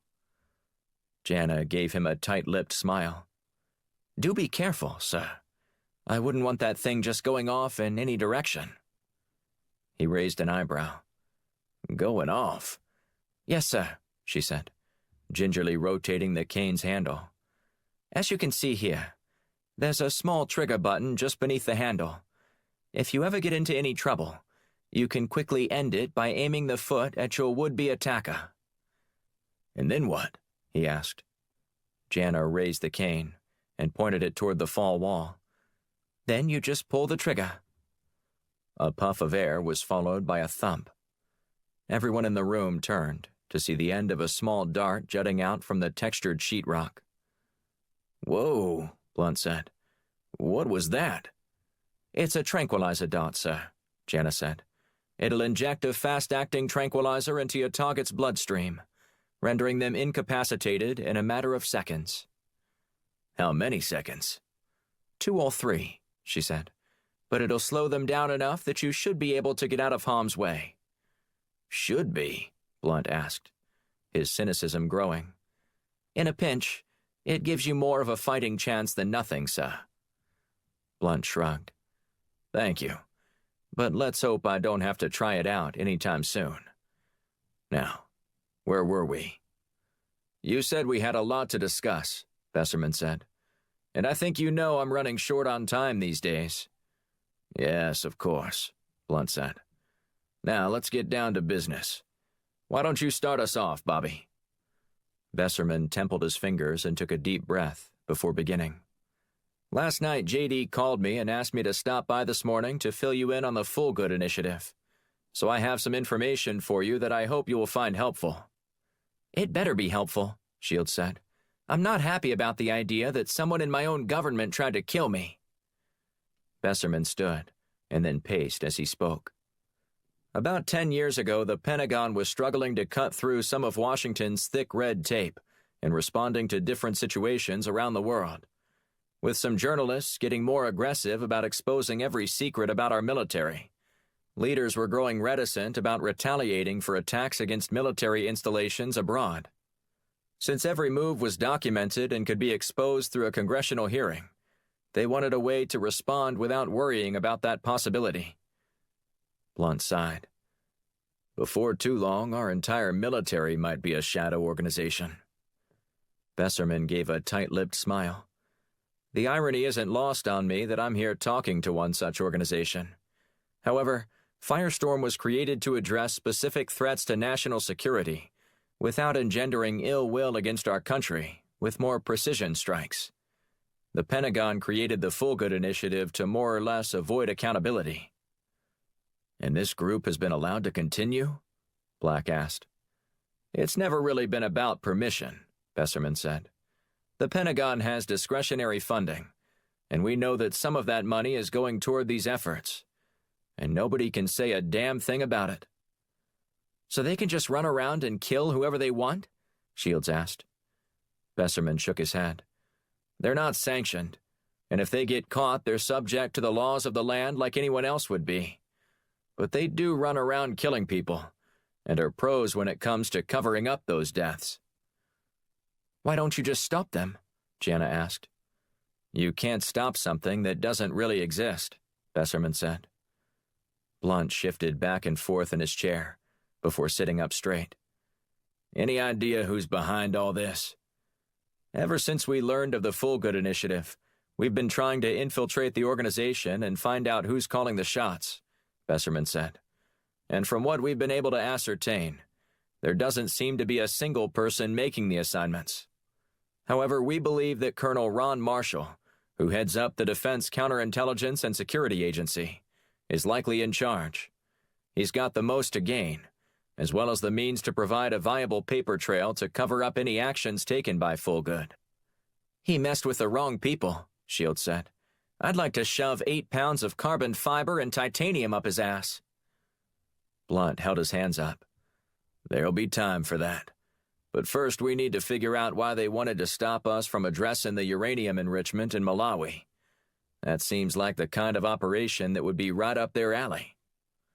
Look, before you start following through with all these threats, Besserman said, understand that you have the agency's full blessing to dismantle Full Good.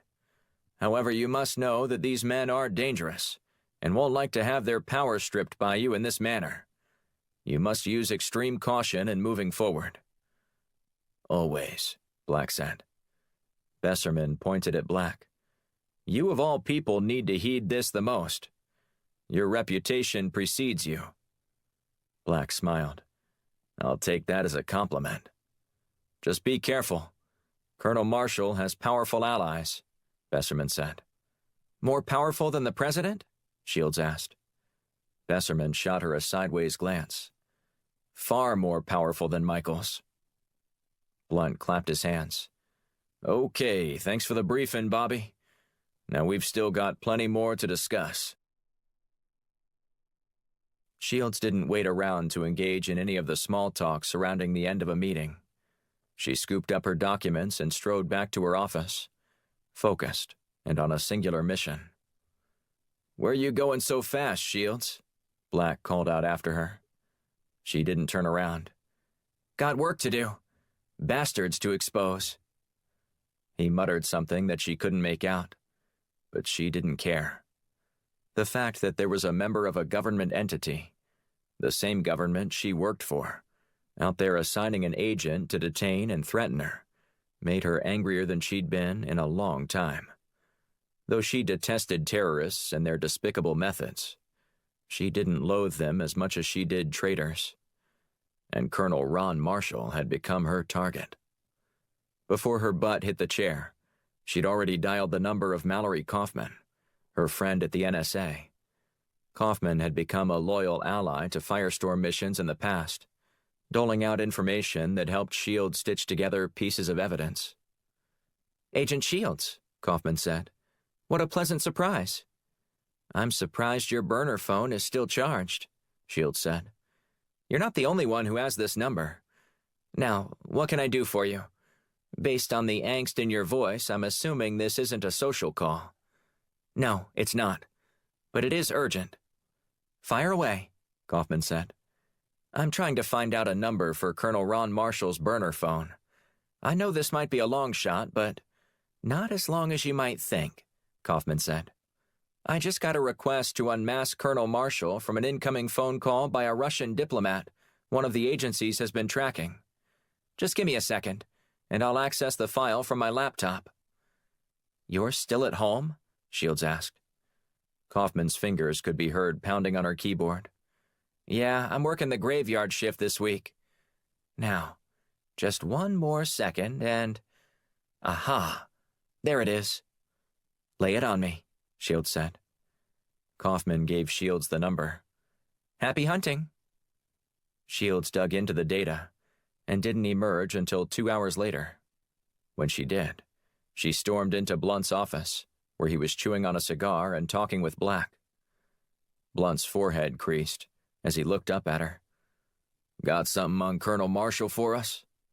"I got something, all right, but I'm still trying to make sense of it all," she said. "Well, don't keep us in suspense," Black said. Shields glanced down at her notes. "I got Marshall's burner phone number and traced all calls he made on the day Black was going out to the Malawi mine." Blunt cocked his head to one side and put a finger to his temple. "And?" "There was one call made to a satellite phone, which I was able to determine was located in Malawi at the time. I haven't figured out who the owner of the sat phone is yet, but there's almost zero chance that's a mere coincidence." "Agreed," Blunt said. "And until we know more, we simply know that Marshall's involved, which is exactly what we knew when our meeting ended 2 hours ago." She squinted and subtly shook her head. "I'm not finished." "Proceed," Blunt said, gesturing for her to continue. "Since Marshall rarely uses that phone, I decided to dig into his incoming and outgoing calls from his office line," Shields said. "Turns out there was one placed just a few minutes before his call to Malawi." "And who made that call?" Blunt asked. "Well, this is where it gets interesting," she said. "It came from Capitol Hill. More specifically, it came from the office of Senator Ned Schwartz." Blunt sat upright, his eyes widening. "Schwartz? The mining magnate from Nevada?" "That's the one," she said. "This can't just all be one big coincidence now, can it?" Black stood and moved toward the door. "I saw Schwartz Corp logos and stickers plastered all over Karonga when I was there." "I think we need to go pay someone a visit," Shields said. Chapter 18. Senator Ned Schwartz twirled a quarter through his fingers with one hand, while holding a report in the other. He peered hard at the numbers for a moment, before sliding the glasses off the top of his bald head and onto the bridge of his nose. After scanning them quickly, he returned his spectacles to their resting place and continued reading. He was buried deep in thought when the door to his office flung open, barely noticing the commotion brewing around him. "Senator?" a woman called. "Senator!" Schwartz raised his eyes, casting his gaze on Valerie, his trusted administrative assistant for more than 2 decades. "I'm so sorry," she explained. "I tried to stop them." Schwartz glanced to Valerie's right and saw a man and a woman eyeing him closely. His face relaxed into a smile as he peeked at the clock above the door. "Val, you know I always make time for constituents," he said. "They aren't constituents," she said. "They're journalists." Schwartz motioned toward the chairs across from his desk. "I make time for them, too. Please, have a seat, Mrs. "Underwood," the woman said. "Colleen Underwood, with the Hill website?" Schwartz nodded, before turning toward the man. "And you are?"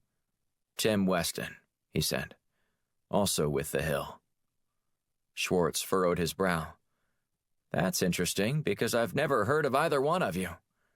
"We're both new to the beat," Underwood said. Schwartz looked at Valerie and motioned for her to leave. "It's all right. I can handle it from here." She eased out of the room, pulling the door shut. "Well, I'm afraid you've upset my assistant," Schwartz said. "But since you're new, I'll cut you some slack. But please, for her sake as much as mine, make an appointment. I'm far more open to talking to the press when I know we're going to be engaging in a serious interview, instead of gotcha journalism." Underwood removed a pen tucked neatly away in her bun. "Sir, if you think that we're here to trap you into saying something..." Schwartz raised his hands. "I'm not trying to be adversarial here. However, I do want to make a point with the two of you, since you're both new, that we'll all have a much better conversation if I'm prepared, especially regarding the topic on your mind." Weston shrugged. "Well, our questions for you this afternoon don't have anything to do with the topic you need to prepare for. If you don't know the answers to these questions, we have far more serious issues to write about." Schwartz sighed. In that case, fire away. But make it quick. I have a meeting in 15 minutes. Okay, Underwood began. Your mining company has a large international presence. What can you tell me about your mining activities in Malawi? Schwartz narrowed his eyes. Is this some kind of setup? Sir, I'm just asking you a simple question, Underwood replied. It certainly doesn't sound that way, he said. What my colleague is asking should be able to be answered simply, Weston said. That is, unless there's something to hide. My mine? We don't own any mines in Malawi that I'm aware of. We sell equipment all over the world, and if some of it happen to end up in Malawi, that doesn't mean it belongs to me. Deny it all you want, Underwood said, but your mine in Malawi is helping enemies of this country, and if you don't know how you're doing that, I'll be more than happy to inform you. Schwartz turned his focus toward the wall, gazing at the shadow box displaying his Purple Heart from Vietnam. He then looked down at his hand and rubbed the nub where his pinky used to be. Do you know how I lost my finger? He asked. Schwartz didn't wait for Underwood or Weston to reply. One night I was on a reconnaissance mission in the La Drang Valley when one of my fellow soldiers stepped on a landmine, Schwartz said. We both froze when we heard the click, but before I could help him, he shifted his weight, setting off the charge. Seconds later, I barely felt the shrapnel that ripped my finger off, as I was in shock from looking at my friend's body blasted all over the jungle.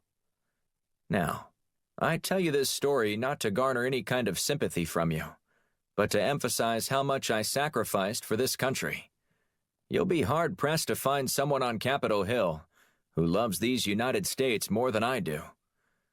We're not questioning your patriotism, sir, Underwood said, but we are concerned about profiting off a mining operation that is simultaneously posing a threat to our national security. Schwartz huffed. You two have no idea what it takes to keep this country safe, and I can assure you that the last thing I'd ever do is put the safety of Americans at risk. Respectfully, sir, the actions at your mine in Malawi say otherwise, Underwood said. I don't own any mines in Malawi, Schwartz said with a growl. And even if I did, our mines aren't munitions plants. They're simply a place where you dig for rare metals, some of which are vital in producing revolutionary new medical machines, the kind that will save lives, not destroy them. If you don't want to address the uranium being enriched there, that's fine, Weston said. But we'd prefer to get a comment from you on the record before we run. Enriching uranium isn't a crime, you know, Schwartz interrupted. But that's not happening at any of my mines. Underwood arched an eyebrow. So, your mines are designed to search for rare metals, as well as enrich uranium? Mine facilities can have more than one purpose, Schwartz said. But I've found that focusing on one thing makes for a far more productive operation.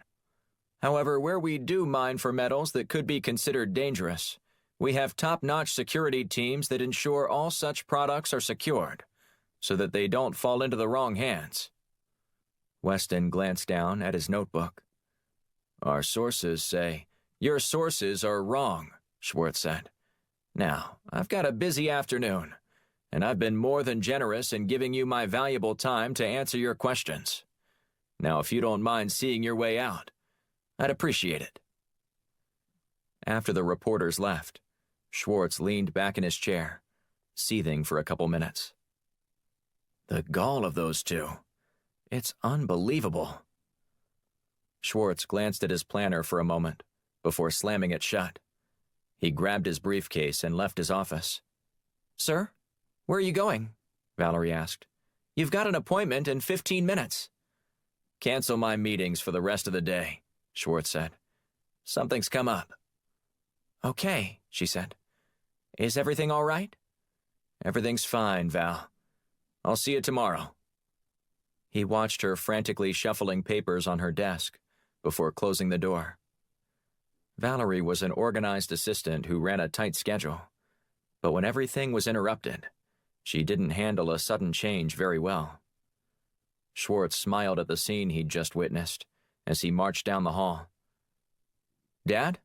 What's up?" Schwartz's eldest son, Kyle, stood by the door with a furrowed brow. "Oh, nothing you need to worry about," the senator said.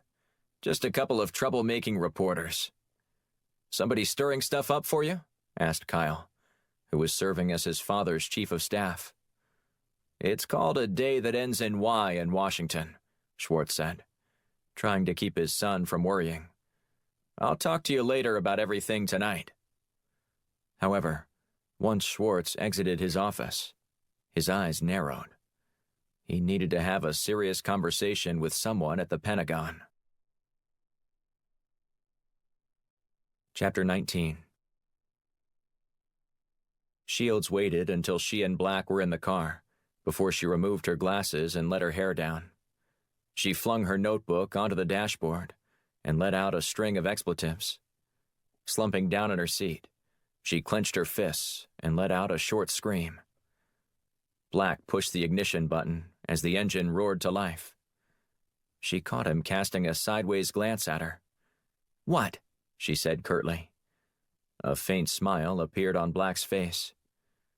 "I know I probably shouldn't feel this way, but I really like the pissed-off Shields." "This isn't funny," Shields said.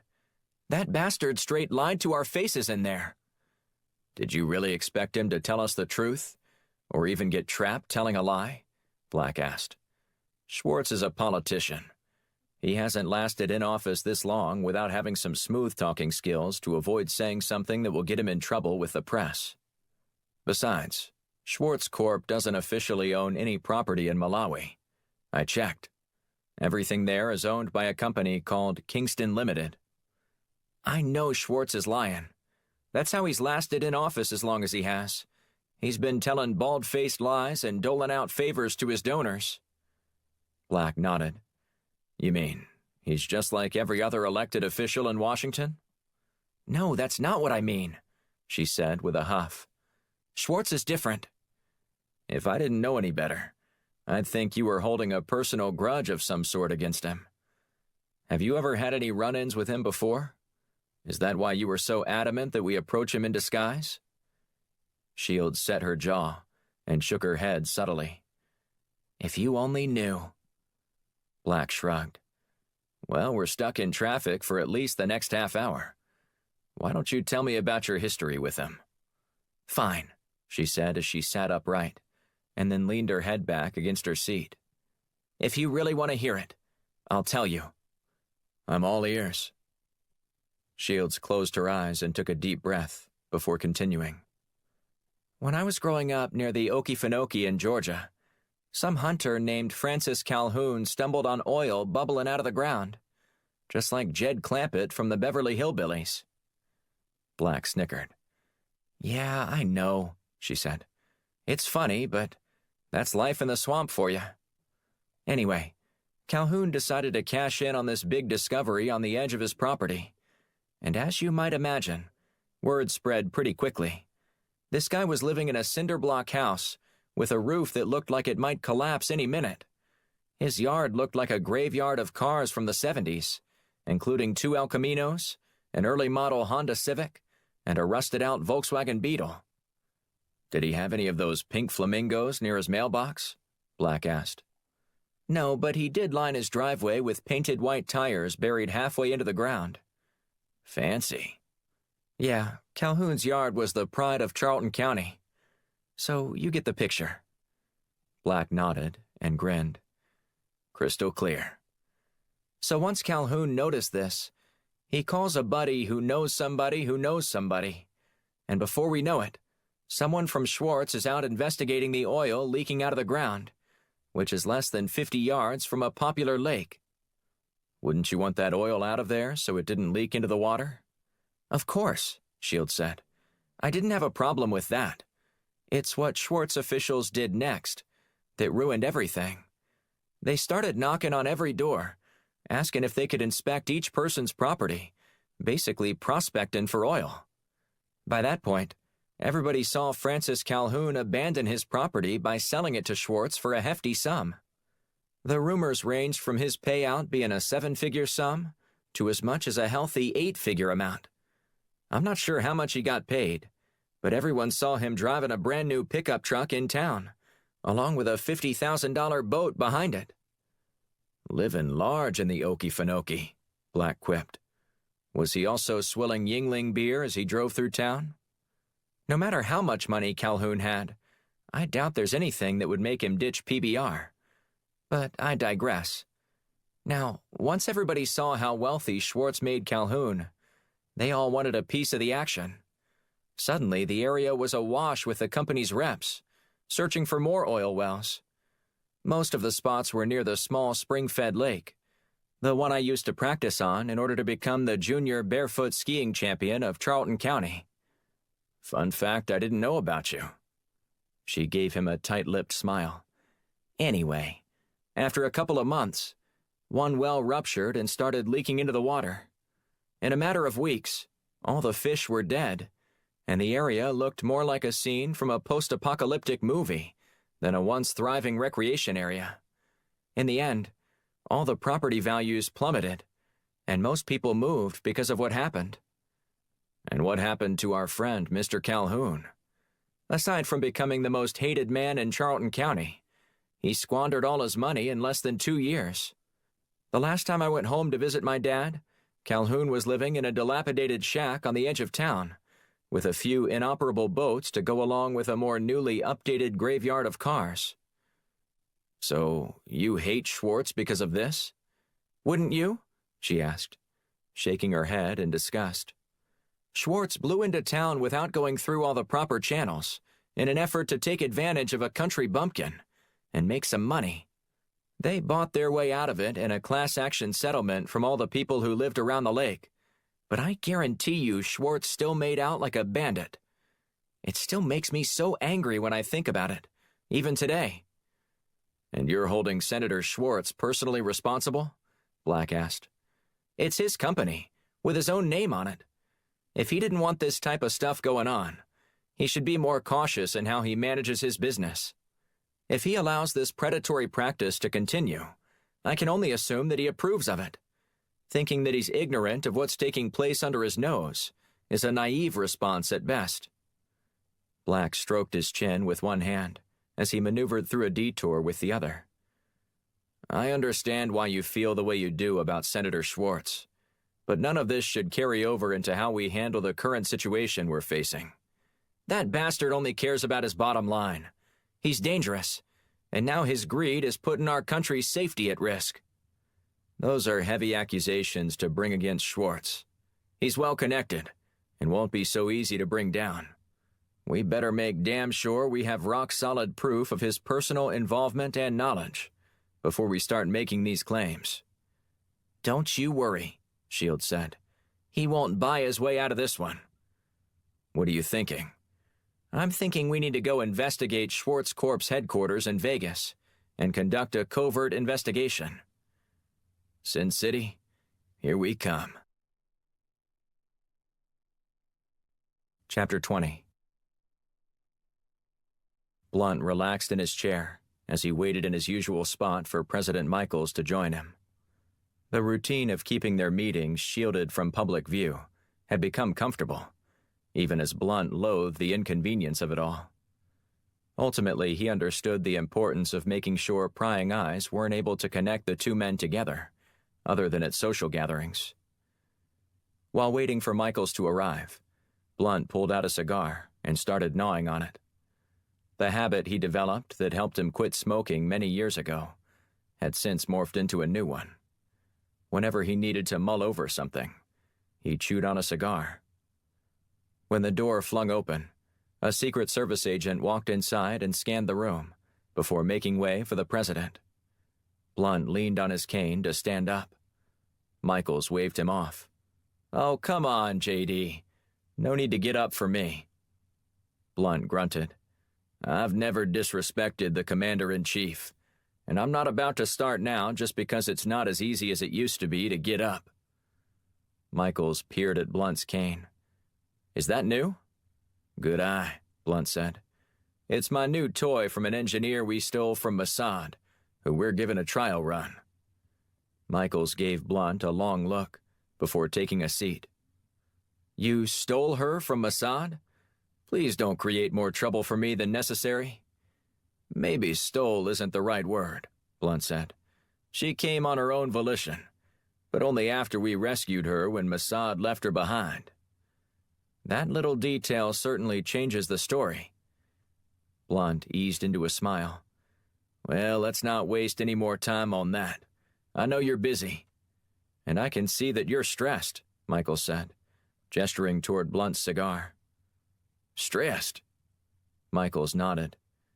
The more you work that thing over in your mouth, the more bothered you are by something. It's your tell. I'd whip you 6 ways from Sunday if I ever played you in poker. I'm not trying to hide anything, but I am very concerned about something I just learned. And what's that? What do you know about the Full Good Initiative? Blunt asked. Michaels cocked his head to one side and frowned. The Full Good Initiative?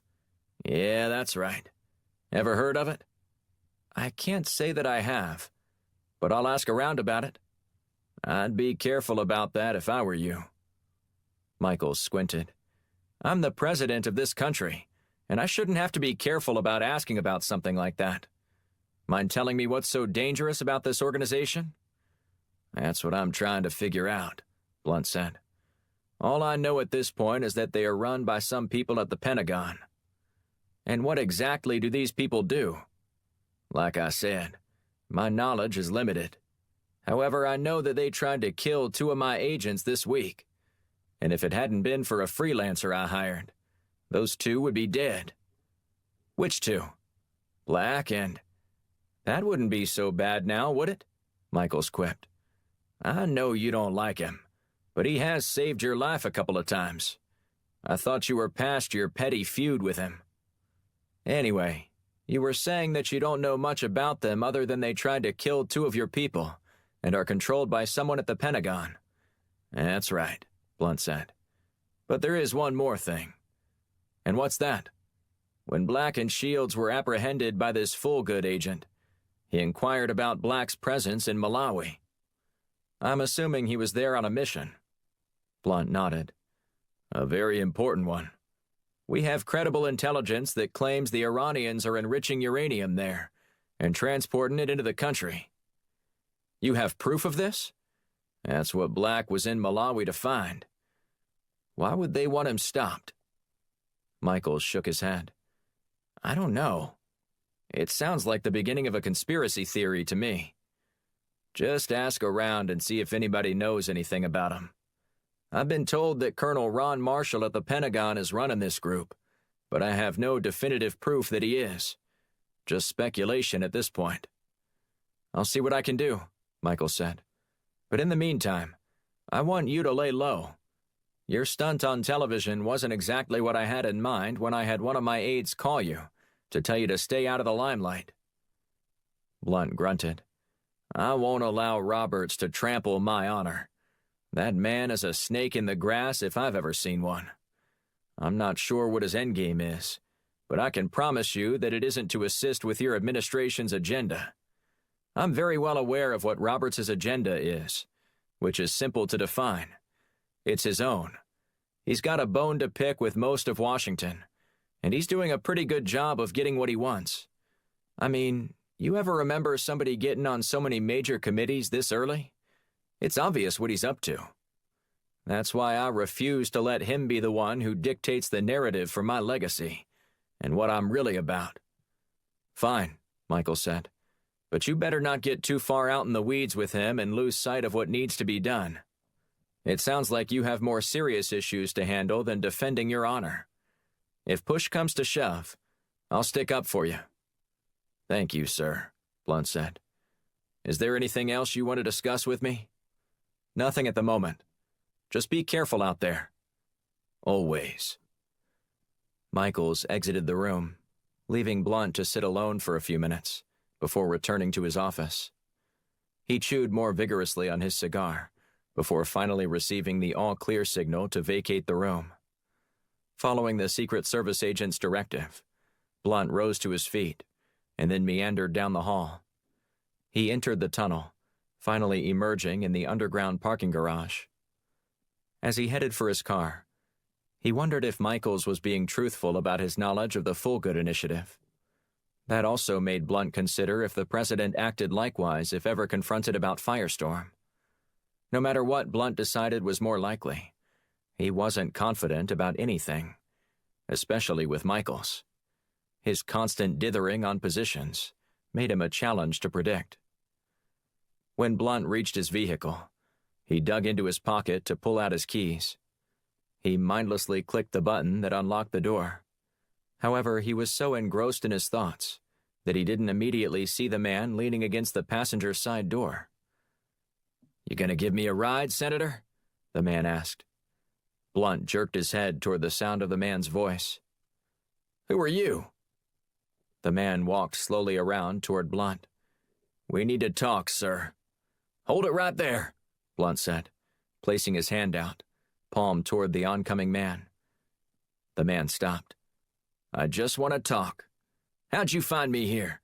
Much less get in here?" Blunt asked. "That isn't any of your concern right now. I have far more pressing issues at the moment." The man put his hands on his hips, pushing back the flaps of his jacket as he did, and revealing the weapon strapped to his belt. Blunt glanced at the man's gun and scowled. "Is this some kind of threat?" he asked. "I'm not trying to threaten you at all. We need to talk." Blunt eased toward his vehicle, opening the driver's side door with his back to the car. "I'm warning you. Get away from me." "This is a conversation we need to have in private, not shouted in a parking garage," he said, eyeing Blunt closely. Instead of panicking, Blunt carefully raised his cane and reordered the man to back away. However, he didn't budge. Instead, he moved a couple of feet closer. "That's far enough," Blunt said. The man scowled. "Get in the car. We need to talk." Blunt barely flinched before squeezing the trigger on his cane, delivering a swift tranquilizer dart to the man's chest. In a matter of seconds, he collapsed to the ground in a heap. Blunt pulled out his phone and dialed Jana Shadid's number. "Good afternoon, sir," Jana said. "What can I help you with?" "I'm texting you some coordinates. I need you to meet me somewhere." "What's happening?" she asked. "Just hurry. And bring Edge if he's still there," Blunt said. "I need help with a body."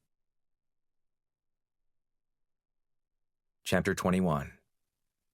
Las Vegas, Nevada. The next afternoon, Black strolled into the Palms Casino Resort with Shields, both sporting sunglasses and lugging their suitcases behind them. Within seconds, a bellhop hustled over to them and had their bags on a cart. He directed them toward the check-in counter, before hustling over toward the far wall near the elevators. A concierge approached them with a tray loaded with full champagne glasses. "Ma'am, sir, would either of you care for a drink?" he asked. "Of course," Shields said, snatching a glass off the tray. Black did likewise, before the duo clinked glasses. Wide smiles spread across their faces as they waited to be called over to the next available reservation agent.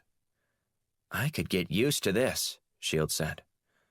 "What exactly could you get used to?" Black asked. "The bottomless champagne, or the posh interior of this place?" "Do I really have to choose?" she asked. Black shrugged. "I guess not. The world's your oyster." A man signaled for them to approach his counter. He tilted his head to one side and gave them a tight-lipped smile. "Good afternoon, and welcome to the Palms," he said. "Do you have reservations with us?" "Of course," Black said before giving the man their information. 5 minutes later, they were in their room. Shields cut her eyes toward the couch. "That's your spot." Black sighed. "I never catch a break. It's not my fault that this was the only room available. We could have stayed at Circus. "No, this is fine," Black said. "Just get your things put up so we can go meet our contact." When Black and Shields entered the FBI offices, Special Agent Corey Hughes was waiting in the lobby for them. He worked over a piece of gum while fiddling with the dark tie, slung loosely around his neck. "I was just about to call it a day," Hughes said as he offered his hand. "I wasn't sure you guys were still coming." Black and Shields both shook it, before following his lead into a nearby conference room. "I apologize for our tardiness," Shields said. "We had some issues with our plane." Hughes nodded. "I understand. Flying private aircraft isn't always what it's cracked up to be sometimes." "Well, thank you for waiting on us," Black said. "Based on your call yesterday, I could tell this sounded serious," Hughes said. "I'm happy to help fellow federal agents, especially ones that aren't bound by the strict limitations that I have." "You mean like the law?" Shields asked, as the trio sat down at a conference table. Hughes chuckled. "It would be nice if we could just go in and arrest some of these bastards without due process. The number of loopholes that they find is absolutely maddening." "We don't get any special privileges when it comes to gathering the amount of evidence we need to prosecute criminals," Black said. "Just because we don't officially exist doesn't mean we get to do whatever we want." "Then where's the fun in that?" Hughes asked. "I'd love to get away with the junk you guys do. To never get my hand slapped would be a dream." "Oh, believe me, we still get our hands slapped," Black said. Shields cast him a sideways glance. "Speak for yourself." Black shrugged. "Okay, I get my hand slapped plenty for the both of us." Hughes leaned forward, his hands clasped and resting in front of him. "So, how can I help you with the Schwartz Corporation?" "You sounded eager to assist with our inquiry," Shields said. "I have mixed feelings right now, to be honest," Hughes said. "I've been trying to put these bastards away for the better part of 3 years. But so far, no dice." "I'm not sure we're going to be the ones to do that either," Black said. "We're simply attempting to learn more about Schwartz Corp itself and track some of its overseas operations." "They have quite a presence abroad," Hughes said. "I'm not sure you'll be able to nail them on anything like that, since the company is quite guarded about what it does abroad. But that only makes me think there's more going on than we know about." Shields raised an eyebrow. "Is that so?"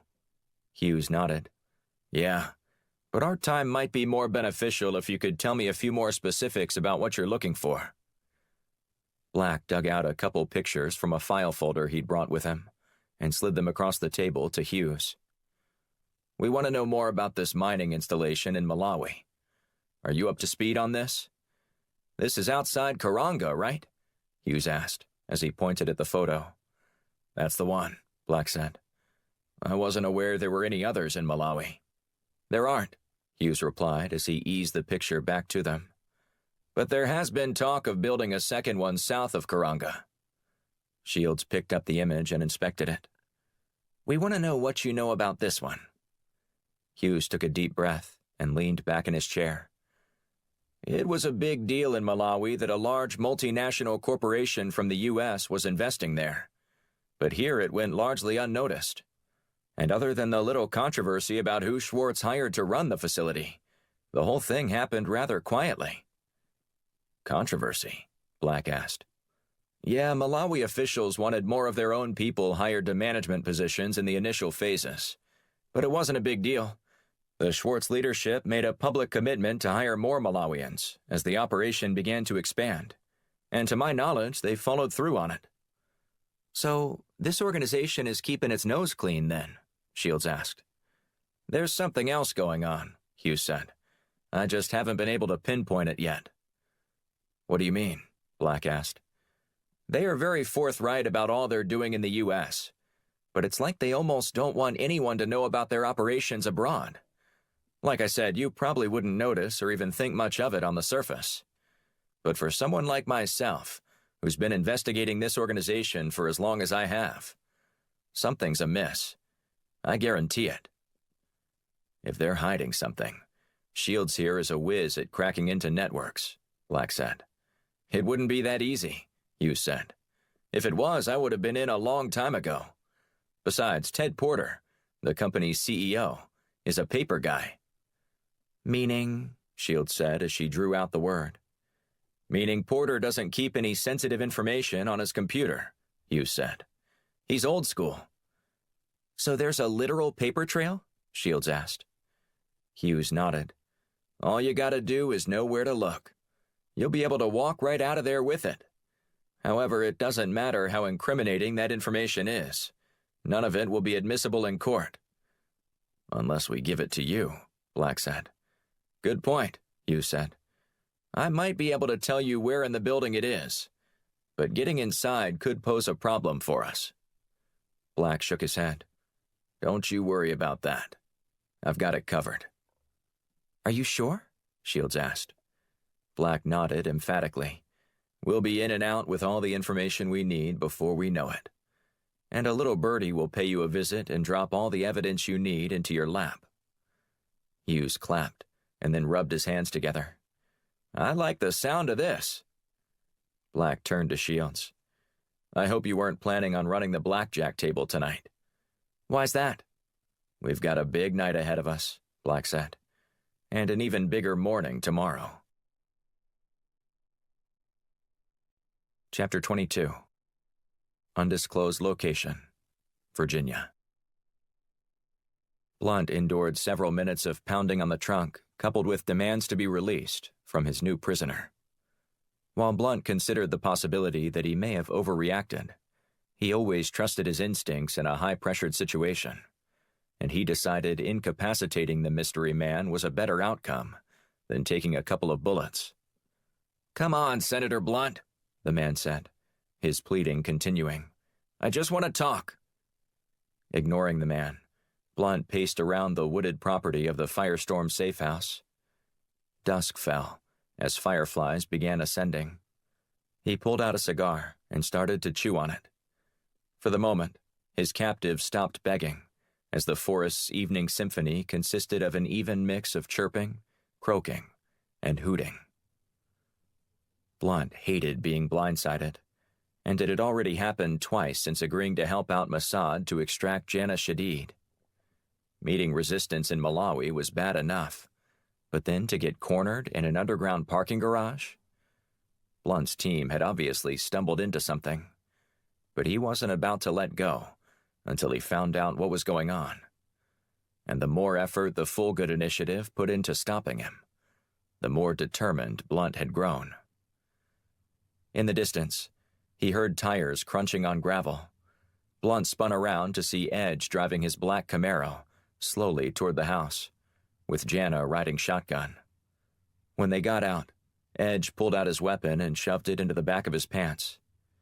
I hope that won't be necessary, Blunt said, eyeing Edge's gun. Always be prepared, Edge said. Now, do you mind telling us why you dragged us all the way out here? You sounded so urgent when you called, Jana said. The pounding on the trunk resumed, along with the calls to be released. That's why I called, Blunt said, cutting his eyes toward his vehicle. Who is he? Edge asked. That's what I'm hoping you'll help me find out. Blunt unlocked the trunk, revealing a man bound with zip ties around his wrists and ankles. I just wanted to talk, the man said as he scowled. This is all so unnecessary. I was assigned to deliver a message to you, and... Blunt slammed down the trunk, as muffled cries continued. All those zip ties and you didn't have anything to gag him with? Edge asked, shaking his head. That would have been the first thing I did to someone who talks like that. He wasn't saying anything when I hoisted him into my car, Blunt said, casting a quick glance at Jana and winking. Her face lit up. Did you use your new cane? Blunt nodded. Worked like a charm. This guy was out cold in about 3 seconds. Outstanding, she said. Sounded like it worked better than it did when I was testing it. But he's talking now, which is what we want, Blunt said. I've got more than a few questions for this punk. Blunt and Edge discussed how they were going to set up the interrogation before transferring the prisoner into the house. Once they had him settled into a chair, Blunt sat down opposite the man. The Firestorm director cocked his head to one side, resting his chin on the palm of his hand. This is ridiculous, the man said. There's no need for you to treat me like this. I just want to have a conversation with you. What's your name? Blunt asked. Tom. Do you have a last name, Tom? Smith. So this is how it's going to be? I ask you questions and you feed me lies? Why do you immediately think my name is a lie? I just want to make sure you understand the ground rules for this interrogation, Blunt said. All I want is for you to be honest with me. If you aren't, I'll let my friend here teach you some manners. And I could promise you, you don't want him involved. The man's eyes cut over toward Edge, who smirked while cracking his knuckles. Okay, the prisoner said, throwing his hands in the air. My name is Will Tuttle. Happy now? Maybe, Mr. Tuttle, Blunt said. Or maybe you just got a little more creative than Tom Smith. And while I do care about your name, I'm more concerned with the names of the people who sent you. I get it. You think I'm dangerous and that I've been sent to harm you. But let me tell you the truth. I'm here for your own good. Blunt's eyebrow eased upward. Is that so? I was actually sent to warn you, Tuttle said. Warn me? About what? I work at the Pentagon, and I was instructed to deliver a message to you, though I was told you might be combative. Blunt chuckled. So, somebody at the Pentagon knows me well. Edge laughed as well. That's a well-documented fact in Washington. Yeah, Tuttle said. You didn't disappoint in that area. So what's the message? Blunt asked. Someone in the Full-Good Initiative is after you, Tuttle said. Is this supposed to be news to me? Blunt asked. I just recently learned about this organization, but they seem to know a hell of a lot about me, and apparently I've done something to piss him off. Tuttle nodded. That's right. So what did I do? Tuttle shrugged. I'm just the messenger here. You don't work for the Full-Good Initiative? Blunt asked. Tuttle glanced over both his shoulders, as if he was looking around for someone listening in. I hear whispers, but I don't really know much. Someone called me this afternoon while I was couriering over some documents to the White House. They asked me to give you a message, a warning about Full-Good. And who exactly gave you this order? I was told not to tell, sir, Tuttle said. This person fears his own life, and wanted to protect me as well. Blunt huffed. Likely story. Unfortunately for you, it's not as easy as simply saying you can't tell me who told you that, because I'm not letting you leave until you do. You don't understand, sir, Tuttle said, angst washing over his face. If I give you that information, this person will know that I said something. It's your choice, Blunt said before nodding at Edge. He's all yours. Edge grinned as he marched toward the man. Should I start with his face or his knees? Okay. I'm not a tough guy, just a messenger. I'll tell you what you want to know. Blunt held up a finger, signaling for them to pause. He thought he saw a flicker of lights outside the mountain cabin, and meandered over to the window to investigate. What is it? Jana asked. Blunt peered through the curtains. I don't know, but I'd swear I saw headlights. They must have found me, Tuttle said. Who's they? Blunt asked as he moved back toward his prisoner. The Full-Good Initiative, Tuttle said, his voice barely louder than a whisper. Someone must have been following me, or they tracked me here. Damn it, Blunt said. We're running out of time. Tell me who sent you, or I'm going to leave you strapped to this chair. It was General Ryan Carmichael, Tuttle said. He's the one who called and asked me to give you that message. That's curious, Blunt said. Curious, Edge said. Blunt nodded. Yeah, General Carmichael hates my guts. Tuttle's eyes widened. Don't look at me like that. And don't shoot the messenger. Blunt unlatched one of the restraints on Tuttle's arms, as Edge kept his weapon trained on their prisoner. Nice and easy, Edge said. Now, I want to know why you were at the White House, Blunt said. Tuttle rubbed his wrists as Blunt moved to help his captive to his feet. I told you that I was just delivering some documents. By whose orders? Blunt asked. Colonel Marshall, Tuttle said. Edge and Blunt locked eyes, both looking at each other knowingly. None of this makes sense, Blunt said. I agree. And the conversation was interrupted as bullets peppered the room. Blunt, Edge, and Jana dove to the floor. While lying down, Blunt quickly unlatched Tuttle's foot restraints. But by the time Blunt freed the Pentagon employee, he was dead from 2 shots to the head. Blunt let out a string of expletives. This was a setup. We've got to get the hell out of here. Chapter 23. Las Vegas, Nevada. While reading up on the Schwartz Corporation, Black discovered something important about one of the company's strategic partnerships. As Schwartz Corp began expanding its mining empire and venturing into less stable countries, security needed to be increased tenfold. Unsure of what to do, Ned Schwartz reached out to Tom Colton, the founder and CEO of Colton Industries. Black knew from several previous missions that Blunt had a close relationship with Tom, one that rose above any monetary agreement the 2 companies had.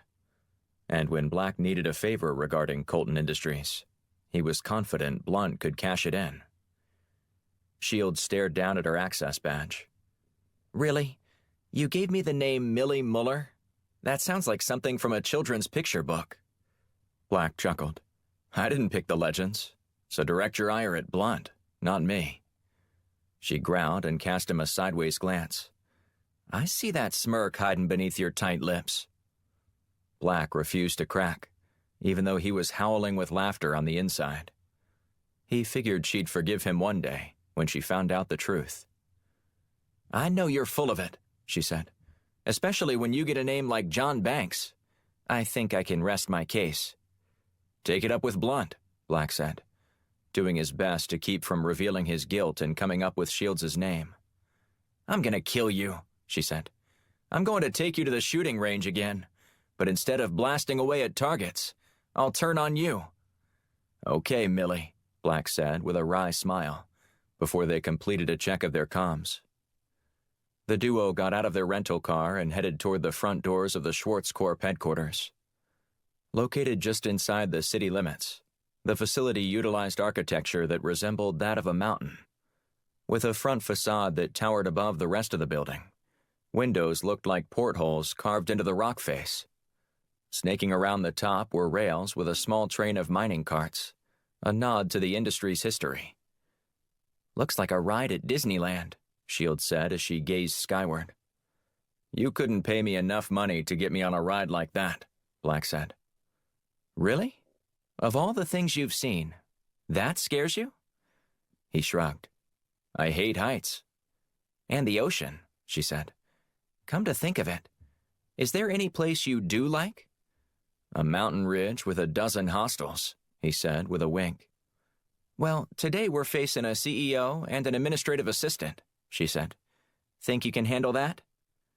Black held the door open and gestured for her to go inside. After you. Ever the gentleman, she said before stopping and leaning in close, her voice little more than a whisper. The scared gentleman, but a gentleman nonetheless. Once inside, they were stopped by a guard who directed them toward a security gate. Black and Shields placed their belongings on a conveyor belt before being waved inside. A man waved a wand over them and then motioned for them to proceed. The pair went over to the reception area and spoke with a woman who wore a headset while typing on her keyboard. Shields cleared her throat to get the attention of the woman. Oh, I'm sorry, she said. Can I help you? Yes, we're here to see Ted Porter, Shields said. Of course, let me ring his office. What time was your appointment? We don't have one, Black said. I see, the woman said as she hung up the phone. In that case, you're going to need to come back once you've scheduled a time to meet. Mr. Porter is very busy and doesn't take walk-ins. Call back to his office and tell him we're with security for Colton Industries, Shields said. We're not leaving until we see him. The receptionist smirked. That's not how this works, honey. Shields shrugged. Then I'll let you be the one to tell him that his $200 million contract is getting pulled because he failed to allow a spot inspection. Whoa, whoa, whoa, the receptionist said. Just a minute. Black and Shields stepped away from the desk and waited. Nice work, Black said under his breath. Very convincing. Excuse me, the receptionist said as she held her phone against her chest. What were your names again? Millie Muller and John Banks from Colton HQ, security team, Shields said. After the woman finished her conversation, she turned back to the two visitors. Someone from Mr. Porter's office will be down momentarily. Black and Shields stood in silence while studying their surroundings. A few minutes later, a man dressed in a suit got off the elevator and approached them. Miss Muller, Mr. Banks. The pair nodded. Follow me, please, the man said before introducing himself as Nigel, Ted Porter's administrative assistant. Thank you for responding so quickly, Shields said. Your receptionist could play goalie for the Blackhawks. She's not letting anything through. You can never be too cautious in this day and age, Nigel said. I would have been up here sooner, but I had to verify your employment with Colton, per protocol. That's understandable, Black said. Otherwise you would have flunked the security check before we even arrived. Nigel nodded. I'm very well aware of protocol, even though other members of your team were here just a few weeks ago. When you manufacture sensitive equipment like we do, you can never be too safe, Shields said. Nigel offered a faint smile. Of course. Once the elevator reached the top floor, the trio exited.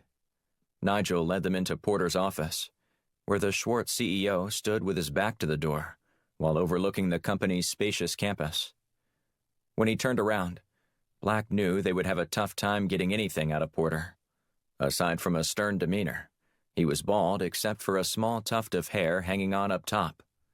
To Black, that was a sign of stubbornness. Porter invited Black and Shields to have a seat before lighting up a cigar. Back so soon? Porter asked. I'm beginning to think someone at Colton Industries doesn't trust us anymore. Shields tucked a pencil into her bun. You can never be too careful these days. Besides, it's not you that we're worried about, as much as it is those intrepid interlopers from China, trying to steal all our technology. As you know, our cybersecurity team is the best, bar none, Porter said. It also helps when you keep the majority of your most sensitive information on paper. Shields tapped her temple and shot a look at Black. Now that's a thinking man right there. Porter sat down and leaned forward. So, what is it you're interested in this time? Well, sir, Black began, we were interested in how you were using the ultrasonic blaster in your mines, and how well it was being guarded. Porter frowned. We're just rolling it out now in some of the mines we're exploring. Black tapped his pen on his notepad. And where exactly are those mines? That's a good question, Porter said. We have mines all over the world. We only gave you 3 of them, Shields said. Porter leaned back and blew a plume of smoke upward out of the corner of his mouth. I believe it's in our mines in the Congo, Lesotho, and Malawi, but let me double-check on that. Take your time, Shields said. This is important. The Schwartz CEO sifted through some papers in his desk. After a brief, unsuccessful search, he excused himself, retreating to a door in the back of his office. He entered a 4-number combination, which Black noted, before disappearing inside. Did you get that? Black whispered. Shields nodded as she pointed to the 4 digits on her pad. That's it, Black mouthed. Seconds later, Porter emerged with a folder, hoisting it into the air. Found it. And were you right? Shields asked. His face cracked into a smile for the first time. I should know by now not to doubt myself. Okay, Shields said. That's good to know. We just need to learn a little bit more about the precautions you're taking to ensure that those devices remain in your possession at all times. Everything you'll want to know is located in this file, Porter said. I'll just need to get a duplicate copy made for you. He depressed a button on his desk phone. Nigel, can you please come in here for a moment? I've got something I need you to do for us." Nigel entered the room and took instructions from Porter, before darting out again. "Now, where were we?" Porter asked. Black broke into a coughing fit. He tried to speak between coughs, but couldn't get many intelligible words out. "Are you all right?" Porter asked. Black shook his head, trying to respond between coughs. "I need some water." "Then come with me," Porter said as he stood. "I'll show you where the water fountain is." Black followed Porter down the hall, slowing down the trip by stopping and coughing. While he stalled, Shields would go to work. "Just keep him occupied," Shields said over the comms. "This might take me some time to figure out where the financial documents are." Black hid his "Roger that" response in a couple of coughs. "Are you sure I can't get you anything else?" Porter asked, placing his hand on Black's back as he hunched over with his hands on his knees. "Something must have really gotten down into your lungs to send you in a coughing fit like that." Black held one hand up in the air before he started a new round of coughs. "Keep stalling," Shields said. "I'm still looking." Black did his best, continuing the charade for several minutes, before he decided he couldn't go on any longer without being unable to convince Porter that a doctor was necessary. "Black, I still need a few more minutes," Shields said over the comms. "I think you finally kicked it," Porter said. "Yes," Black said. "Finally. Now, let's get back to your office, before my partner thinks that we've abandoned her." Black hoped that Shields received the message. Shields cursed under her breath once she heard Black signal that they were returning. She had just found the filing cabinet that contained all of Schwartz Corp's international contracts. It was a veritable jackpot, but she needed some very specific info and couldn't just take everything. "In about a minute, she's going to start wondering where we are, and maybe even call your security," Black said. "It shouldn't take us longer than that to get back to my office," Porter said. "So we'll be there in about a minute?" Black asked. "We'll be there before you know it." "Excellent," Black said. "I hate it when she worries about me." Shields fumbled through the folder. The door was open, and she could hear footsteps headed her way. "I don't have it yet," she said. There was no answer, just more footsteps. Seconds later, the lights flickered out, and then the door to Porter's filing room was pulled shut. Chapter 24. Undisclosed Location, Virginia. Smoke filled the safe house as Blunt tried to get his wits about him.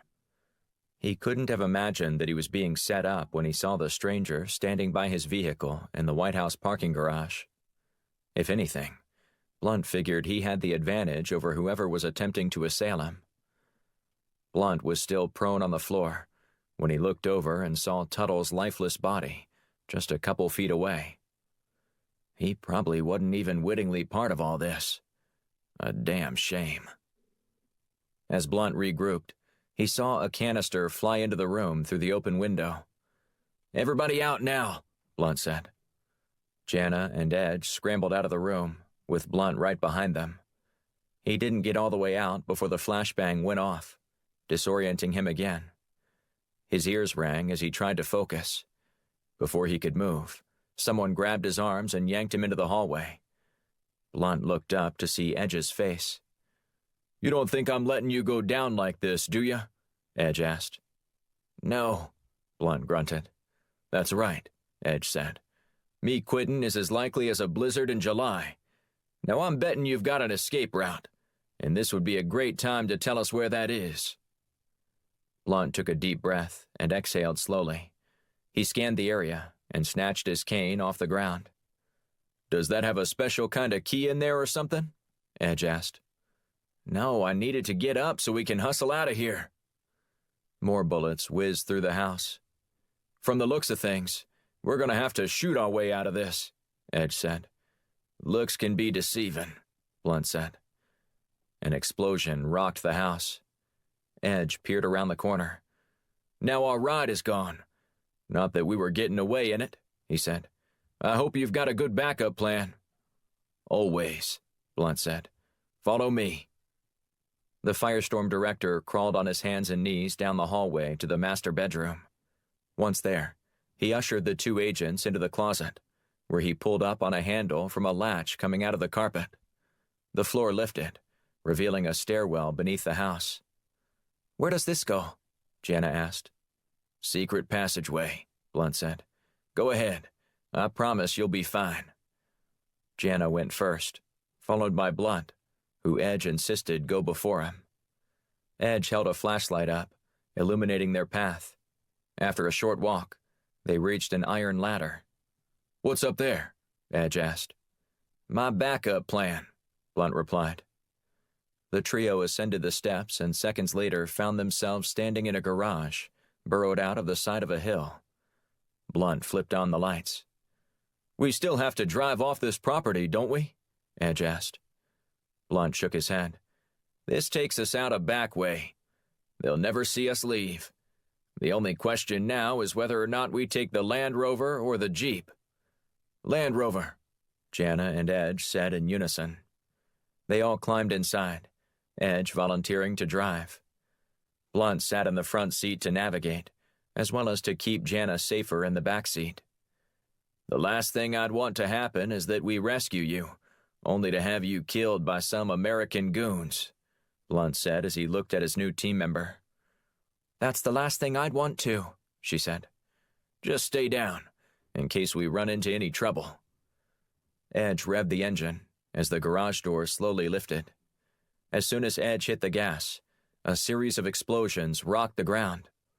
The car fishtailed as it left the garage and sped down the dirt road. Blunt looked out the back window to catch a glimpse of the scene. He counted at least 4 men decked in military gear, guns trained on the various exit points around the house, which was engulfed in flames. That was a hit job, Blunt said.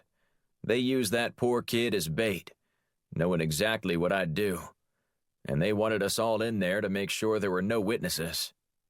Standard operating procedure for a Black Ops mission, Edge said. No doubt they're pros. Blunt slammed his fist on the dashboard. This is treasonous. I swear I won't stop until these guys are shut down. We have to find a way to expose them, Jana piped up from the back. Maybe you can help me with that, Blunt said. But in the meantime, we need to take our operation underground. They obviously know who I am, and don't like the fact that I'm nosing around in their business, even though I'm not quite sure what to look for. You have an alternate office location? Edge asked. Blunt nodded. I'll show you how to get there. An hour later, Edge pulled off the main road and onto a long dirt driveway. Where does this thing go? He asked. It just winds around a bit, Blunt said, gesturing toward the road. Keep going, you'll see. The car rumbled over the ruts, the tall weeds in the middle scraping against the vehicle's grill. When they rounded a corner, there weren't any structures visible. If I see a plantation house up here, Edge began as he shook his head, I just might punch you in the face. Blunt chuckled. I get what I deserve. They drove around another bend before the dusty road spit them out into a small clearing, with nothing but grass. We're here, Blunt said, as he unbuckled his seatbelt and opened the door. Edge scowled and turned toward Jana. Am I missing something? She shrugged. I've heard the CIA has some cloaking device, but I didn't know it was operational yet. Get out, you two, Blunt said as he used the cane to propel him to his feet. Blunt led Edge and Jana about 50 meters away from the vehicle, to a tree that helped form the perimeter of the clearing. He opened a panel on the tree, revealing a control console. What the hell? Edge said as he stared slack-jawed at Blunt. Stand back, Blunt said as he flipped a few switches. Edge cocked his head to one side. Stand back from what? Keep watching, Blunt said. Moments later, the earth rattled, and then a piece of it started to slide back, revealing a hatch into the ground. This is your secret headquarters? Edge asked. Blunt nodded. After you? The trio trudged down a couple flights of stairs, the lights blinking on the farther down they went. When they reached the bottom, Blunt placed his eyes over a retina scanner, and the doors swung open. Inside, they could see a fully equipped office, almost a duplicate of all the equipment available at Firestorm headquarters. Welcome to my home away from home, Blunt said. You had this built in the middle of nowhere, Virginia? Edge asked. We do serious work, Blunt said. If we were ever incapacitated, that wouldn't be good for our country's national security. So I wanted to make sure we were never shut down. I'm impressed, Edge said. Not nearly as impressive as my next move, Blunt said, as he lumbered toward an office located in the center of the room. You're claiming the biggest office? Edge asked. I mean, it's your place and all. Not sure I would consider that impressive, though. Blunt chuckled and waved off Edge dismissively. No, I'm talking about how I'm going to get rid of these guys once and for all. And how will you do that? Jana asked. Just watch, Blunt said. He shifted the phone toward the corner of his desk and picked up the receiver to test for a dial tone. Then he dialed a number. Congressman Roberts, this is Senator Blunt. I'd like to speak with you for a few minutes if you have the time. Blunt put the call on speaker so everyone could listen. Edge frowned, obviously unsure of what Blunt was doing. Out with it, Blunt. I don't have all day. I know you're on the warpath searching for organizations that are operating outside the bounds of the law. Like yours, Roberts said. I'm not sure what you're talking about. I run a consultant firm. However, there is one that I'm very familiar with that needs to be exposed.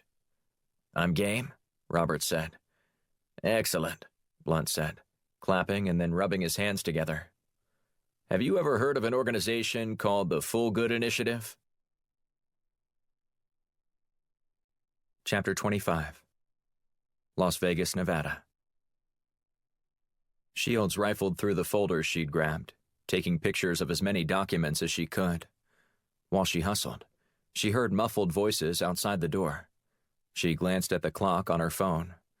More than 5 minutes had passed, and she knew there wasn't much time left, or else she'd be stuck inside. Are you back yet? She asked Black over the comms. He coughed, No. Well, I'm still in here, she said. You've got to delay getting back to his office. She replaced all the files and eased up to the door. Black asked Porter about getting a cup of hot tea for his sore throat. Of course, Porter said. We have a small break room right around the corner. Shields exhaled and slipped back into the room. Instead of sitting down, she strolled around the room to investigate all of Porter's achievements plastered to the wall. Plaques and pictures told a brief story of his time as a basketball player for Duke, his subsequent coaching career on the collegiate level, followed by an entry into the corporate world. A picture of Porter with his arm around Senator Schwartz was the focal point of all the decorations on the far wall. In the background, a banner hung behind them for the U.S. Mining Expo 2001. Porter had plumped up since then, wrinkles now pulling on his once tight skin. Shields could see the resemblance, but he was barely recognizable from his glory days playing for Coach Krzyzewski. She wondered if the mileage came as a result of working in a top-level position in a stressful industry, or from cooking up ways to increase profits outside the confines of the law. Maybe they're one and the same. As she was about to sit back down, Nigel entered the room. Oh, Miss Muller, Nigel said, eyeing her closely. Did everyone abandon you? Banks had a tickle in his throat, she said. Couldn't stop coughing, so Mr. Porter was kind enough to take him down there. He cocked his head to one side. Oh, well, that's odd. I came in here a few minutes ago and didn't see you. The story of my life, she said. I'm just a wallflower. Good thing I didn't do my dance then. Your dance? Yeah, I like to cut loose every chance I get. You know, dance like nobody's watching. Except I would have been watching. And probably laughing, too. Well, we were both saved that embarrassment, weren't we? She smiled at him and nodded. It's the little things. Nigel exited the room, leaving her alone with her thoughts. Was he the one who shut the door to Porter's secret filing room? She didn't have time to ponder that question before Black entered the room with Porter. After a few brief questions, Shields stood and announced their intention to leave. "You've been most helpful, Mr. Porter," she said. "I think the security team at Colton Industries will be pleased with our report." He grinned and nodded subtly. "Thank you, Miss Muller. That's always nice to hear. And if there's anything else you need, don't hesitate to give me a call." Porter handed each one of them his business card and asked Nigel to escort them to the lobby. Later that afternoon, Black and Shields returned to their room at the Palms and rendezvoused with Corey Hughes. The FBI agent brought a portable printer so they could sift through paper documents, decreasing the time it would take to go through everything Shields captured. They all sat around a desk in the corner of the room and studied the pages. Much to Hughes's dismay, there wasn't a smoking gun. However, there was an interesting link between a company located in Stockholm named Nielsen International. "Of course, there isn't any questionable activity stateside for me to justify expanding my investigation," Hughes said. "But if I were you, I would look further into this." He pointed to the contract between Schwartz Corp and Nielsen. "I thought that was peculiar as well," Black said. "They are granting Nielsen exclusive permission to sell their mining equipment to African territories." "Exactly," Shields said. "Why not establish something on the continent like in Kenya or Ghana, depending on where you want to explore? Running everything out of Stockholm doesn't make much logistical sense, especially when you're selling ore out of there." "But it makes good business sense," Hughes said. "That is, if you intend to engage in some underhanded activity." "How so?" Black asked. "They can reroute sales through offshore accounts and get away with not paying as much in taxes. Plus, nobody wants to deal directly with African governments if you don't have to," Hughes said. "There's a paper trail, but it won't be easy to find." "What do you mean?" Shields asked. "We've just got a piece of it here," Hughes said, holding up a stack of documents. "The mine in Malawi is being operated by Kingston Limited. However, searching for Malawian business records online is a nightmare, and I can't get anyone at the embassy there to help me. My best guess is that Kingston is probably a shell corporation, designed to keep anyone from linking what's going on in Malawi back to Vegas." "So they run all their international dealings through Nielsen, which then does what?" Shields asked. "Nielsen has a partner somewhere, because if they were working directly with the Iranians, red flags would be going up everywhere," Hughes said. "You're going to need to piece this together." "By going to Stockholm?" Black asked. Hughes explained that he'd found some mob-related activity linked to Nielsen in another case he was working, but the Bureau's best hackers couldn't crack the company's firewall to verify the information. The job required going on site in order to break into the Nielsen system. "Are you sure we can't do this from here?" Shields asked.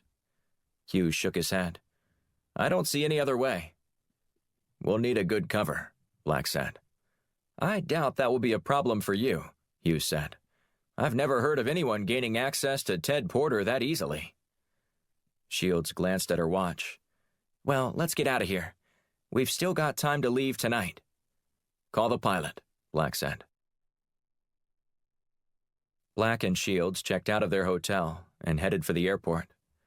According to their pilot, a flight plan had been filed, and they would be ready to leave within an hour.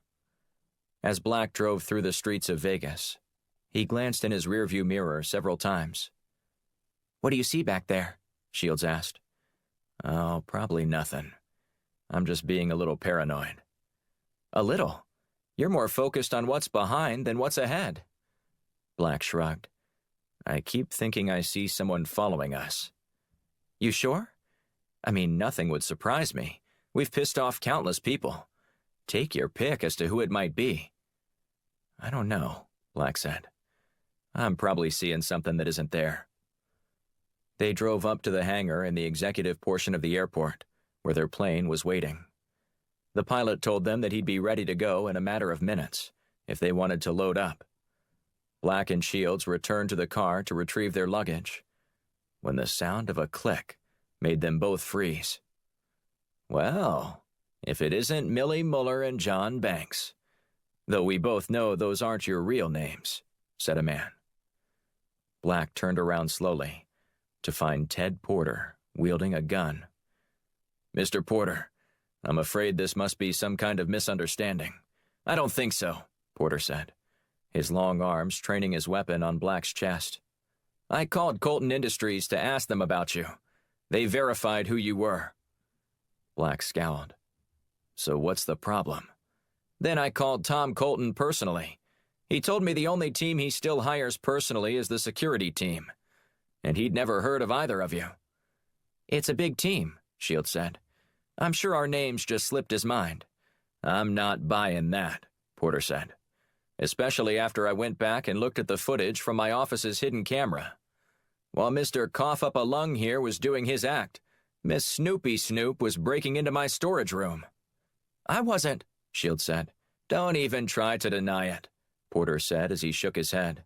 The whole episode was captured on video. Just put the gun down, and we can talk about this, Black said. Porter frowned. That's not going to happen.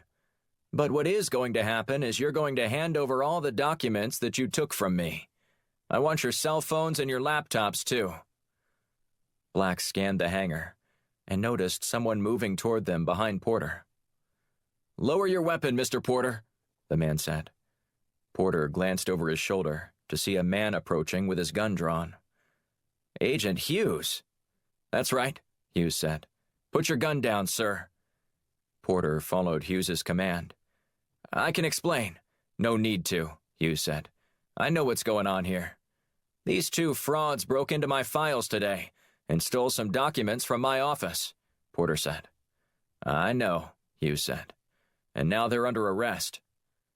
With mouth agape, Black stared at Hughes.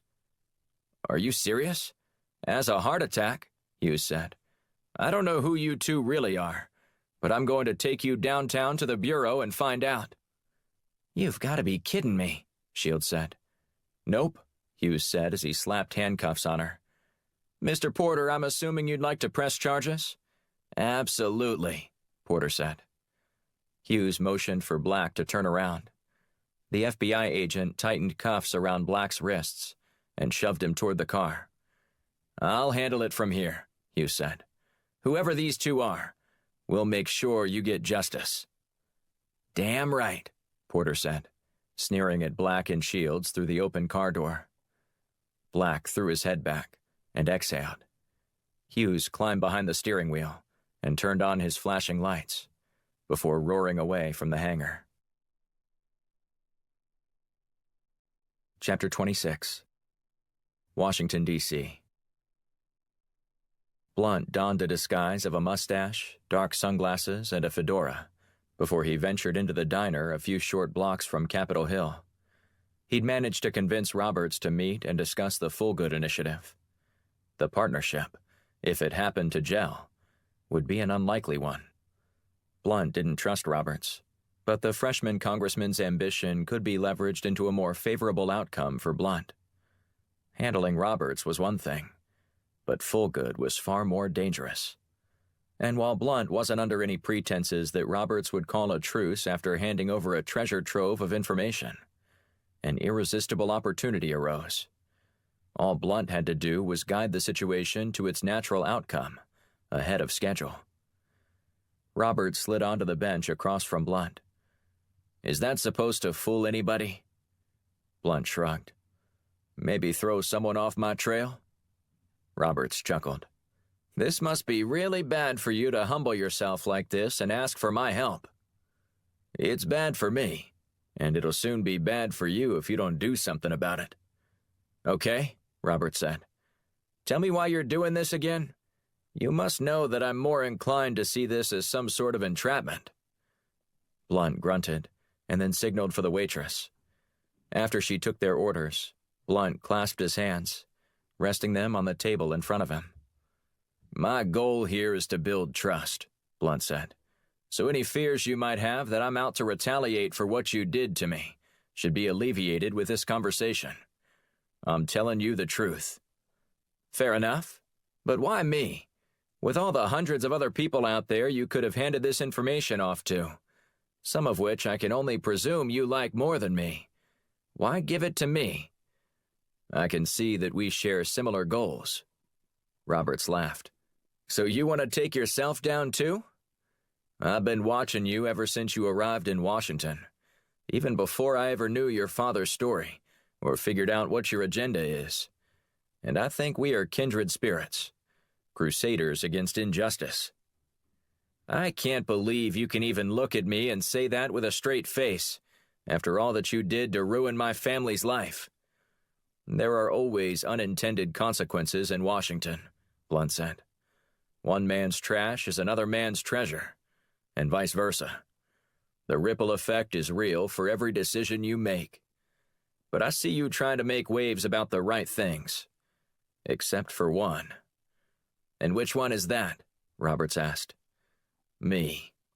Unfortunately, whoever has told you about what I'm doing in Washington has misled you. But if you decide to start trusting me, I'm sure you'll soon discover what I'm saying is true. And you'll be a national hero to boot. Roberts sighed. Let's suppose I believe you. What exactly do you want me to do with this Full-Good organization? Expose them. Burn them to the ground. Let the American people know what a travesty this was, and vow that you'll root out all such instances of corruption wherever it exists in our federal government. It's a message that will make you an instant media darling. I'm not here for fame, Roberts said. I assumed you knew that already. But fame isn't a bad byproduct. It gives you more clout, more sway in the court of public opinion. And if you're going to take on some of the behemoths you mentioned on your website, you're going to need plenty of power to decimate this city's ruling elite. Roberts nodded. You're probably right. Of course I am, Blunt said. I've been playing the game in this city long enough to know how it goes. If you want to be an actual agent of change, you must have allies, and plenty of them, too. So how do we do this? Blunt placed a flash drive in the center of the table. On that device is everything you'll need to expose them and take them down. All I ask in return is that you make this your top priority. Don't delay in eliminating them. Like I told you on the phone last night, they tried to kill me yesterday. Roberts pocketed the item and eyed Blunt. You know I'm going to come after you when this is all over.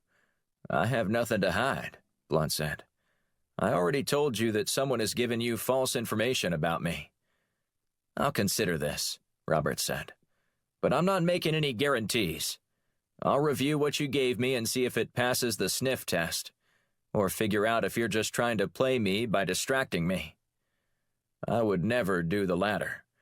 You have an important job to do both on Capitol Hill and away from it, Blunt said. I don't want to stop you. I want to help you.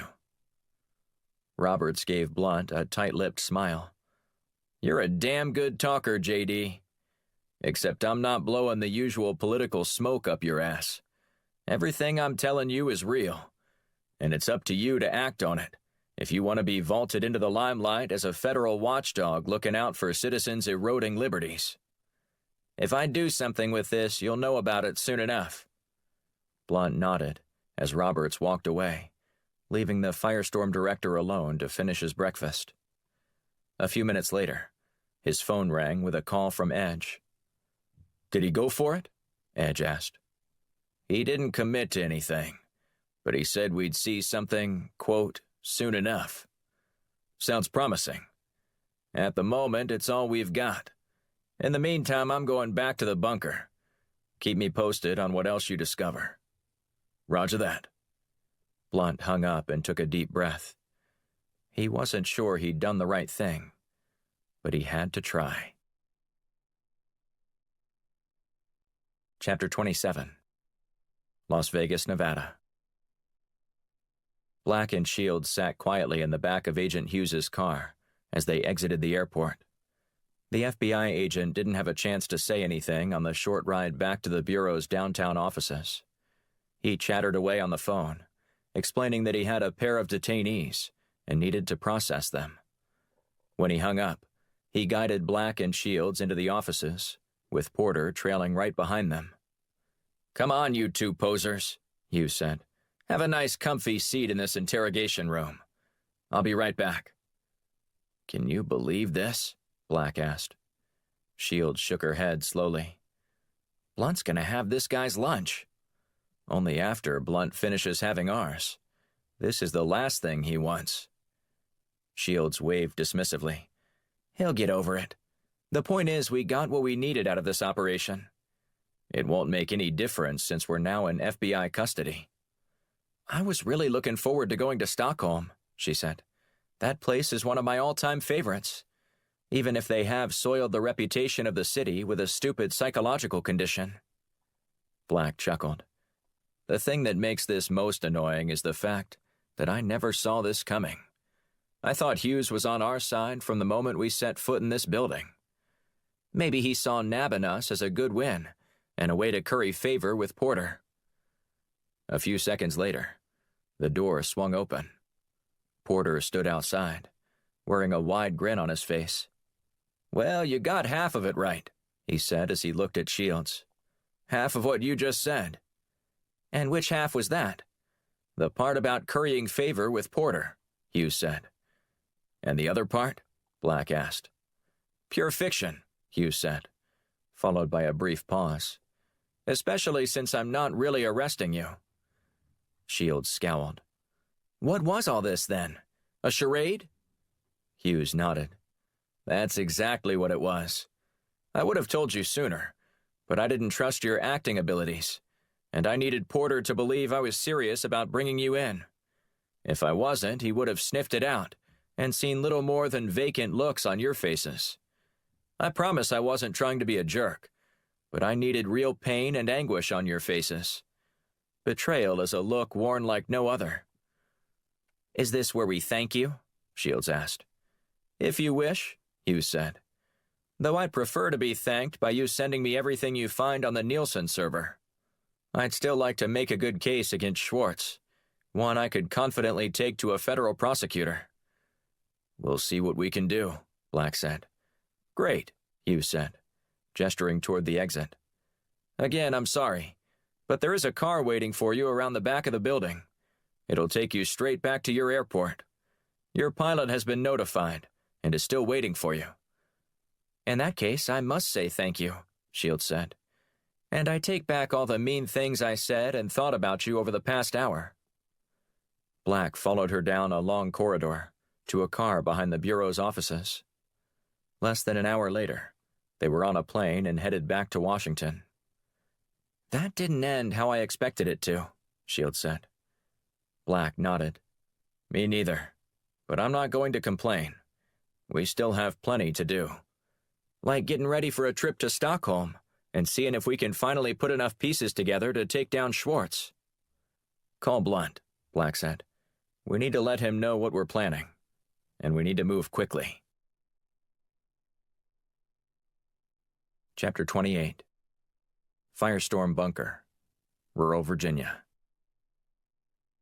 Blunt strode through the halls of his state-of-the-art bunker and ran his hands along the smooth concrete walls. They were cold to the touch, but the space seemed warm due to the lighting system he had installed.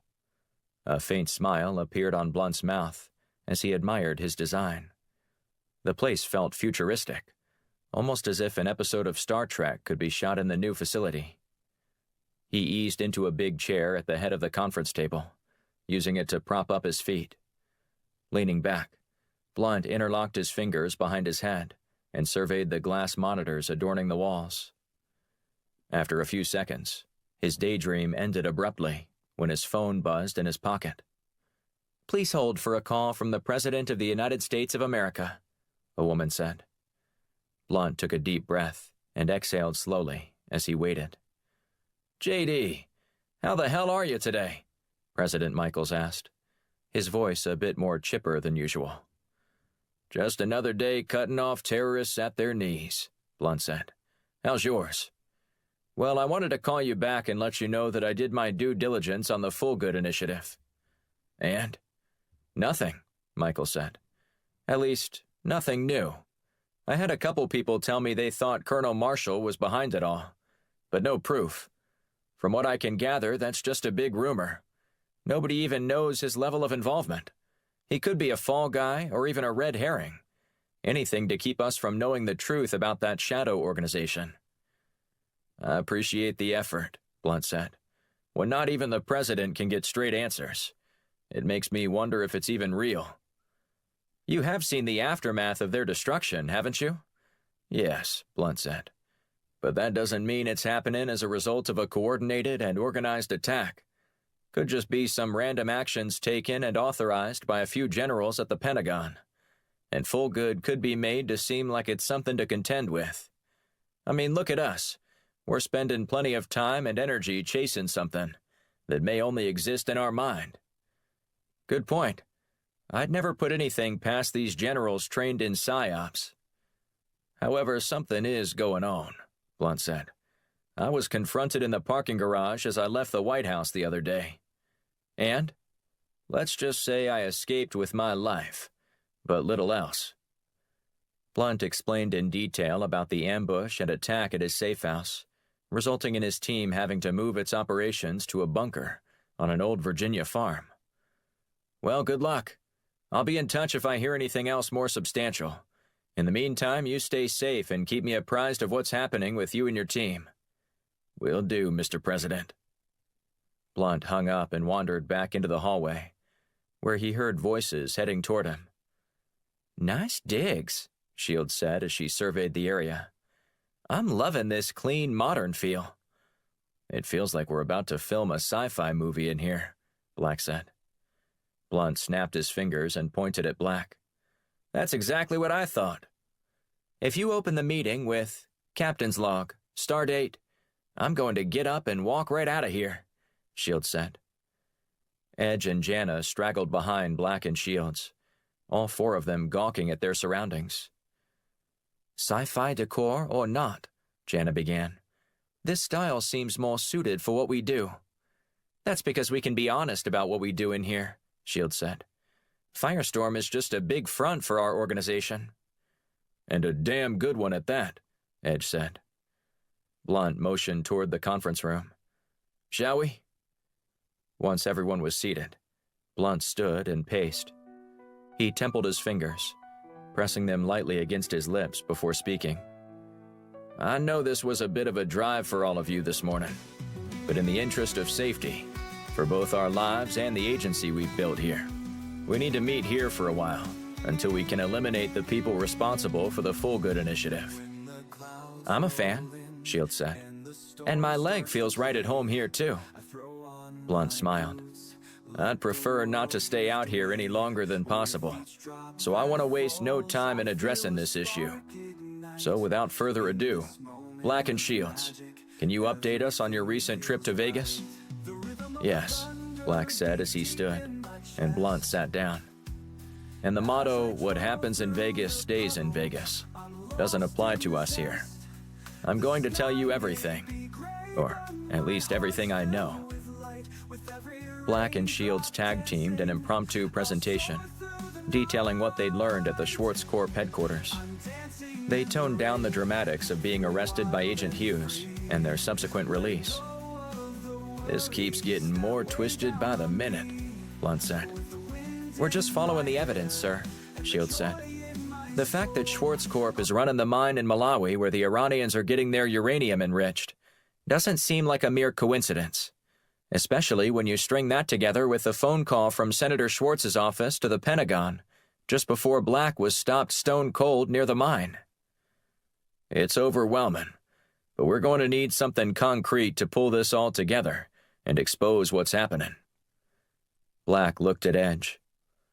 What's happening with the Roberts situation? The boss man has that handled, Edge said, turning and winking at Blunt. Blunt cleared his throat. Yes, I'm making some headway there. How so? Shields asked. Blunt stroked his chin. I gave him some busy work. She raised an eyebrow. Busy work? I gave him some info on Full Good and told him to unleash the hounds, if he promised to stop pestering me. I even apologized to him." "And you think that's going to ward him off?" Black asked. Blunt squinted. "Probably not, but it buys us some more time and might take the target off our backs if he's out there mucking around in full goods business." "In that case, it seems like it's clear what we have to do," Black said. "We need to go to Stockholm and secure the evidence necessary to prove Schwartz's involvement in aiding the Iranians." "Let me know if you need anything," Blunt said. "As a matter of fact," Shields began before pausing. "What is it, Shields?" Blunt asked. She cut her eyes toward Jana, who'd remained silent for the duration of the meeting. "We need her." "Me?" Jana said, pointing at herself. "Yes, we need you to come with us," Shields said. Jana threw her hands in the air. "Wait a minute. I'm not like you guys. I'm a lab rat. I make stuff or learn stuff. I'm not a field-trained operative." "I'm sure you could hold your own out there," Black said. "But we need you to help us with some tech issues we're bound to encounter there. Breaking into a company with tight security like Nielsen won't be easy. Shields is more than competent, but based on what Agent Hughes told us, we're going to be in for a big challenge." Jana looked at Blunt. "Do you need me here?" Blunt waved dismissively. "No, you go. We don't need you right now. Besides, this cane has already proved to be incredibly valuable for my personal protection. If you did nothing else for us, you did that, which may have saved my life." "Or cost you your life," she said. "If you hadn't tranked that guy, you may have never been in that harrowing situation in the first place." "Or it could have been much worse," Blunt said. "But you have my blessing to go.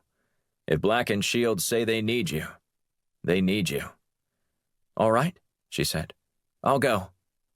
Shields slapped the table with both hands and smiled as she looked at Jana. "Trial by fire." Jana stared at Shields. "I don't find that reassuring." Shields winked at her. "Well, let's get going. You need to pack."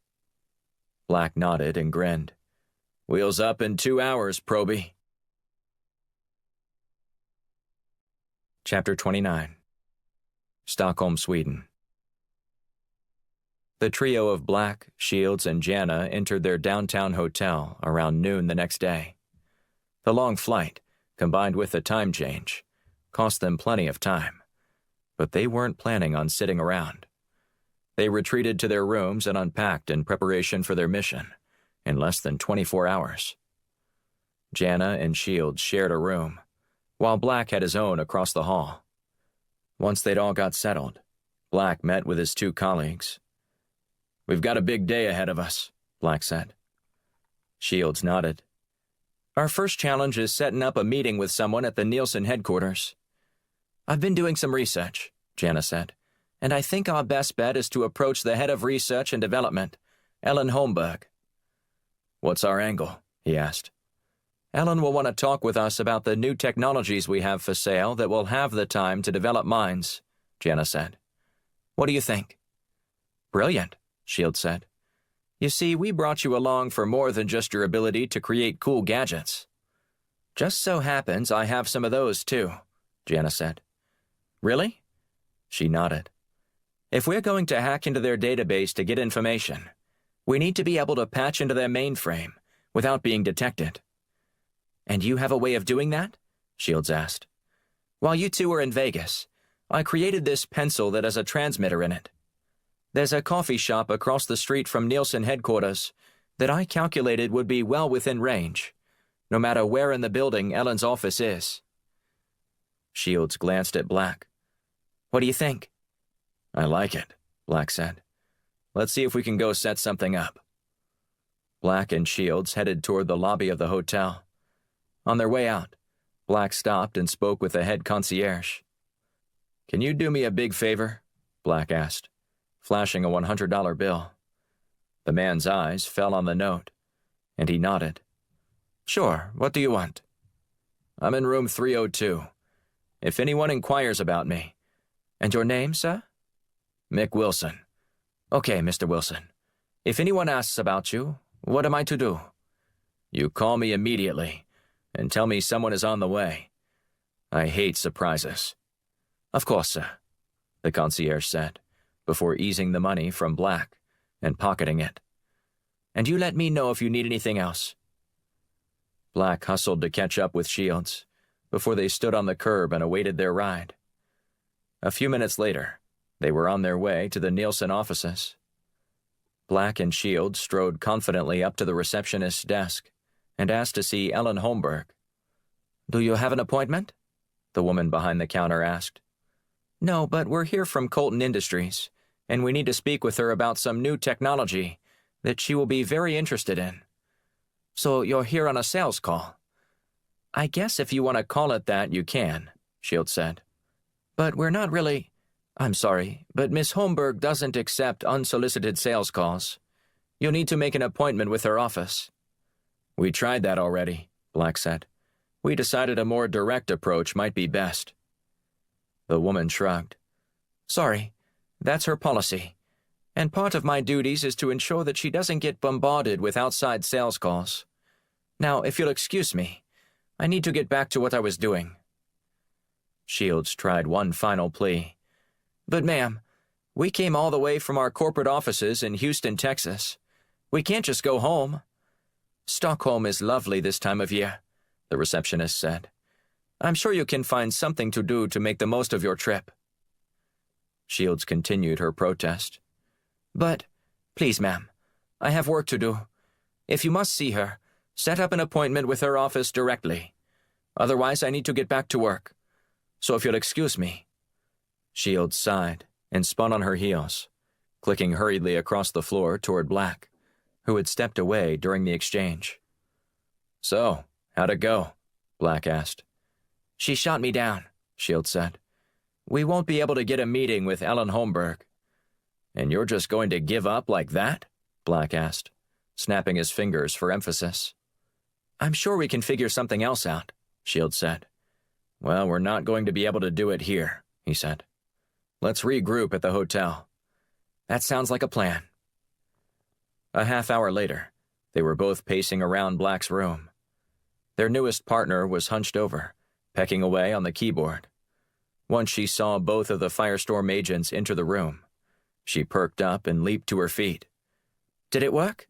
Jana asked. "Not even in the slightest bit," Black said. Jana's face fell. "So now what?" "We were hoping you could tell us," he said. "Shields is too deflated to come up with anything creative." "Watch your tongue," Shields said, wagging a finger at him. "In that case, maybe we can take a different route," Jana said. "Such as?" Black suggested. "Maybe we can partner with a cleaning crew that handles the building." He vehemently shook his head. "No, too many cameras. There are other ways." "Name one," Shields said. Her jaw set. "We sneak in," Black said. "We don't even have the schematics for the building," Shields said. "It'll take me a while to get those, too." Black fell onto the bed and stared at the ceiling. "There has to be some way we can get in there." "We need those files that we looked at with Hughes," Shields said. "There has to be something in there that we can use." Jana went back to her room to search for the files.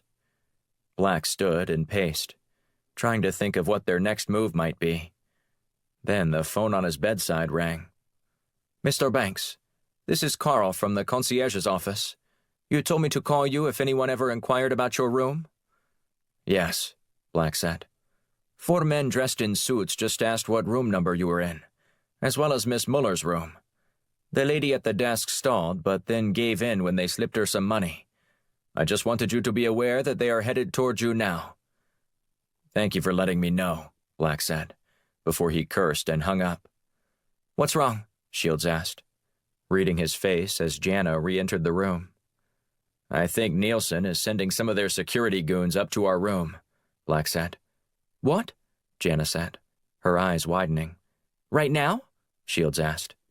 Black nodded. "Shit," Shields said. "We don't have time to gather up everything and leave now. They'll see all our stuff and know what we're up to." "There might be another way," Jana said. Both Black and Shields cast a wary glance toward her. Don't look at me that way, Jenna said. You brought me along for a reason, didn't you? Come on, Black said. Out with it. We don't have much time. Chapter 30. Firestorm Bunker. Blunt eased the cigar in front of his nose, inhaling deeply as he did.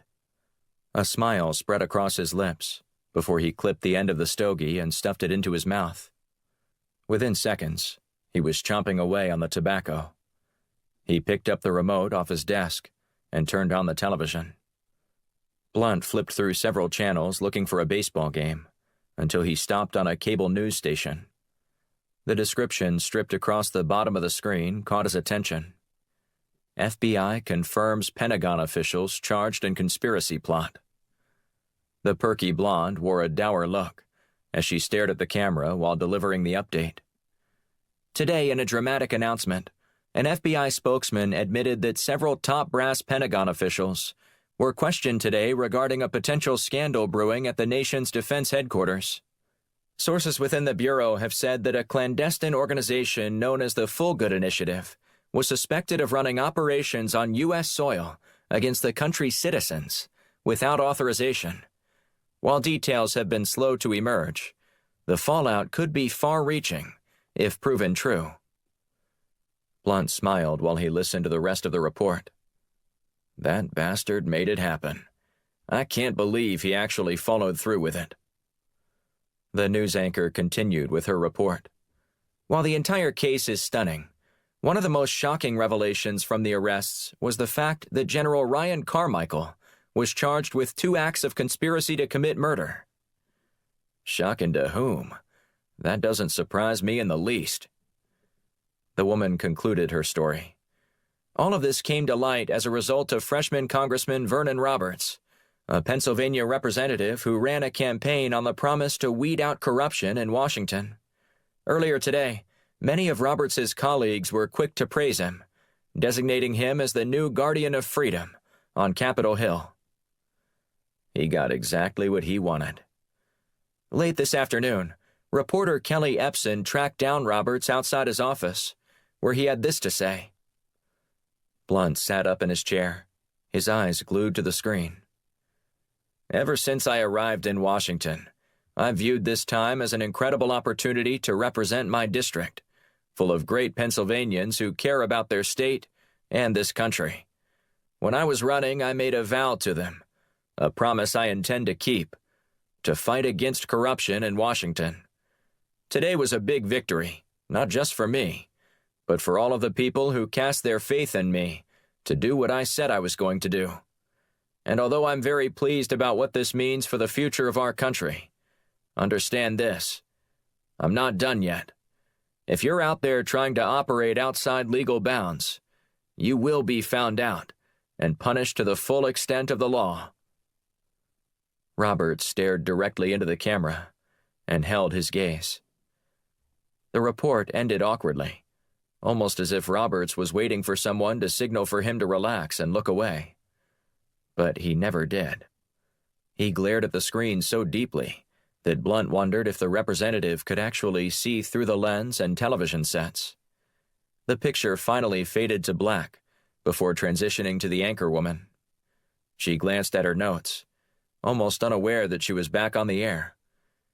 "Thank you for that report, Dana," the woman said. "In other news..."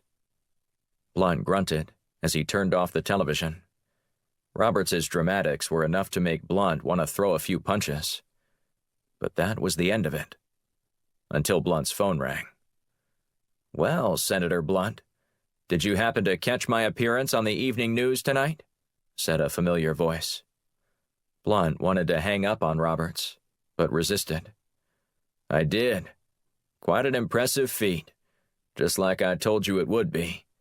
And I appreciate that," Roberts said. "But I need to be frank with you. The last part of my message for the cameras was directed at you and your ilk. If you think throwing me a bone is going to curry any favor, you're sorely mistaken, and don't know me as well as you think you do." "I was never under any pretense that you would leave me alone," Blunt said. "I used you to get Fullwood off my back.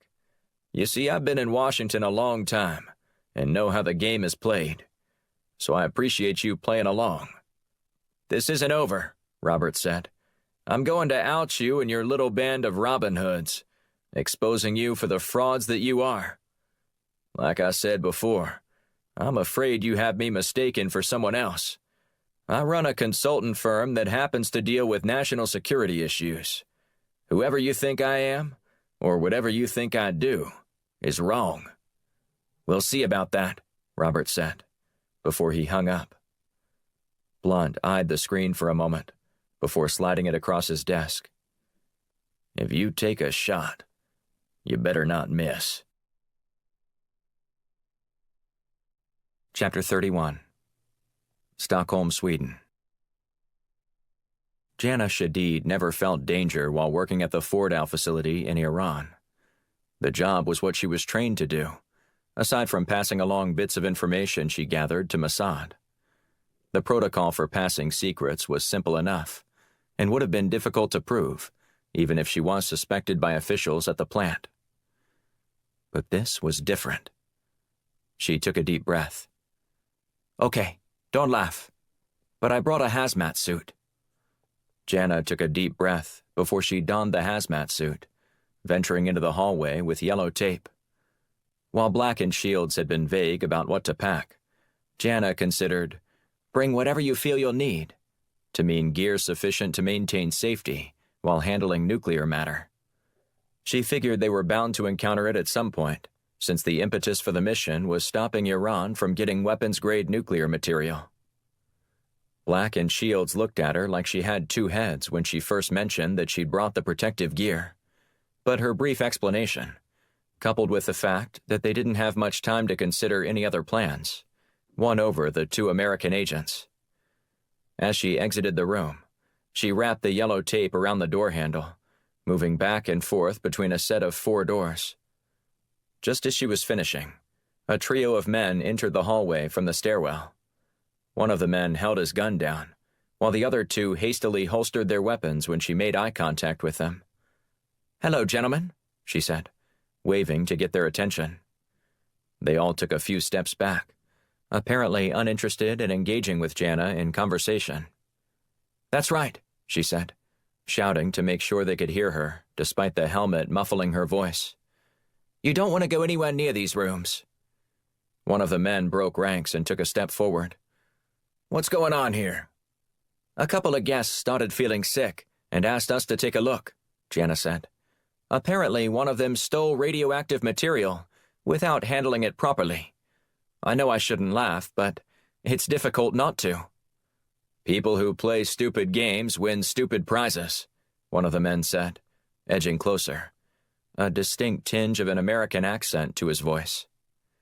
Jana pounced on the opportunity to learn more. "You sound like you're from the U.S." The man shrugged. "So what if I am?" "Exactly. So what? I don't care. But you look like you're itching for trouble. Something my Swedish friends would never do. Now, I'm not going to warn you again, but you need to leave before you get exposed to radioactivity." The other man joined his colleagues, as if in an act of solidarity. "Prove it." "Prove what?" she asked. "That there's radioactive material on this floor, because I'm not sure I believe you."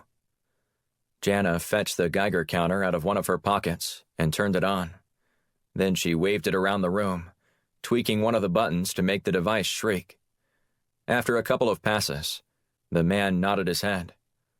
"Looks legit to me," he said. "And I'd advise you to exit this floor as soon as possible, if you don't want to get sick." The American glared at her. "We'll take our chances." He ripped down the yellow tape and walked up to the door. "Sir, please," Jana said.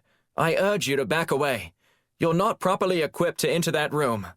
I'm not sure you understand just how high the levels of radioactivity are in—" The American screwed on a noise suppressor to the end of his gun, before firing a couple of shots at the door. Seconds later, the door came unlatched as he pushed his way in. "Sir, please," Jana pleaded. "It's very dangerous in there." She followed behind him, manipulating her Geiger counter to squawk. One of the other men pushed his way past her before shoving her aside. Nobody believes your little stunt, except for maybe our friend over there. But he's always scared about everything. It's not a stunt, Jana said. I was asked to come up here by hotel management to tape off the area and urge guests to exit a different way. The hotel is relocating everyone on this floor. You mean there's no one around? The man asked. And for a good reason. You may all get sick and die the longer you stay in this area, Jana said. We still haven't even removed the uranium yet. Have you considered that maybe that's why we're here? The other one asked. Please, she said. I'm begging you. Leave this room now. You're not properly protected from any radiation. The American shoved her backward. She stumbled before falling to the ground. Then another man slammed the door shut. Jana scrambled to her feet and knocked on her room door. Black jerked it open and poked his head into the hallway. They're inside your room, Jana said. You need to hurry. Black and Shields tore off down the corridor, heading toward the stairwell, which was on the opposite end of the hall as the elevators. Jana raced toward the elevators when she heard the men rush out of the room. Jana turned to make sure they didn't see Black and Shields, who were still hustling away. Over here, gentlemen, she said as the elevator doors opened. I'm going to send security up to deal with you once I get down to the lobby, so I suggest you leave if you don't want to invite more trouble into your life than you already have. One of the men acted as if he might look over his shoulder, but Jana reacted quickly. Hey, I'm over here, she shouted. You need to leave, now. The man put his hand to his ear, feigning as if he couldn't hear her. He spun around to look down the hall, but it was empty. When Jana reached the lobby, she ambled up to the reception area. The man behind the counter eyed her cautiously. May I help you? He asked. There are 3 armed men running around on the 6th floor, Jana said. You might want to deal with them. Why are you dressed like that? The man asked. Before Jana attempted to answer, a ding sounded the arrival of an elevator. When the doors slid open, the 3 men stepped out. There they are, Jana said, pointing at them. The man behind the desk picked up his phone and dialed a number as he watched them carefully. Jana listened as the man reported the gunman to the hotel's head of security. The 3 men dispersed, sprinting in different directions. Seconds later, 2 guards hustled through the lobby, taking directions from the receptionist as to which way the gunman went. Jana exited into a nearby alley, where the team planned to rendezvous. But instead of finding Black and Shields waiting, Jana stumbled upon a street brawl, where Black was getting handled by a pair of men. One man stood behind Black, locking his arms behind him, while the other pummeled Black with body blows. With each hit, Black grimaced more. Can I get a little help here? The man administering the beating stopped and turned toward Jana. What do we have here? Chapter 32. Washington, D.C. Blunt drove back to the city to meet with Edge and discuss what he'd learned over the past 24 hours.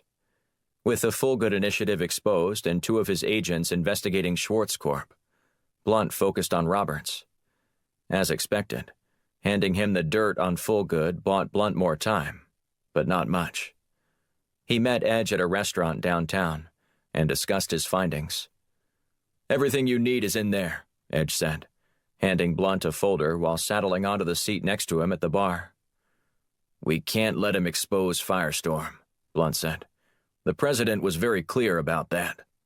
What this organization does is vital to national security, as well as mitigating threats without creating pretexts for more elevated conflicts. I understand, Edge said, before taking a pull on his glass of bourbon. I can tell you've got a good team who care about this country, and they care about you too. They're very convincing actors. Edge waved dismissively at Blunt. You can try to pretend like that doesn't matter to you, but I know it does. Anybody who cares about his people as much as you do appreciates the reciprocation. Your agents are loyal, and it's no secret why. Blunt finished his drink, slamming it down on the bar. He huffed a laugh through his nose and then shot a sideways glance at Edge. "What?" Edge asked. "If you're trying to make me cry, it's going to take a whole lot more than that," Blunt said with a smirk. "It's okay to have feelings." "Who says I don't?" Edge leaned back and studied Blunt for a moment. "You project a hard exterior, but I think inside, you're a softy. Keep this up and you'll get the business end of my cane, and I promise you that you won't like what will happen to you while you're knocked out." Edge cracked a smile and shook his head. "So are we going to nail this bastard or not?" he asked, tapping the folder. "If everything you told me is in here, we've got a good chance at nailing him." "Good," Edge said. "I've got cases stacking up on me that I need to get back to." "Well, I'd like to put you on retainer just in case I need you to do something else for me regarding this case. Would you be okay with that?" "Retainers are always welcome, especially when coming from you, Senator." Blunt ordered a couple shots for them, and then called for a toast. "To Vernon Roberts, the wily bastard who wasn't quite wily enough." The two men threw their shots back, before Blunt followed Edge out of the bar. Edge waited at the curb for an Uber ride, despite Blunt's offer to give him a ride home.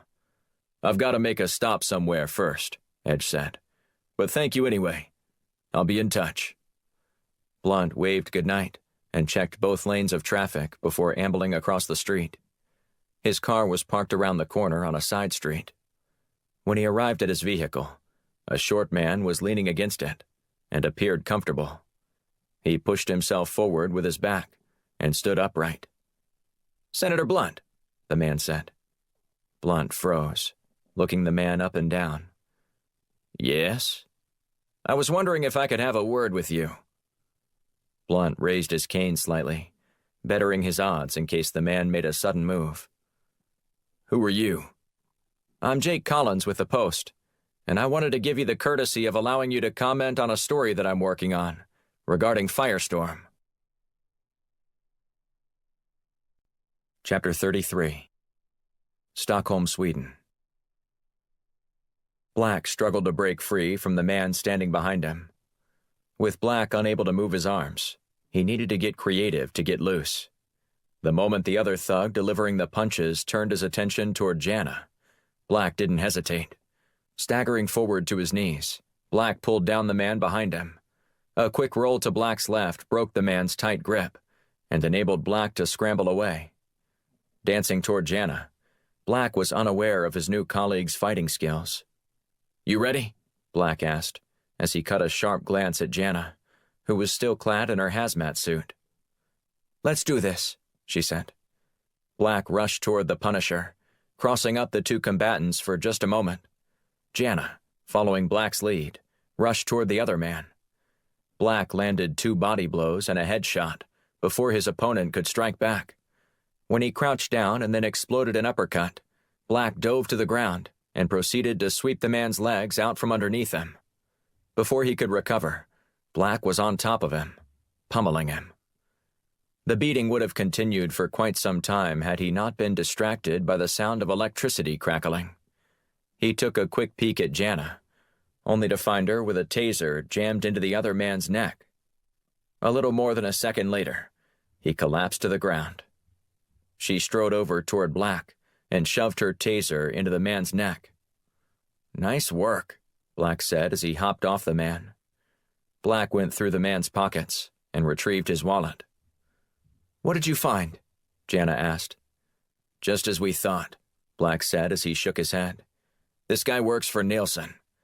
Now, where's Shields?" "I'm still alive and kicking," she said over the comms. "Did you encounter any hostiles?" Black asked. "Just one," she said, "but I took care of him. He's tied to a pole at the moment." "Roger that. Meet us in the northwest corner of the hotel." Less than a minute later, they converged at Black's suggested point and discussed their next move. "Did you get everything out of the room?" Jana asked. Black nodded. "The concierge is holding it for us.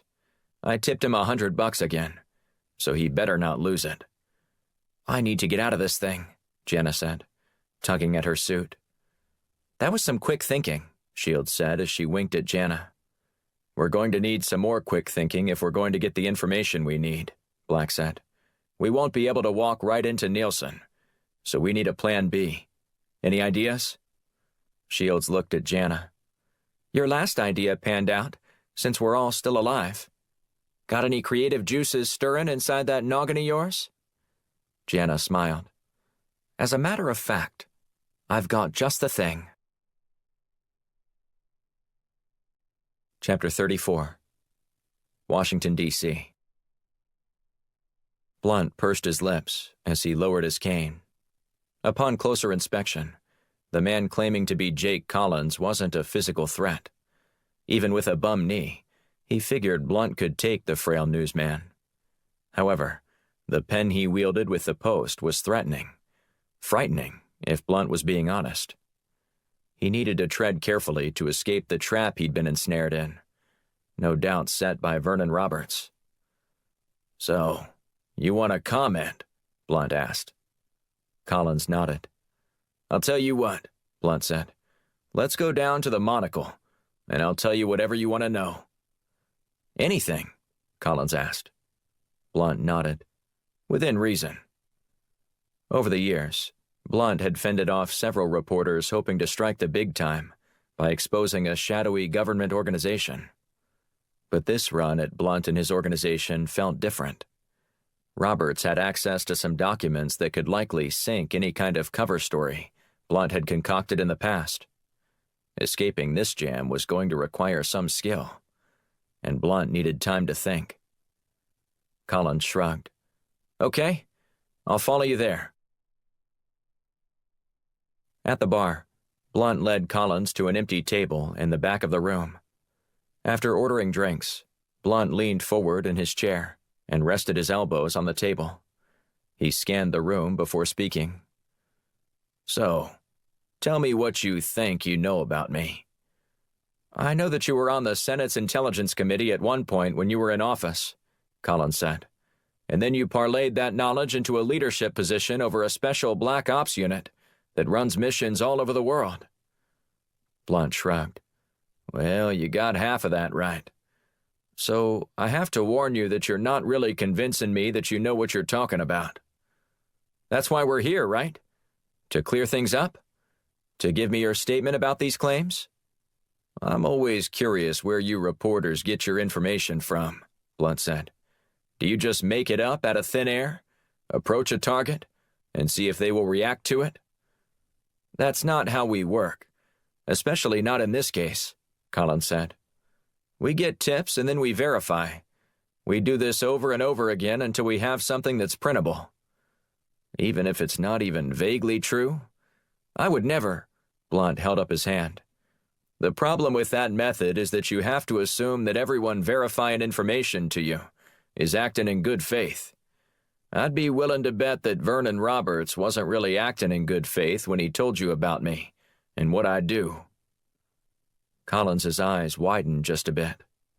It wasn't much, but it was enough that Blunt noticed and helped him realize he was onto something. There are plenty of snakes in this city, Blunt said, and maybe you haven't been around here long enough to learn that, but I can assure you that if there's a big snake in the grass right now on Capitol Hill, it's Roberts. Lies effortlessly roll off his tongue. Then he fits right in with everyone else I'm covering in this town. Blunt nodded and pointed his index finger at Collins. But Roberts is the most dangerous type. How so? I bet you've wondered to yourself in recent days, how does a freshman congressman have a meteoric rise to the top of his party, with barely a seminal moment to speak of? The thought has crossed my mind, Collins said. And what answer did you come up with? I never really came up with one. Roberts is smart. He's created a far-reaching network that has dirt on everyone in the entire city. I bet he told you he could get you a better gig at a better publication. Maybe a magazine job? Collins looked down. That's how he got you, isn't it? Blunt said, not waiting for a response. He'd sell you the moon if you'd just run a story he cooked up on J.D. Blunt. But for the record, The story you're working on right now is fiction." "Why would he want to damage you?" Collins asked, scratching a few notes on his pad. "Revenge," Blunt said. "I wrote a bill that rooted out some corruption in Pennsylvania. Cost his dad his job.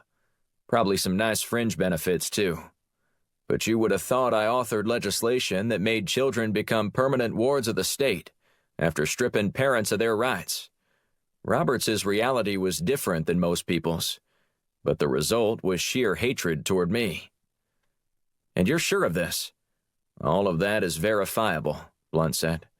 "He didn't single me out by name, but it was all campaign rhetoric for him. He talks about the bill all the time. Go look it up if you don't believe me. That still doesn't change the fact that you are running a black ops program outside the law. You think that's a fact?" Blunt smirked and shook his head. "Have you verified that? You haven't denied it. If I had to deny to the press every lie someone brought against me, I'd never get anything done." Collins shifted in his seat. "So, there is a program you oversee?" Blunt chuckled. "I can assure you that our agency isn't all that exciting. We're just a bunch of policy wonks, trying to help our country stay safe." "That's not an answer to my question. Let me ask you this. Since you've already fallen victim to Roberts's game, what would you perceive to be a greater threat to this country? A black ops program that quietly cuts terrorist organizations off at the knees without having to invade countries? Or a rogue congressman who has been amassing little more than embarrassing details about people's lives to manipulate them into doing whatever he wants?" "To be honest, I'm not quite sure," Collins said. "I'm not a fan of any shadow organization run by the federal government. Look, I know Michaels may not be the most popular president, but I can promise you that he isn't the enemy you think he is. Now, are you interested in exposing one of the most corrupt politicians ever to arrive in Washington and launch your career? Or do you want to write a speculative piece without any proof, other than whispers?" "Why can't I do both?" Blunt shook his head. "You can only do one without me. And that option will be forgotten by noon the day your story runs. Those articles are a dime a dozen around here. But exposing Roberts will have you on television talking about one of the biggest scandals in recent modern politics. I'm not a fame-seeking whore. I just want the truth to get out. In that case, I'm willing to give you the truth on a platter. The truth about Roberts. I've got all kinds of documentation that will make your editors sleep easy at night. Let me mull this over. I'll give you until the morning to decide. Otherwise, I might just give this story to one of your hungry colleagues." Collins nodded. "I'll give you my answer tomorrow." Chapter 35. Lidingö, Sweden. Black squeezed the steering wheel as he sped along the highway. The clock on the SUV's dashboard flickered as it turned to midnight. Traffic was almost non-existent, giving them an uneventful trip. A short drive east of Stockholm on the island of Lidingö, Nielsen maintained another facility. The primary function of the campus was manufacturing, but it also housed the company's computer servers. Since Black & Shields had already been compromised at the downtown building, sneaking into it would prove to be a formidable challenge. Add in the pressure they felt to get some actionable intelligence sooner rather than later, and the team realized it needed to take the path of least resistance.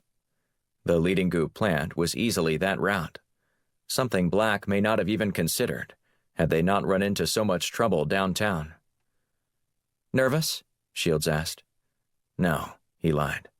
"Why do you ask?" "I'm afraid you're going to snap the steering wheel in half, you're gripping it so hard." "Maybe I'm a little tense." "Are you afraid we're going to get caught?" Jana asked. "If we do, I have full confidence that we'll be able to claw our way to freedom," he said. "That's not exactly an answer brimming with optimism," Shields said. Black bristled. "We'll be fine." "What makes you so confident?" Shields asked. "Because I'm working with some professionals," he said, winking at her, and doing his best to project an air of self-assurance. and I don't think they'll expect us out here at this facility. Situated on top of a small hill, the main building faced Lake Malaran. The structure was more or less a giant concrete box, mostly windowless, with the exception of a few corner offices on the southwest side. A 6-foot stone wall stretched across the front of the property, interrupted only by a guardhouse, flanked by entrance and exit lanes. Black stopped about 100 meters from the entrance, pulling into the parking lot of a nearby restaurant to take a few minutes to scope out the scene. "What do you think?" Black asked. "I see a few blind spots from the cameras mounted on the corners of the building, just like we saw in the schematics," Shields said, while peering through his binoculars. Black studied the device in his hand. "And you're sure all I have to do is get this transmitter onto one of the servers?" Jana nodded. "It's got a range of a half-mile. Based on all our calculations, we'll be close enough from here to harvest all the data we need, probably before you even get back to the car." "The shift change happens in 3 minutes," Black said, glancing at his watch. "It's go time." "Good luck," Shields said, as he stepped out of the vehicle. "And don't forget the other thing I gave you," Jana shouted. Black secured his backpack and headed toward the property. Using the tree line that defined the property's boundary, he stayed in the shadows before reaching one of the security camera's blind spots. "How am I looking?" Black asked over his comms. "Everything's still a go," she said. "Just keep moving." Black eased up to the edge of the building before launching a rope with a grappling hook onto the roof. Once he pulled the rope taut, he ascended to the top, scaling the distance of 4 stories with relative ease. "Still looking good," Shields said. Black crouched low and hustled to the door leading to the interior. He gave the handle a swift tug and went inside. "I'm inside," he whispered. "Roger that," Shields said. "Head toward the northeast corner stairwell to access the server room on the 1st floor." When Black reached the ground floor, he cracked the door and peered down the hallway leading to the server room. "Are you ready?" she asked. "Isn't there a better way to do this?" he asked, swallowing hard. "You're the one who said this plan would work," Shields replied. "Besides, the consequences for a breaking and entering charge here are minimal." "I don't plan on getting caught," he said. "Then what are you hesitating for? Make it happen." Black took a deep breath and sprinted down the empty corridor toward the server room. He blasted the lock with his gun, kicking the door open. "I'm inside," Black said. "The clock's ticking. Tell me what I'm looking for." "There should be a computer that looks like it's housed behind a pair of double doors, almost like a refrigerator," she said. "Just slip the device into a USB port on the back, and you'll be good." Black scanned the room. At first, all he saw were rows and rows of computers, none of them looking like what Shields described. He rushed up and down the aisles, searching for anything that resembled the main server. "Anything yet?" she asked. "Nope." "Better hurry," she said. "I'm monitoring the guard's radio channel. They're sending 2 men your way now." Black cursed under his breath as he continued his quest. After a few more tense moments, he located the units just as Shields had said. He jammed the device into a port. "It's done," he said. "Give me a second," she said. He could hear her typing furiously over the comms, but that was quickly drowned out by the approaching footfalls. "They're here," Black said. "Gotta bounce." "It's working," she said. "Get out of there." "Already on it." Black raced toward the exit, and then plastered himself against the wall. Seconds later, 2 guards rushed inside and turned on the lights. Black blindsided one of the men and sent him crashing into the other guard, before darting down the hallway. He hit the first flight of stairs, before Shields gave him an update. "They're sending everyone after you," she said. "How many?" "I'm having a hard time distinguishing all the voices, but from what I can tell, it's maybe 4. "Damn," Black said. "And they're armed, too." "If you can reach the roof, you should be all right." Black cruised up 2 more flights, before he encountered a guard hustling up behind him. The man shouted at Black, but he ignored the commands. The guard fired one shot that ricocheted off the wall, By the time he fired a second, Black was already on the roof. "Where are you?" Shields asked.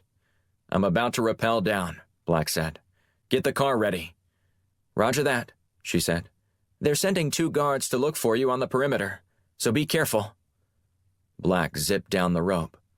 When his feet hit the ground, he noticed 2 guards converging on him. Black dug into his pocket and fished out the other device Jana had given him. She called it the Special, and warned him only to use it in case he was in trouble. With 2 armed guards sprinting toward him, Black deemed the moment as sufficient trouble. He slammed the device onto the ground. A huge plume of smoke shot up, followed by the popping of what sounded like a firecracker. Black didn't stick around to see the guards' reactions. He sprinted toward the tree line, and then hustled through the shadows. "I'm coming," Black said. "We're waiting," Shields said. A few seconds later, he jumped into the front seat of the passenger side, before Shields slammed her foot on the accelerator. Black jerked backward in his seat as they tore away from the facility. He looked behind them to see 1 guard staring, mouth agape at their getaway. "That was close," she said as she turned back onto the main highway. "A lot closer than I wanted it to be," Black said. "Well, you'll be happy to know it was worth it," Jana said from the back seat. "Did you find everything you needed?" he asked. "More or less. We're still in the dark a little bit, but at least we have another clue to follow." Black scowled. "What do you mean?"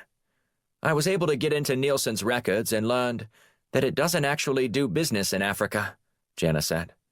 "In fact, the curious thing is they aren't dealing directly with any African nation." "Then what are they doing?" "They're using a company called Kingston Limited, located in the Cayman Islands." "Name ring a bell?" "Now we have the link," Shields said. "Yes, but we're going to need to go to the bank to find out who's involved in that company. There weren't any names in the records I searched." Black smiled.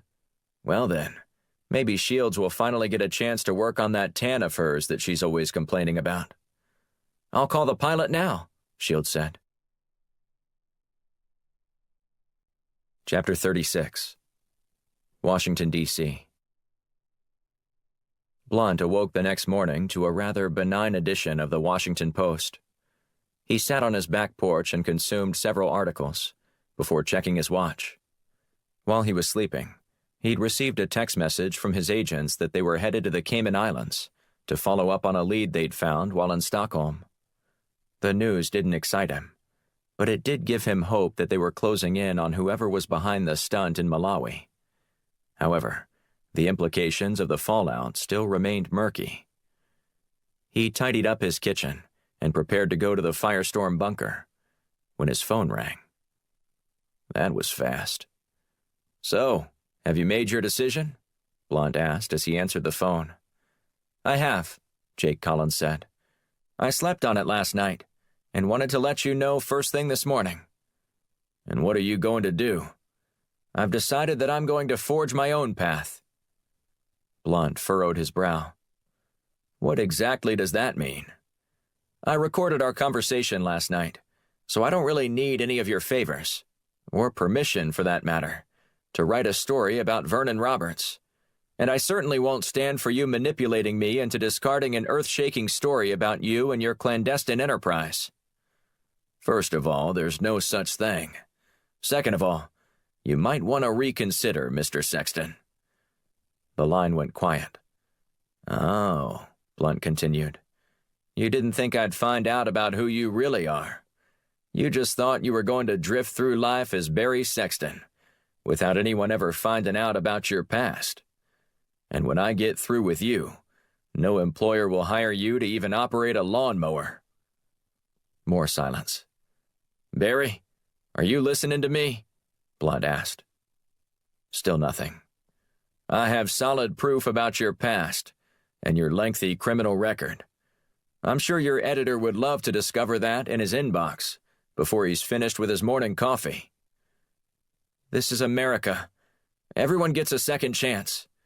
No, they don't. Not when they did what you were arrested for. It was a mistake. A one-time thing. I've moved on. Blunt grunted. You've moved on. But what about that young girl?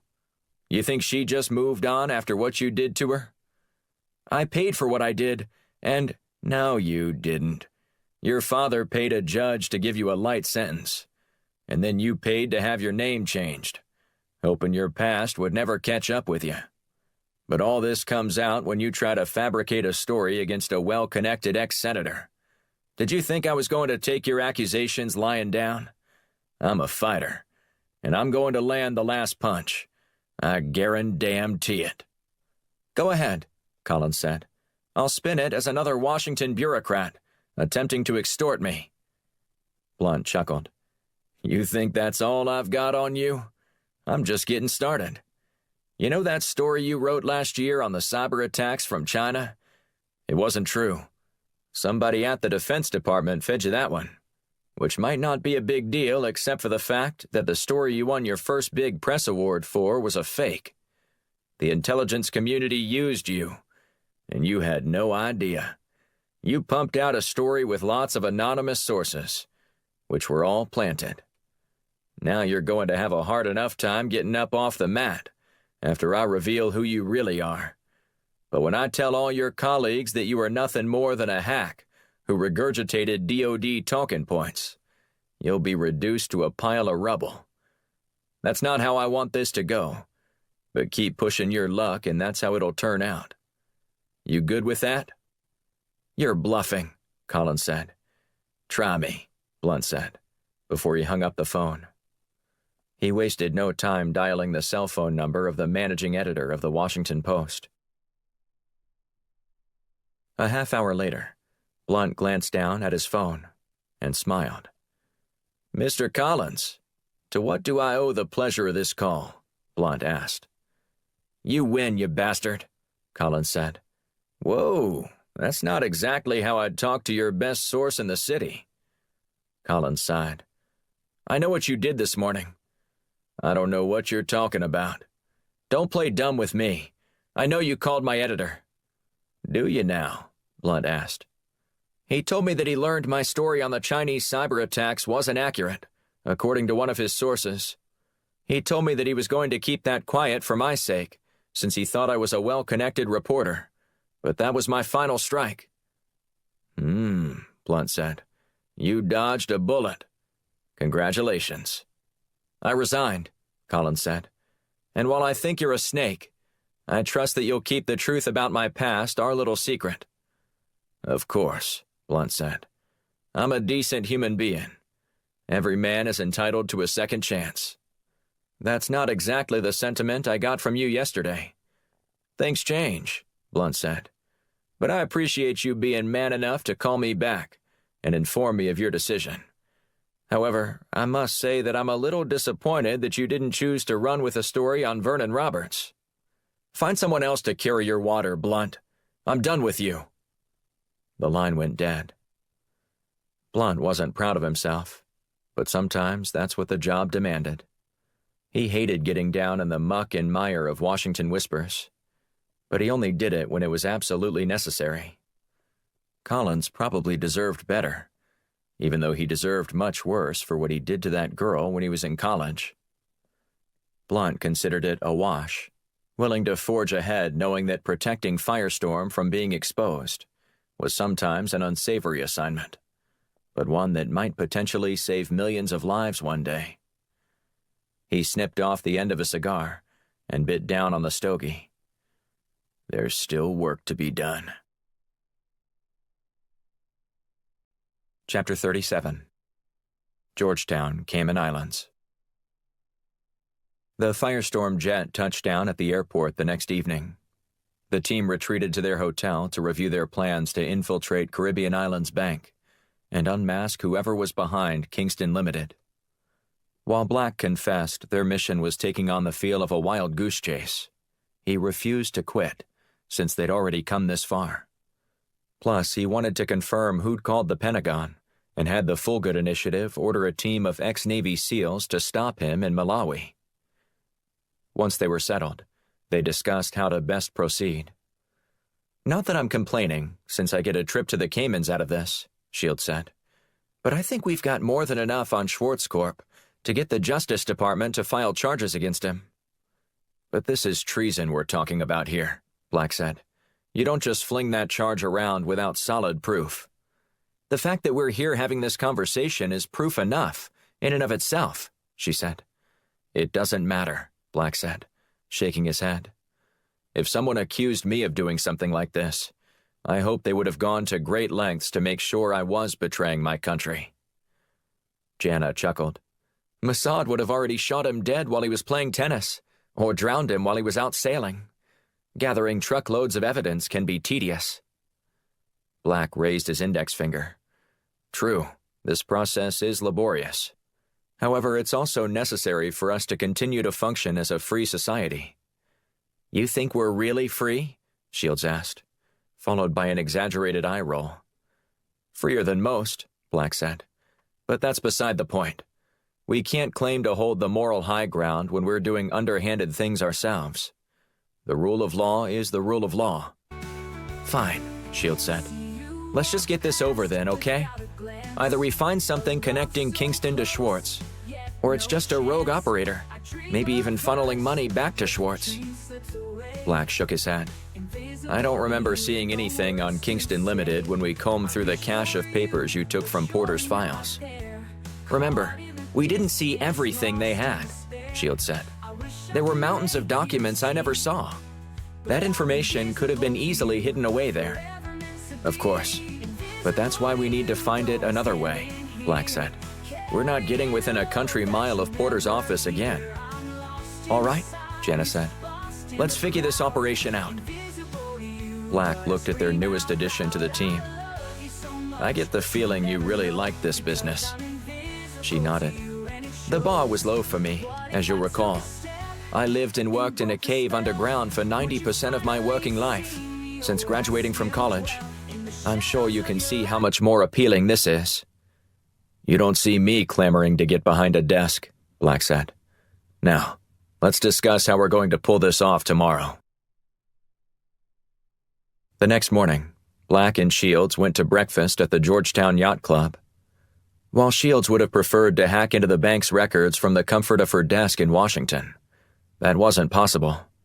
Caribbean Islands Bank handled its online transaction with unprecedented security. After a rash of cyber attacks, the bank built a portal for its clients to submit transactions. The bank was staffed 24 hours a day, 7 days a week, to handle whenever customers needed to transfer money. Unless you could get access to the mainframe computer at the bank's downtown building, it was impossible to hack into the database. This extensive and cumbersome security protocol was the mastermind of Kellen Harding, who sat one table away from Black and Shields. Harding maintained a desktop computer in his home, which was the only way to get into the bank's system without being on site. Dressed in periwinkle sports coat and a yellow button-down shirt with khakis, the Caribbean Islands Bank CEO sipped a mimosa with a blonde who appeared to be in her mid-20s, some 30 years his junior. That's him, Shields said in a hushed tone as she glanced at her phone and then back at Harding. Commence Phase 2 on my lead, Black said. A few minutes later, Harding's companion excused herself to go to the restroom. Time to strike, Black said, as he nodded at Shields. Well, it seems to me that the longer we've been married, the worse your taste in art has become, Shields said. Me? Black said, increasing the volume of his voice. You're the one who thinks Degas is better than Winslow Homer. That's just absolutely absurd. Well, I'd much rather prefer to see the grace and beauty and elegance that Degas finds in portraits of introspective people, rather than simple landscapes. Landscapes speak to my soul, Black said. Black shot a glance over at Harding, who was watching the argument with a bemused look on his face. Sir, Black said, turning toward Harding, you seem like a man of sophisticated tastes. Which would you prefer, the portraits of Degas or the landscapes of Homer? Harding squinted as he tapped his temple with his forefinger. Can I let you in on a little secret? Black and Shields both nodded. I've been having this same debate myself for years, and I honestly still can't decide. You're not being very helpful, Shields said. Perhaps not at the moment, but maybe you'd like to continue this lovely discussion at my home, Harding said. And why would we do that? Shields asked. Because I have a painting from each of those two artists in my private gallery, Harding said as he offered his hand. Kellen Harding. Alexander Rhodes, Black said. And this young woman here is my beautiful bride, Camille. It's a pleasure to meet both of you, Harding said. I'm actually hosting a cocktail party tonight, and would be delighted if you would join me. A cocktail party, Alexander? How wonderful, Shields said before turning to Harding. We just came in from the Hamptons, and I was grousing last night to Alexander about how the thing I miss the most about visiting the Caymans is the lack of social scene. Then your fortunes are about to change tonight, Harding said. I'll introduce you to all of the movers and shakers on Grand Cayman, and before you know it, you'll be sick of social engagements. Sounds delightful, Shields said, softly clapping her hands. Harding produced a business card from his pocket. The festivities begin around 8 o'clock. Feel free to bring your boat, too. We have plenty of space to dock for the night, in case you don't want to drive home. Better safe than sorry is what I always say. Thank you, Black said. We'll see you and your paintings tonight. Harding's companion returned from the restroom, and both parties resumed eating. When Harding finished, he nodded and smiled at them before escorting the woman out. Well done, Black said to Shields, once Harding was gone. However, I'm somewhat concerned over how well you played the part of a socialite from the Hamptons. For a lady born and raised in South Georgia, that was even more impressive, and quite frightening. Shields smiled. I met plenty of those women while raising money for the Wounded Warriors Project. They're caricatures of themselves. It's not a hard impression to nail. Well, your work isn't finished. Let's see if you can continue this charade tonight. She nodded. In the meantime, we need to rent a boat. Black and Shields eased into the slip along Harding's dock in their Sea Ray 450 Sundancer. After securing the boat, Black smoothed out the wrinkles in his coat jacket and stood in front of Shields. How do I look? He asked. Like a man who's about to lose an argument over Winslow Homer, she said. What about me? Stunning, he said, studying her floor-length red sequin dress. Though if you wanted to be a bit more inconspicuous, I wouldn't recommend going to a party looking like that. Turning heads and breaking hearts, Shields said. That's what the sheriff used to always say about me whenever I got ready to leave the house. In that case, not much has changed. You still look good, and there's an armed man who has your back. Except I'm packing heat, too. Jana chimed in on the comms. Hopefully we won't need guns tonight. Amen to that, Shields said as she strode toward the party. There was an open bar on the veranda of Harding's sprawling estate. Tiki lamps and decorative lights lit the area as guests congregated around several fire pits. Black also noticed people milling around inside the house. Once Black and Shields made eye contact with Harding, the host excused himself to welcome his new guests. You made it, Harding said with a wide grin. Welcome to Blue Haven Estate. This place is fabulous, Shields said. Thank you, Harding said. Now, after I get a drink in your hands, what would you like to do first? Meet the island's socialites, or settle your art debate? Black widened his eyes and shook his head. You've presented us with quite a difficult decision. Shields hit Harding on the arm. Yes, but I'll feel much more relaxed after I settle this row with my husband. Please, point me to where I can get a gin and tonic, and then show me to the art. With pleasure, Harding said. After getting drinks, Black and Shields followed Harding upstairs. He led them to a wide corridor that was adorned with paintings on each side. Each piece of art included an engraved placard with information about the artist and the date of creation. Exquisite, Black said as he studied a Monet painting of water lilies. Monet is my favorite impressionist, Harding said. But what you two want to see is a little farther down the hall.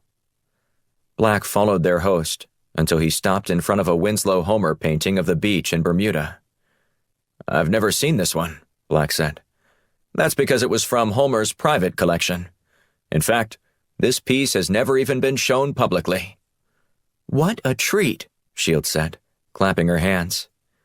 Harding smiled. "I've got an even bigger treat for you on the other side of my office here." "I've got goose flesh on my neck," Shields said. As he continued to walk down the hall, he pointed up. "Say hi to the camera." Shields glanced at it and waved, as did Black. When Harding stopped, he gestured toward the painting. "And here is my Degas." Shields gasped as she stared at it. "Magnificent." "I think so," Harding said. "My daughter was into ballet when she was younger. This reminds me of her whenever I see it." "I think I could just stand here for days and look at your collection," Black said. "Be my guest," Harding said. "I'll leave you two alone to settle your dispute. And when you're finished, come find me, and I'll introduce you around." "Terrific," Shields said. "You're such a gracious host." Harding flashed a wide grin. "It's my pleasure. Now, if you'll excuse me." Black watched Harding disappear down the hall with a little skip in his step, before turning to Shields. "What are we going to do about that camera?" she asked. "Jana gave me a little something to take care of it," Black said. "Just let me know when you're ready to go to work." The two casually stared at the pictures before Shields gave her partner the signal. When she did, Black activated the device that was designed to make the camera fail. Shields picked the lock on Harding's office and announced her entry over the comms to Black. While she worked, he sauntered along the hallway, taking in more of the high-priced art. "How's it going?" Black asked. "I just gained access to Harding's desktop," Shields said, "working on cracking into the bank's files." Black shifted from one side of the gallery to the next. After a couple minutes, he reached the top of the landing and was looking at the first piece on the left when he glanced down and locked eyes with Harding, who was at the foot of the stairs. "Have I saved your marriage yet?" Harding asked with a chuckle. "Still trying to decide," Black said with a wink. "Well, take it from me," Harding said. "That alimony check is the most painful thing you'll do each month. Try to make peace if you can." Black shook his head and smiled. "Sage advice. I wish I had taken it myself before I got divorced 3 times, Harding said with a shrug, before mingling with more guests. "Off to scope out wife number 4. Black waited until Harding was gone before requesting an update. "How's it looking in there?" "I'm downloading the information now," Shields said. "It won't be much longer now, but I've almost got all the files we need to figure who's involved with Kingston Limited." "All right," Black said. "The coast is clear for now." No sooner had he said that than he turned and saw a man dressed in a suit standing a few feet away. "Who are you talking to?" the man asked. "No one," Black said with a smile and shake of his head. "Just a bad habit I have of muttering to myself." The man pulled his coat back, revealing his weapon. "Are you sure about that?" Black nodded. "I'm just going to continue looking at these paintings down the hall if it's all the same to you." He didn't wait for a reply, moving away from the guard and out of the guest's view down below.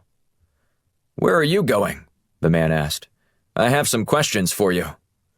"Well, I'm not much of an expert on 19th century art, but I might be able to help you out," Black said, trying to remain cool. "I'm not talking about Mr. Harding's art. I'm talking about why my security camera stopped working when you came up here, and now your wife is missing." Black cocked his head to one side and squinted. "I'm not sure I understand what you're referring to. The fact that the camera stopped working right after Mr. Harding left you here isn't just some odd coincidence. I know you had something to do with it."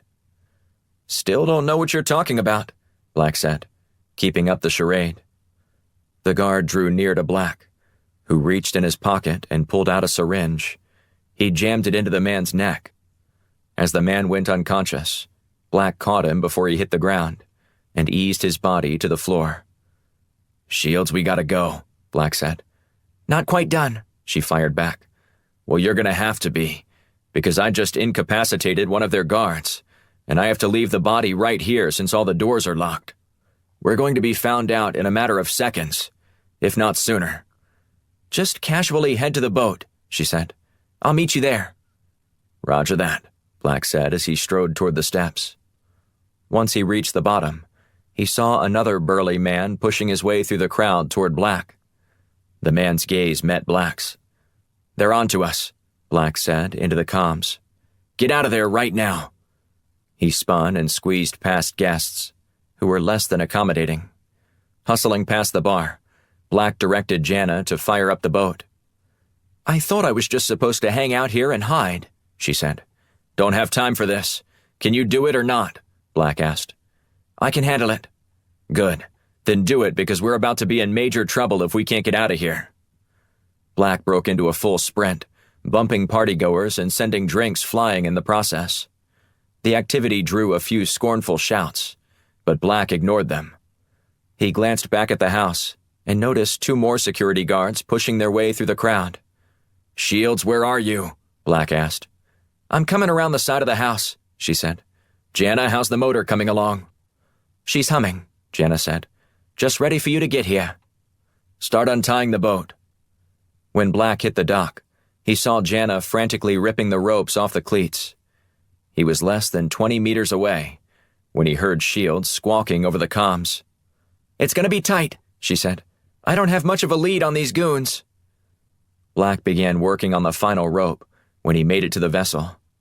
Jana, get behind the wheel, and when I tell you to hit the gas, go wide open, he said. Turning the motor on is one thing, but I've never driven a boat before, Jana said. We don't have a choice. Just do it when I give you the signal. He looked up as he heard footsteps thundering down the dock toward them. The 2 guards were closing in on Shields, and Black determined his options were limited. She couldn't jump very far, and if Black kept the boat close enough to the dock, he'd have a real fight on his hands. Shields, you ready to put your money where your mouth is? Black asked. Stop being so cryptic. Tell me what you want me to do. Dive for the rope, Black said as he tossed a ski rope onto the dock. Hit it, Jana. The back end of the boat sat down in the water as the engine slowly accelerated. Black watched Shields getting closer and closer to the edge. She didn't flinch when she noticed the boat moving either. In one smooth motion, she hit the end of the dock and dove headlong into the water, red sequin dress and all. Both of the guards, who were only a few feet behind her at the time, followed her, but when she re-emerged, she was holding on to the rope, leaving her pursuers in her literal wake. Within a few seconds, she was skimming on top of the water, barefoot and smiling. She blew Black a kiss. Black rushed to the helm, and after a half-minute, came to a stop so they could get Shields into the boat. Once she was aboard, they roared away. Still want to challenge me on the lake sometime? Shields asked with a wink. Black chuckled and shook his head. I'm fine with declaring you the Firestorm water ski champion. That was amazing, Jana said. I've never seen anything like it. Where'd you learn to do that? Shields held up the flash drive. I'll tell you all about it, after we sift through this data. Black piloted the vessel to a slip on the other side of the island. As he was tying off, the women emerged from the cabin below. Did you find anything? Black asked. Uh-huh, Shields said. And you're not going to believe it. Chapter 38. Washington, D.C. Blunt paced in Judge Harold Welker's chambers, chewing on a cigar. While Blunt resisted the label of being a Washington insider, he used it to his advantage when the time called for it. And there wasn't a better opportunity to test his relationships than right now. Welker, who'd been a U.S. district judge for over 40 years, scratched his beard as he read Blunt's request. In the past, the 2 men had been hunting together on several occasions, with Blunt allowing the judge to get the first shot on some elk. Judge Welker missed the first 2 chances he had, so on the 3rd time, Blunt shot with the judge and insisted that Welker was the one whose bullet struck the imposing bull elk. Blunt was counting on his previous goodwill to pay dividends. You know, I haven't even had my coffee, Welker said. That's why I brought you this one, Blunt said, placing a cup in front of Welker. Welker took a sip. Black, no sugar. You really know how to butter me up. It's the least I could do for beating you to your office this morning. So tell me, J.D., why didn't the FBI bring this warrant request to me? Welker asked as he scanned the page. I guess everyone is afraid of having their name tied to this, Blunt said. And I can only imagine you might be as well, considering that Vernon Roberts has tried to blackmail you also. Who told you that? Blunt shrugged. Just a hunch that you confirmed for me. That's a dirty trick, J.D., Welker said. Almost as dirty as you killing that elk and pretending like I was the one who killed him. Blunt forced a smile. I don't know what you're talking about. Welker grunted. Don't lie to me. You know how much I hate lying, and how much I value honesty. Okay, fine, Blunt said. I did it. I killed it. He glanced up at the elk head towering over Welker's desk. You haven't forgotten, have you? Welker asked. Remember it like yesterday, Blunt said with a chuckle. Well, you didn't try to embarrass me then, and I won't do the same to you either now. But I'm going to have to deny this. Don't tell me he got to you too, Blunt said as lines creased his forehead. It was one time, J.D. I drank too much, and I couldn't resist the temptation of the buxom blonde at a party one night, Welker said. Roberts is holding it over me like a 2-ton anvil. If he found out I did this is exactly why Roberts needs to be reeled in. He's attempting to extort half the city to get his way. I know. I even told Gertie years ago, and begged for forgiveness. She obviously forgave you, Blunt said. Welker shot a glance at the photo of him and his wife that was well faded. It'll be 44 years in August. Best woman I've ever known. Then what do you have to lose? Blunt asked. It about killed her when I told her what happened 20 years ago. But I love her, and I felt like the only way to handle my sin was to be upfront about it. If she left me, I figured I deserved it. What I did was stupid, and I didn't want to live the rest of my life in fear of what might happen if she found out. I had to confront what I did as soon as possible, and let the chips fall where they may. But there's a big difference between confessing something privately versus the entire world finding out about it. I know Gertie well, and it'd crush her if that story leaked to the press like Roberts promised to do. He's doing this to the whole city, and you have the power to stop him. Why do you think I'm here standing in place of the FBI? Everyone's compromised to some degree. What's he got on you? Welker asked. Nothing. Though that's not to say there aren't some things I've done that I'm not proud of. If you're scot-free, why do you care so much? Because Roberts is a vindictive asshole, and I'll be damned if I'm going to let him leverage the sins of this town to gain power. No matter what he thinks, he holds no virtuous high ground. I tend to agree with you there, but my whole career might get flushed if it comes out that he had the goods on me. It'll look awfully self-serving. Sign this warrant, and I'll make sure that stuff never surfaces again, and Roberts will never be seen in this town again. Welker signed and stared at the document one more time. You sure there are at least 45 counts of attempted extortion? That we know of. Just sign it, Harry. Welker scratched his autograph on the piece of paper and handed it to Blunt. Good luck. Blunt walked out of Judge Welker's chamber and immediately dialed his FBI contact. I've got the signed warrant. Get ready to move in. Blunt sat in his SUV a few houses down from Roberts' home. The FBI team was positioned a block away, ready to roll up on Roberts and take him down. Roberts sauntered out to his mailbox and collected the morning paper. Wait for it. The front page of the Washington Post included an article about a past report on cyber attacks from China, and how it wasn't true. In order to save face, the Post editorial board included a piece on how it would be handling sensitive information from government sources. It also included a short sidebar about the resignation, of the man who wrote the now debunked piece. 5 minutes later, Blunt's phone rang. "Well, J.D., someone was busy yesterday," Robert said after Blunt answered. "I hope you can live with obliterating a reporter's career over this, because I've got another one lined up." "Oh, do you?" "Don Trapper over at CNN.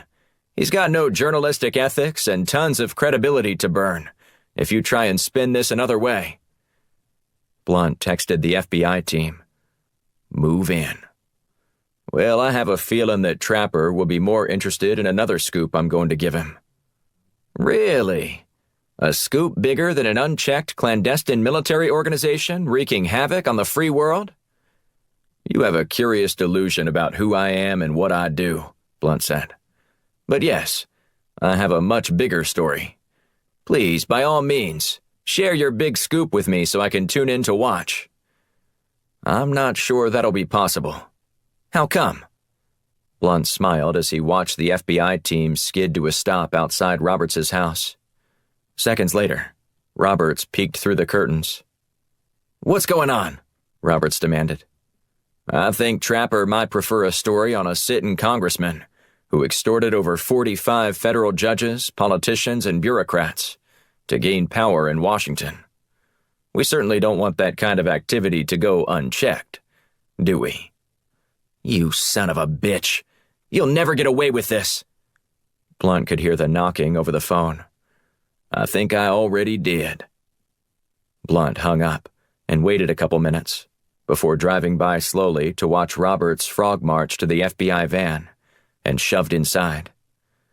Watching Don Trapper on scene recording the whole incident made Blunt break into an uproarious laugh.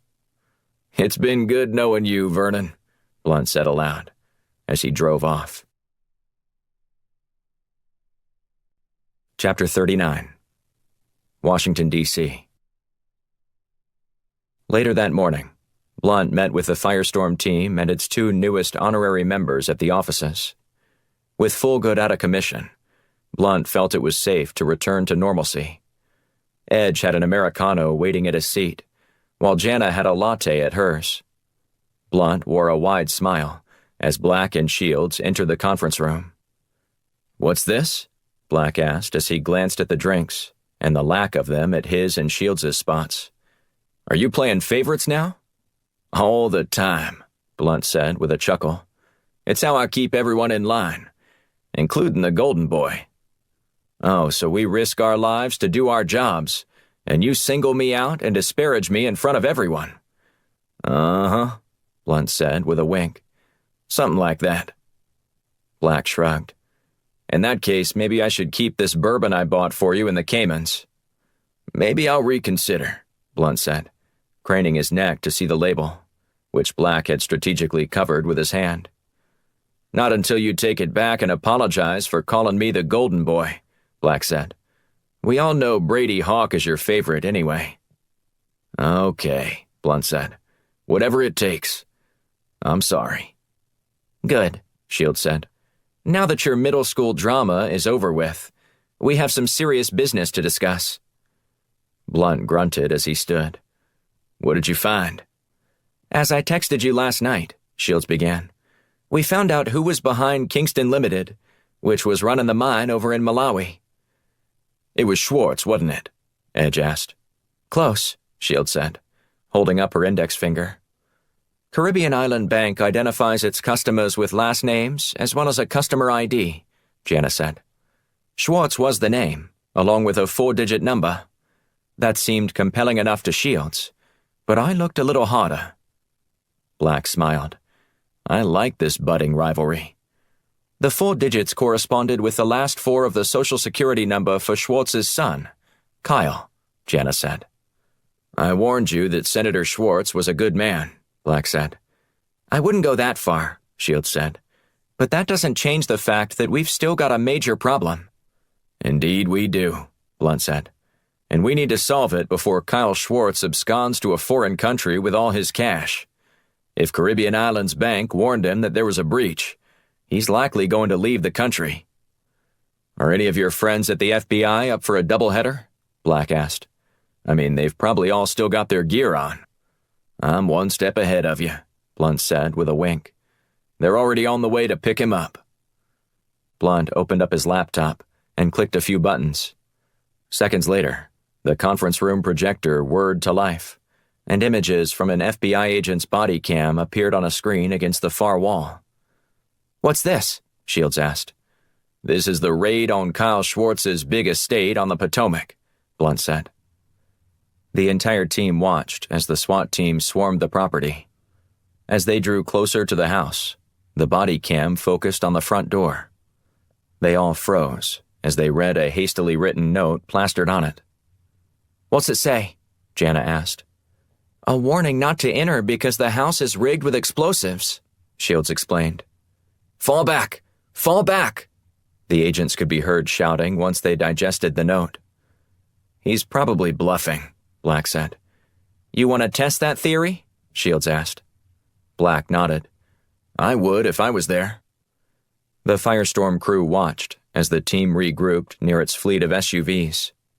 "Sir," one of the men said as he looked at the commander, "there's an incoming call being patched to us. It's Kyle Schwartz." The commander put the call on speaker so everyone could hear. "Kyle, this is Special Agent Peter Langston with the FBI. We need to speak with you." "It doesn't look like you guys are interested in having a conversation," Kyle said. "We don't want anybody to get hurt, but we have a warrant for your arrest for treason," the commander said. "You need to come out, or else you may not live to even regret your decision." "I knew it," Kyle said, his voice more frantic than ever. "You're just going to blow me away, aren't you?" "That's not what we're going to do at all, especially if we don't have to," Langston said. "We'd prefer that this situation end peacefully." "I want to speak to a negotiator," Kyle said. "We have plenty of those around here," Langston said. "In fact, I'm qualified to speak with you in that capacity." "No, I want a specific person." Langston scowled as he looked around at his agents. "Okay, I'll play along. Who do you want?" "I want Titus Black." Black's mouth fell agape. "What? How does he even know who I am?" "Damn it," Blunt said. "That son of a bitch is about to burn you. I need to talk with Special Agent Langston right now." Less than a minute later, Langston was on the speaker in the conference call room. "JD, it's been a while," Langston said. "Can you help me out here?" "I know who Titus Black is," Blunt said. "He's a Black Ops agent. If any of this gets out, he's going to be burned.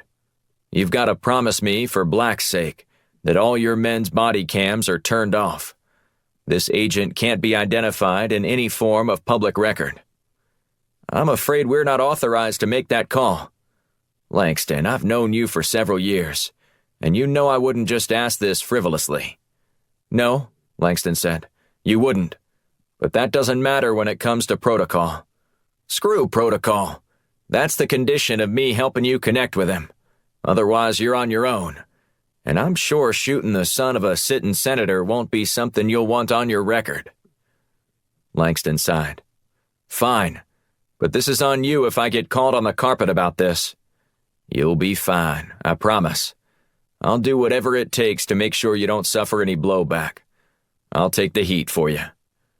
"All right," Langston said. "Send him to Kyle Schwartz's house. I'll text you the address." Blunt hung up and looked at Black. "Good luck. You're going to need it." Black pulled into the driveway of Schwartz's Tudor-style home and rang the doorbell. Moments later, a walkie-talkie dropped through the mail slot in the front door. "Pick it up," Kyle said over the device. Black adjusted the comms in his ear, where he could hear the FBI team discussing what to do as they listened in. "I'm Titus Black, and I'm here to help." Kyle laughed. "Sure you are. I mean, you wouldn't be here for any other reason, would you?" "Tell me what you want, and I'll see if I can help," Black said. "I'd like a private island, $1 billion, and 5 babes in bikinis to escort me in a new corporate jet," Kyle said. "I like a man who aims for the stars," Black said. "But don't you already have more than enough money, along with corporate jets and your own family island?" "Forget it," Kyle said. What I really want is immunity." "Immunity?" Black asked as he looked back at Langston positioned on the curb. Langston vehemently shook his head. Black scanned the area and noticed a couple men with sniper rifles on nearby rooftops. "Did I stutter?" Kyle asked. "Immunity from what?" "Prosecution for my testimony." "Testimony against whom?" Black asked. "The men who are behind all of this." Black took a deep breath and exhaled. "I'm sorry, Kyle, but you're being very vague. I'm not exactly sure what you're talking about." "You know more than anybody. You're aware of the Full Good Initiative, aren't you?" "Uh-huh. And? Well, General Carmichael was just the tip of the iceberg." "So General Higgins wasn't involved at all?" Black asked. "If you want to know the answers to these questions, you need to get me an immunity deal, because if you think that my involvement with that mine in Malawi was my own invention, you're sadly mistaken." "Okay, so why do we need to negotiate?" Black asked. In his ear, he heard the chatter of Langston and two snipers. One of the men said he had a shot. "No," Black said over his comms. "I've got this." He then turned back to his walkie-talkie. "Kyle, are you there?" "Yes." "Are you going to answer my question?" A moment of silence before Kyle continued. "There's a bomb. A nuke, to be exact." "A bomb?" Black asked, trying to stay calm. "Here?" "No, somewhere in the city. And if I don't get an immunity deal within an hour, it's going to detonate." "Okay," Black said. "Let me see what I can do." "I got the shot," one of the snipers said. "I can see him through the window." "Hold your fire," Langston said. Black put down his walkie-talkie. "Tell your men not to shoot, Langston. I've got this." "We can't authorize an immunity deal. He's facing treason, and there's no one who would go for that." "Let me talk to Blunt and see if we can work something out. If Kyle has a nuke set to go off in the city, we're talking about catastrophic loss of life." "Okay," Langston said. "You've got 5 minutes." Black hustled back to his vehicle to call Blunt, but the sound of glass breaking made him sick to his stomach. "No!" Black shouted as he spun around. From the walkway, he could hear the sound of a body hitting the floor. Black turned toward the house and then rushed inside to confirm Kyle's death. "Got him, sir," the sniper said in Black's comms. He felt for Kyle's pulse and confirmed the senator's son was dead. After a deep breath, Black emerged from the house and glared in the direction of the shooter. "Damn you," Black growled under his breath. Chapter 40. Washington, D.C. Black hustled down the walkway toward Langston and the other FBI agents gathered around their vehicles. Langston's face was red with rage as he was in the middle of dressing down the shooter. Black's hue was a similar color, and he didn't wait for Langston to finish before tearing into the man who had administered the kill shot. "Did you hear what was going on down there?" Black asked. "We're screwed now. We've got less than an hour to find a nuclear bomb or millions are going to die. And I'm holding you personally responsible, if you live."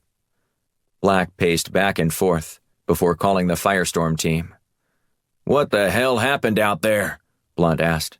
"Total shit show," Black said. "Some guy wanted to be the hero and took out Kyle before I had a chance to milk any more information from him." "So now what?" Shields asked. "Should we start sounding the alarm?" "It won't matter much," Black said. "We'll have mass chaos, and the number of people who will actually be able to make it to safety will be minimal, with how the Beltway will be gridlocked." "Do you have an alternate plan?" Blunt asked. "As a matter of fact, I do," Black said as he hustled back into the house. "Hold on a minute."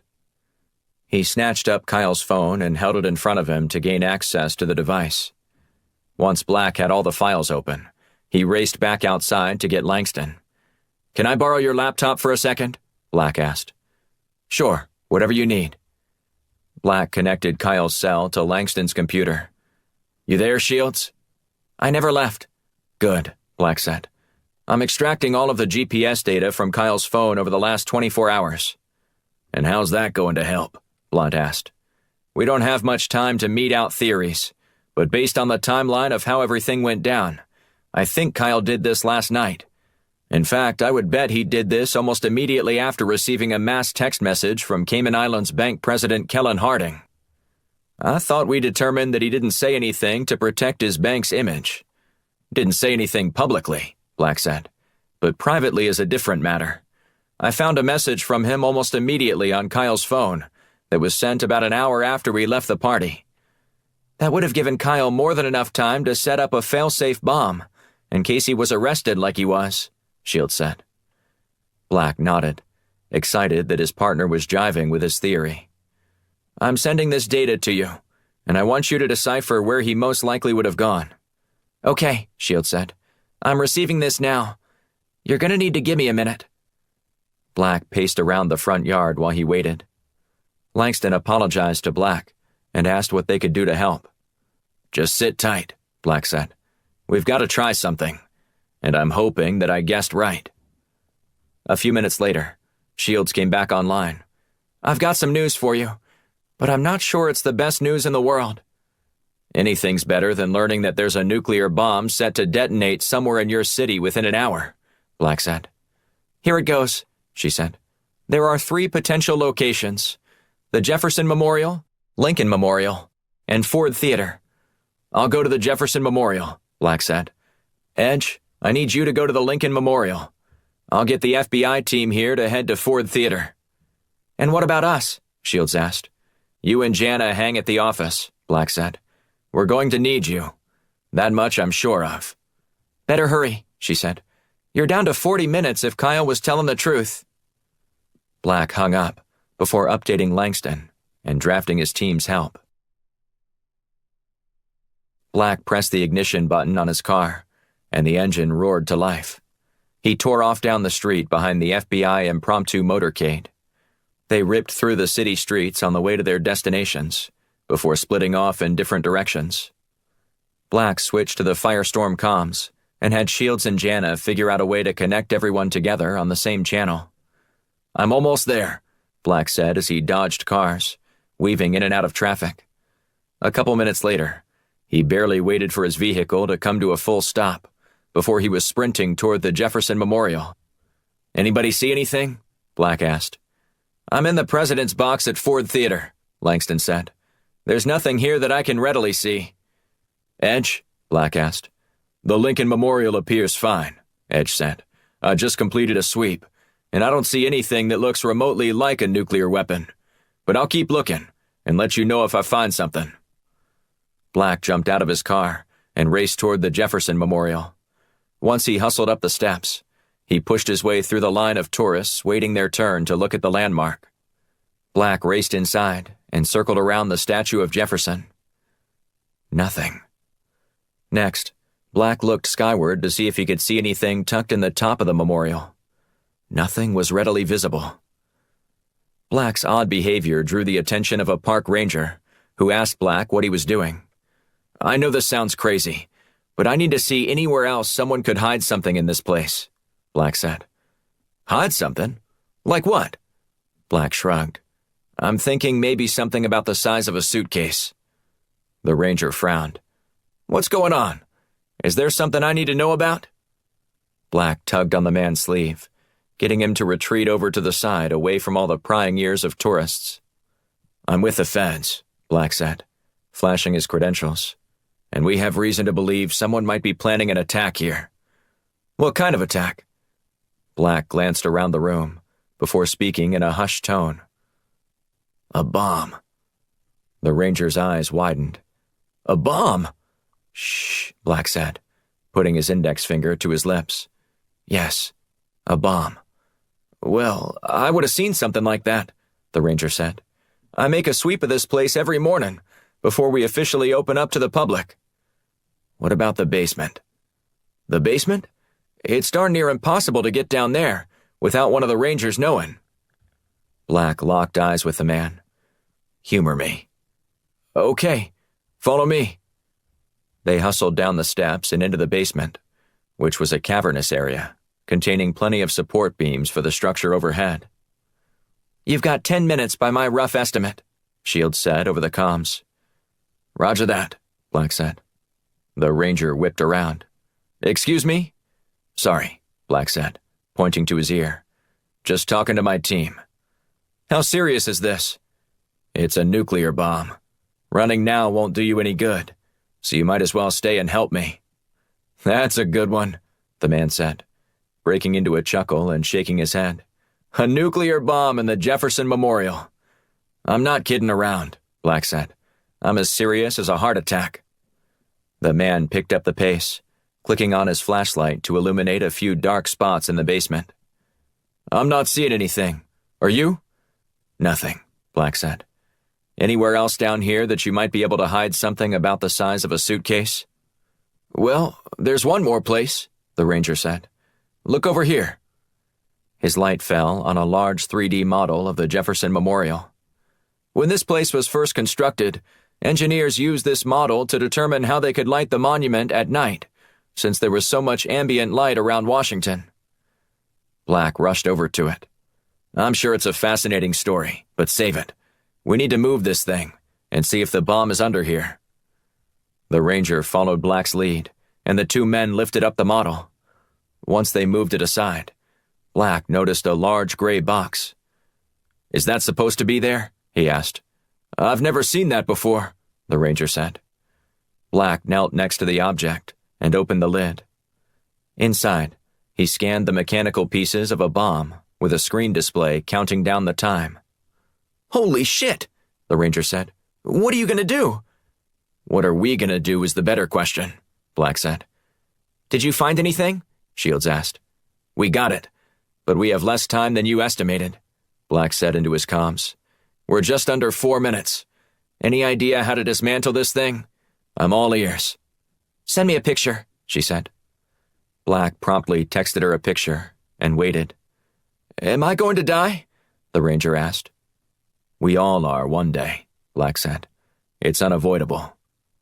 The man shook his head and paced around the model. "I don't want to go like this. I only started this job because my internship fell through last summer. I thought I'd be doing something more related to my major." "What was your major?" "Psychology." "At least you're getting a chance to dabble in the psychology of fear," Black said. "I don't think we really need to try and find a silver lining here, especially if I'm going to die." Black sat down and leaned against one of the concrete pilings. He tapped the ground, gesturing for the man to join him. "I mean, there's so much more I wanted to do with my life," the Ranger said as he took a seat next to Black. "I wanted to get married, have kids, tour Europe, start a foundation for kids with reading disabilities." "All very noble goals," Black said. "Is there anything you wished you would have done?" Black shrugged. "If this doesn't work out, I'm going to die doing what I loved, which is protecting innocent people in the service of this great country. It's all I've ever wanted to do. All the other stuff you do in life is just the icing on the cake. You love the ones closest to you, and you do what you love, and you'll have a great ride, no matter how long or short it is." Black glanced at his watch and exhaled. "So, if this isn't what you want to die doing, quit today and start fresh tomorrow," Black said. "We still have to turn that thing off," the Ranger said. "Your sage advice will mean nothing in 3 minutes and 20 seconds if we don't get it turned off." "So let's not fail today," Black said, pulling out his knife. "You got one of these?" The man nodded. "Well, get it out. We've got work to do." Shields' voice crackled on the comms. "All right, I think we've got it figured out." "I'm all ears," Black said. "You're going to need someone to help you," she said. "Already taken care of. I've drafted a park ranger here to help me." "Good," she said. "Now, you can cut the circuit on this bomb setup, but only if you snip the wires at the exact same time, in the order I tell you." "We're ready," Black said, before explaining to the ranger what they were about to do. "Keep those hands steady." "Clip the blue wire first," Shields said. "Blue wire on 3, Black said. He counted down, and the two men snipped the wire in unison. "We're still here," Black said as he checked the timer, "and this baby is still counting down." "3 more wires to go," Shields said. They moved through a progression of red wires, followed by green. The only ones remaining were yellow and orange. "Now which one?" Black asked. "Just leave the yellow one and cut the orange." Black glanced at the LCD screen, which showed 45 seconds remaining. "Ready?" Black asked. "This orange one is the last one." The Ranger nodded. Black counted down. 1. A bullet whizzed past both men as a gunman took aim at them. Black rolled to cover, dragging the Ranger with him. When Black went to put both hands on his gun, he realized his left was covered in blood. "I think I've been hit," the Ranger said, his eyes widening from shock. "Just hang in there," Black said. The gunman took several more shots at Black before ditching his pistol for a semi-automatic rifle and spraying bullets everywhere. Black covered the Ranger until the shooting stopped. Then, Black waited in silence, the timer still counting down in his head. He rose and took aim at the man streaking across the room. Black only needed 3 shots to take the man out. The first one missed, but the next 2 hit the man in the chest, putting him on the ground. "Come on," Black said, dragging the Ranger, his name tag of Jefferson spattered with blood. "I don't think I can do it," Jefferson said. "I feel weak." "We've got 10 seconds, Black said. "Millions of innocent people will die if you can't help me." The man growled as he staggered to his knees and leaned over the bomb. "Clip the orange wire on 2, Black said. 1, 2. Snip. The wire snapped in half, and then Black backed away from the device. The timer froze on 3 seconds. "We did it," Black said over his comms, followed by jubilant screams from Shields and Jana. He scrambled over to Jefferson, who was struggling to breathe. "Shields, get me a medic ASAP," Black said. "I've got a park ranger down." Black applied pressure to the man's wound in his chest. "I'm gonna die, aren't I?" he asked, his eyes barely open. "Not today, Jefferson. Not today." Black squeezed the man's hand and waited for the paramedics to arrive. "I'm not coming back to the office today," Black said. "I've got something I need to do." Chapter 41. Washington, D.C. 2 days later, Black pushed Jefferson in a wheelchair out of Walter Reed Hospital and to his car. The Ranger grasped Black's hand and smiled. In the lobby, a handful of Jefferson's colleagues and family members were there to greet him. "Thanks," Jefferson said. "I don't think I would have held on if it hadn't been for you." Black smiled and tousled Jefferson's hair. "You did great, man. Hopefully you'll never have to risk your life like that again in the future." "Don't bet on it," Jefferson said. "I know what I want to do now." "Oh?" Black said, his eyes widening. "What's that?" "I want to be a federal agent, like you." Black chuckled. "Whenever you need a recommendation, you let me know. I'll make sure anyone who turns you down would be a fool." "And Jefferson?" The Ranger stood and turned to face Black. "Yeah? Thank you. You did a good thing, and I'm glad you didn't have to make the ultimate sacrifice for all those people." "See you soon," Jefferson said with a wry grin. Later that afternoon, Black reconvened with the rest of the Firestorm team to discuss the aftermath of the near calamity. Blunt was handing out celebratory glasses of bourbon and wearing a wide smile on his face. He used his cane to push Black's tumbler across the table. "Don't point that thing at me," Black said, "or feed me that inferior liquor of yours." "It's a glass of scotch, Agent Black. You didn't think I'd subject you to this knockoff Kentucky brand, did you?" "I'll be the judge of that," Black said, before he took a long pull. "Now, this is how to celebrate." "I'm glad you approve," Blunt said. "But before we break out the disco ball, there are a few loose ends we need to discuss." "Yeah," Black said, clinking glasses with Shields. Like these ladies, who helped deactivate that bomb. How did they do it? Jana took an engineering class at Georgia Tech that had a competition on how to dismantle different types of bombs, Shields said, cutting her eyes at the team's newest official member. She won the competition. Everyone clapped. In pressure situations, I find that I thrive.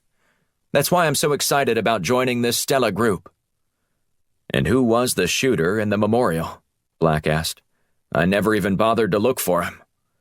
When the police got there, they couldn't find anyone, Blunt said. There was obviously a gunfight, but no other weapon or person was found at the scene. Black shook his head. Well, that's odd. In the meantime, you'll be happy to know that Senator Schwartz has shifted oversight of the Malawi mine to a Dutch company located in Karanga that dismantled all machines with uranium-enriching capabilities. And Roberts? Shields asked. Any word on him? Don't expect him to be out of jail in your lifetime, Blunt said. He's going to get hammered with a huge sentence. Sounds like I have a chance to take a vacation, Black said. Maybe Tahiti, or somewhere else in the South Pacific, where I can disappear for a month or so. Blunt grunted. If only we were that lucky. I've got plenty of other work for you to do, starting with Al-Shiri. Not to mention the Full Good Initiative isn't quite dead yet. What do you mean? Shields asked. I got this cryptic message from an anonymous source at the Pentagon that said not everyone involved has been apprehended, and it implicated another general that nobody even mentioned. I'm not sure how good the tip is, but it's worth looking into. Black looked at Edge. And what about this fellow?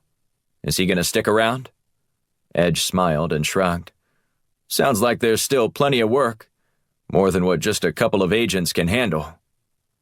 Blunt pulled out a cigar and jammed it into his mouth. I'll see you all in the morning, with new assignments. Black finished off his drink and looked at Shields. Thanks for all your help. I wouldn't want to do this with anyone else. Shields frowned. Don't get all sappy on me. Now, I think we have a rematch that awaits at the range. You game? Black smiled. I wouldn't dare miss it. This concludes Blowback, Book 5 of the Titus Black series. Written by R.J. Patterson. Performed by Kyle Tate. The executive producer is Eric West. Copyright 2020 by R.J. Patterson. Production copyright 2022 by R.J. Patterson. Be sure to look for Book 6 in the Titus Black series, Honorable Lies. Thanks for listening.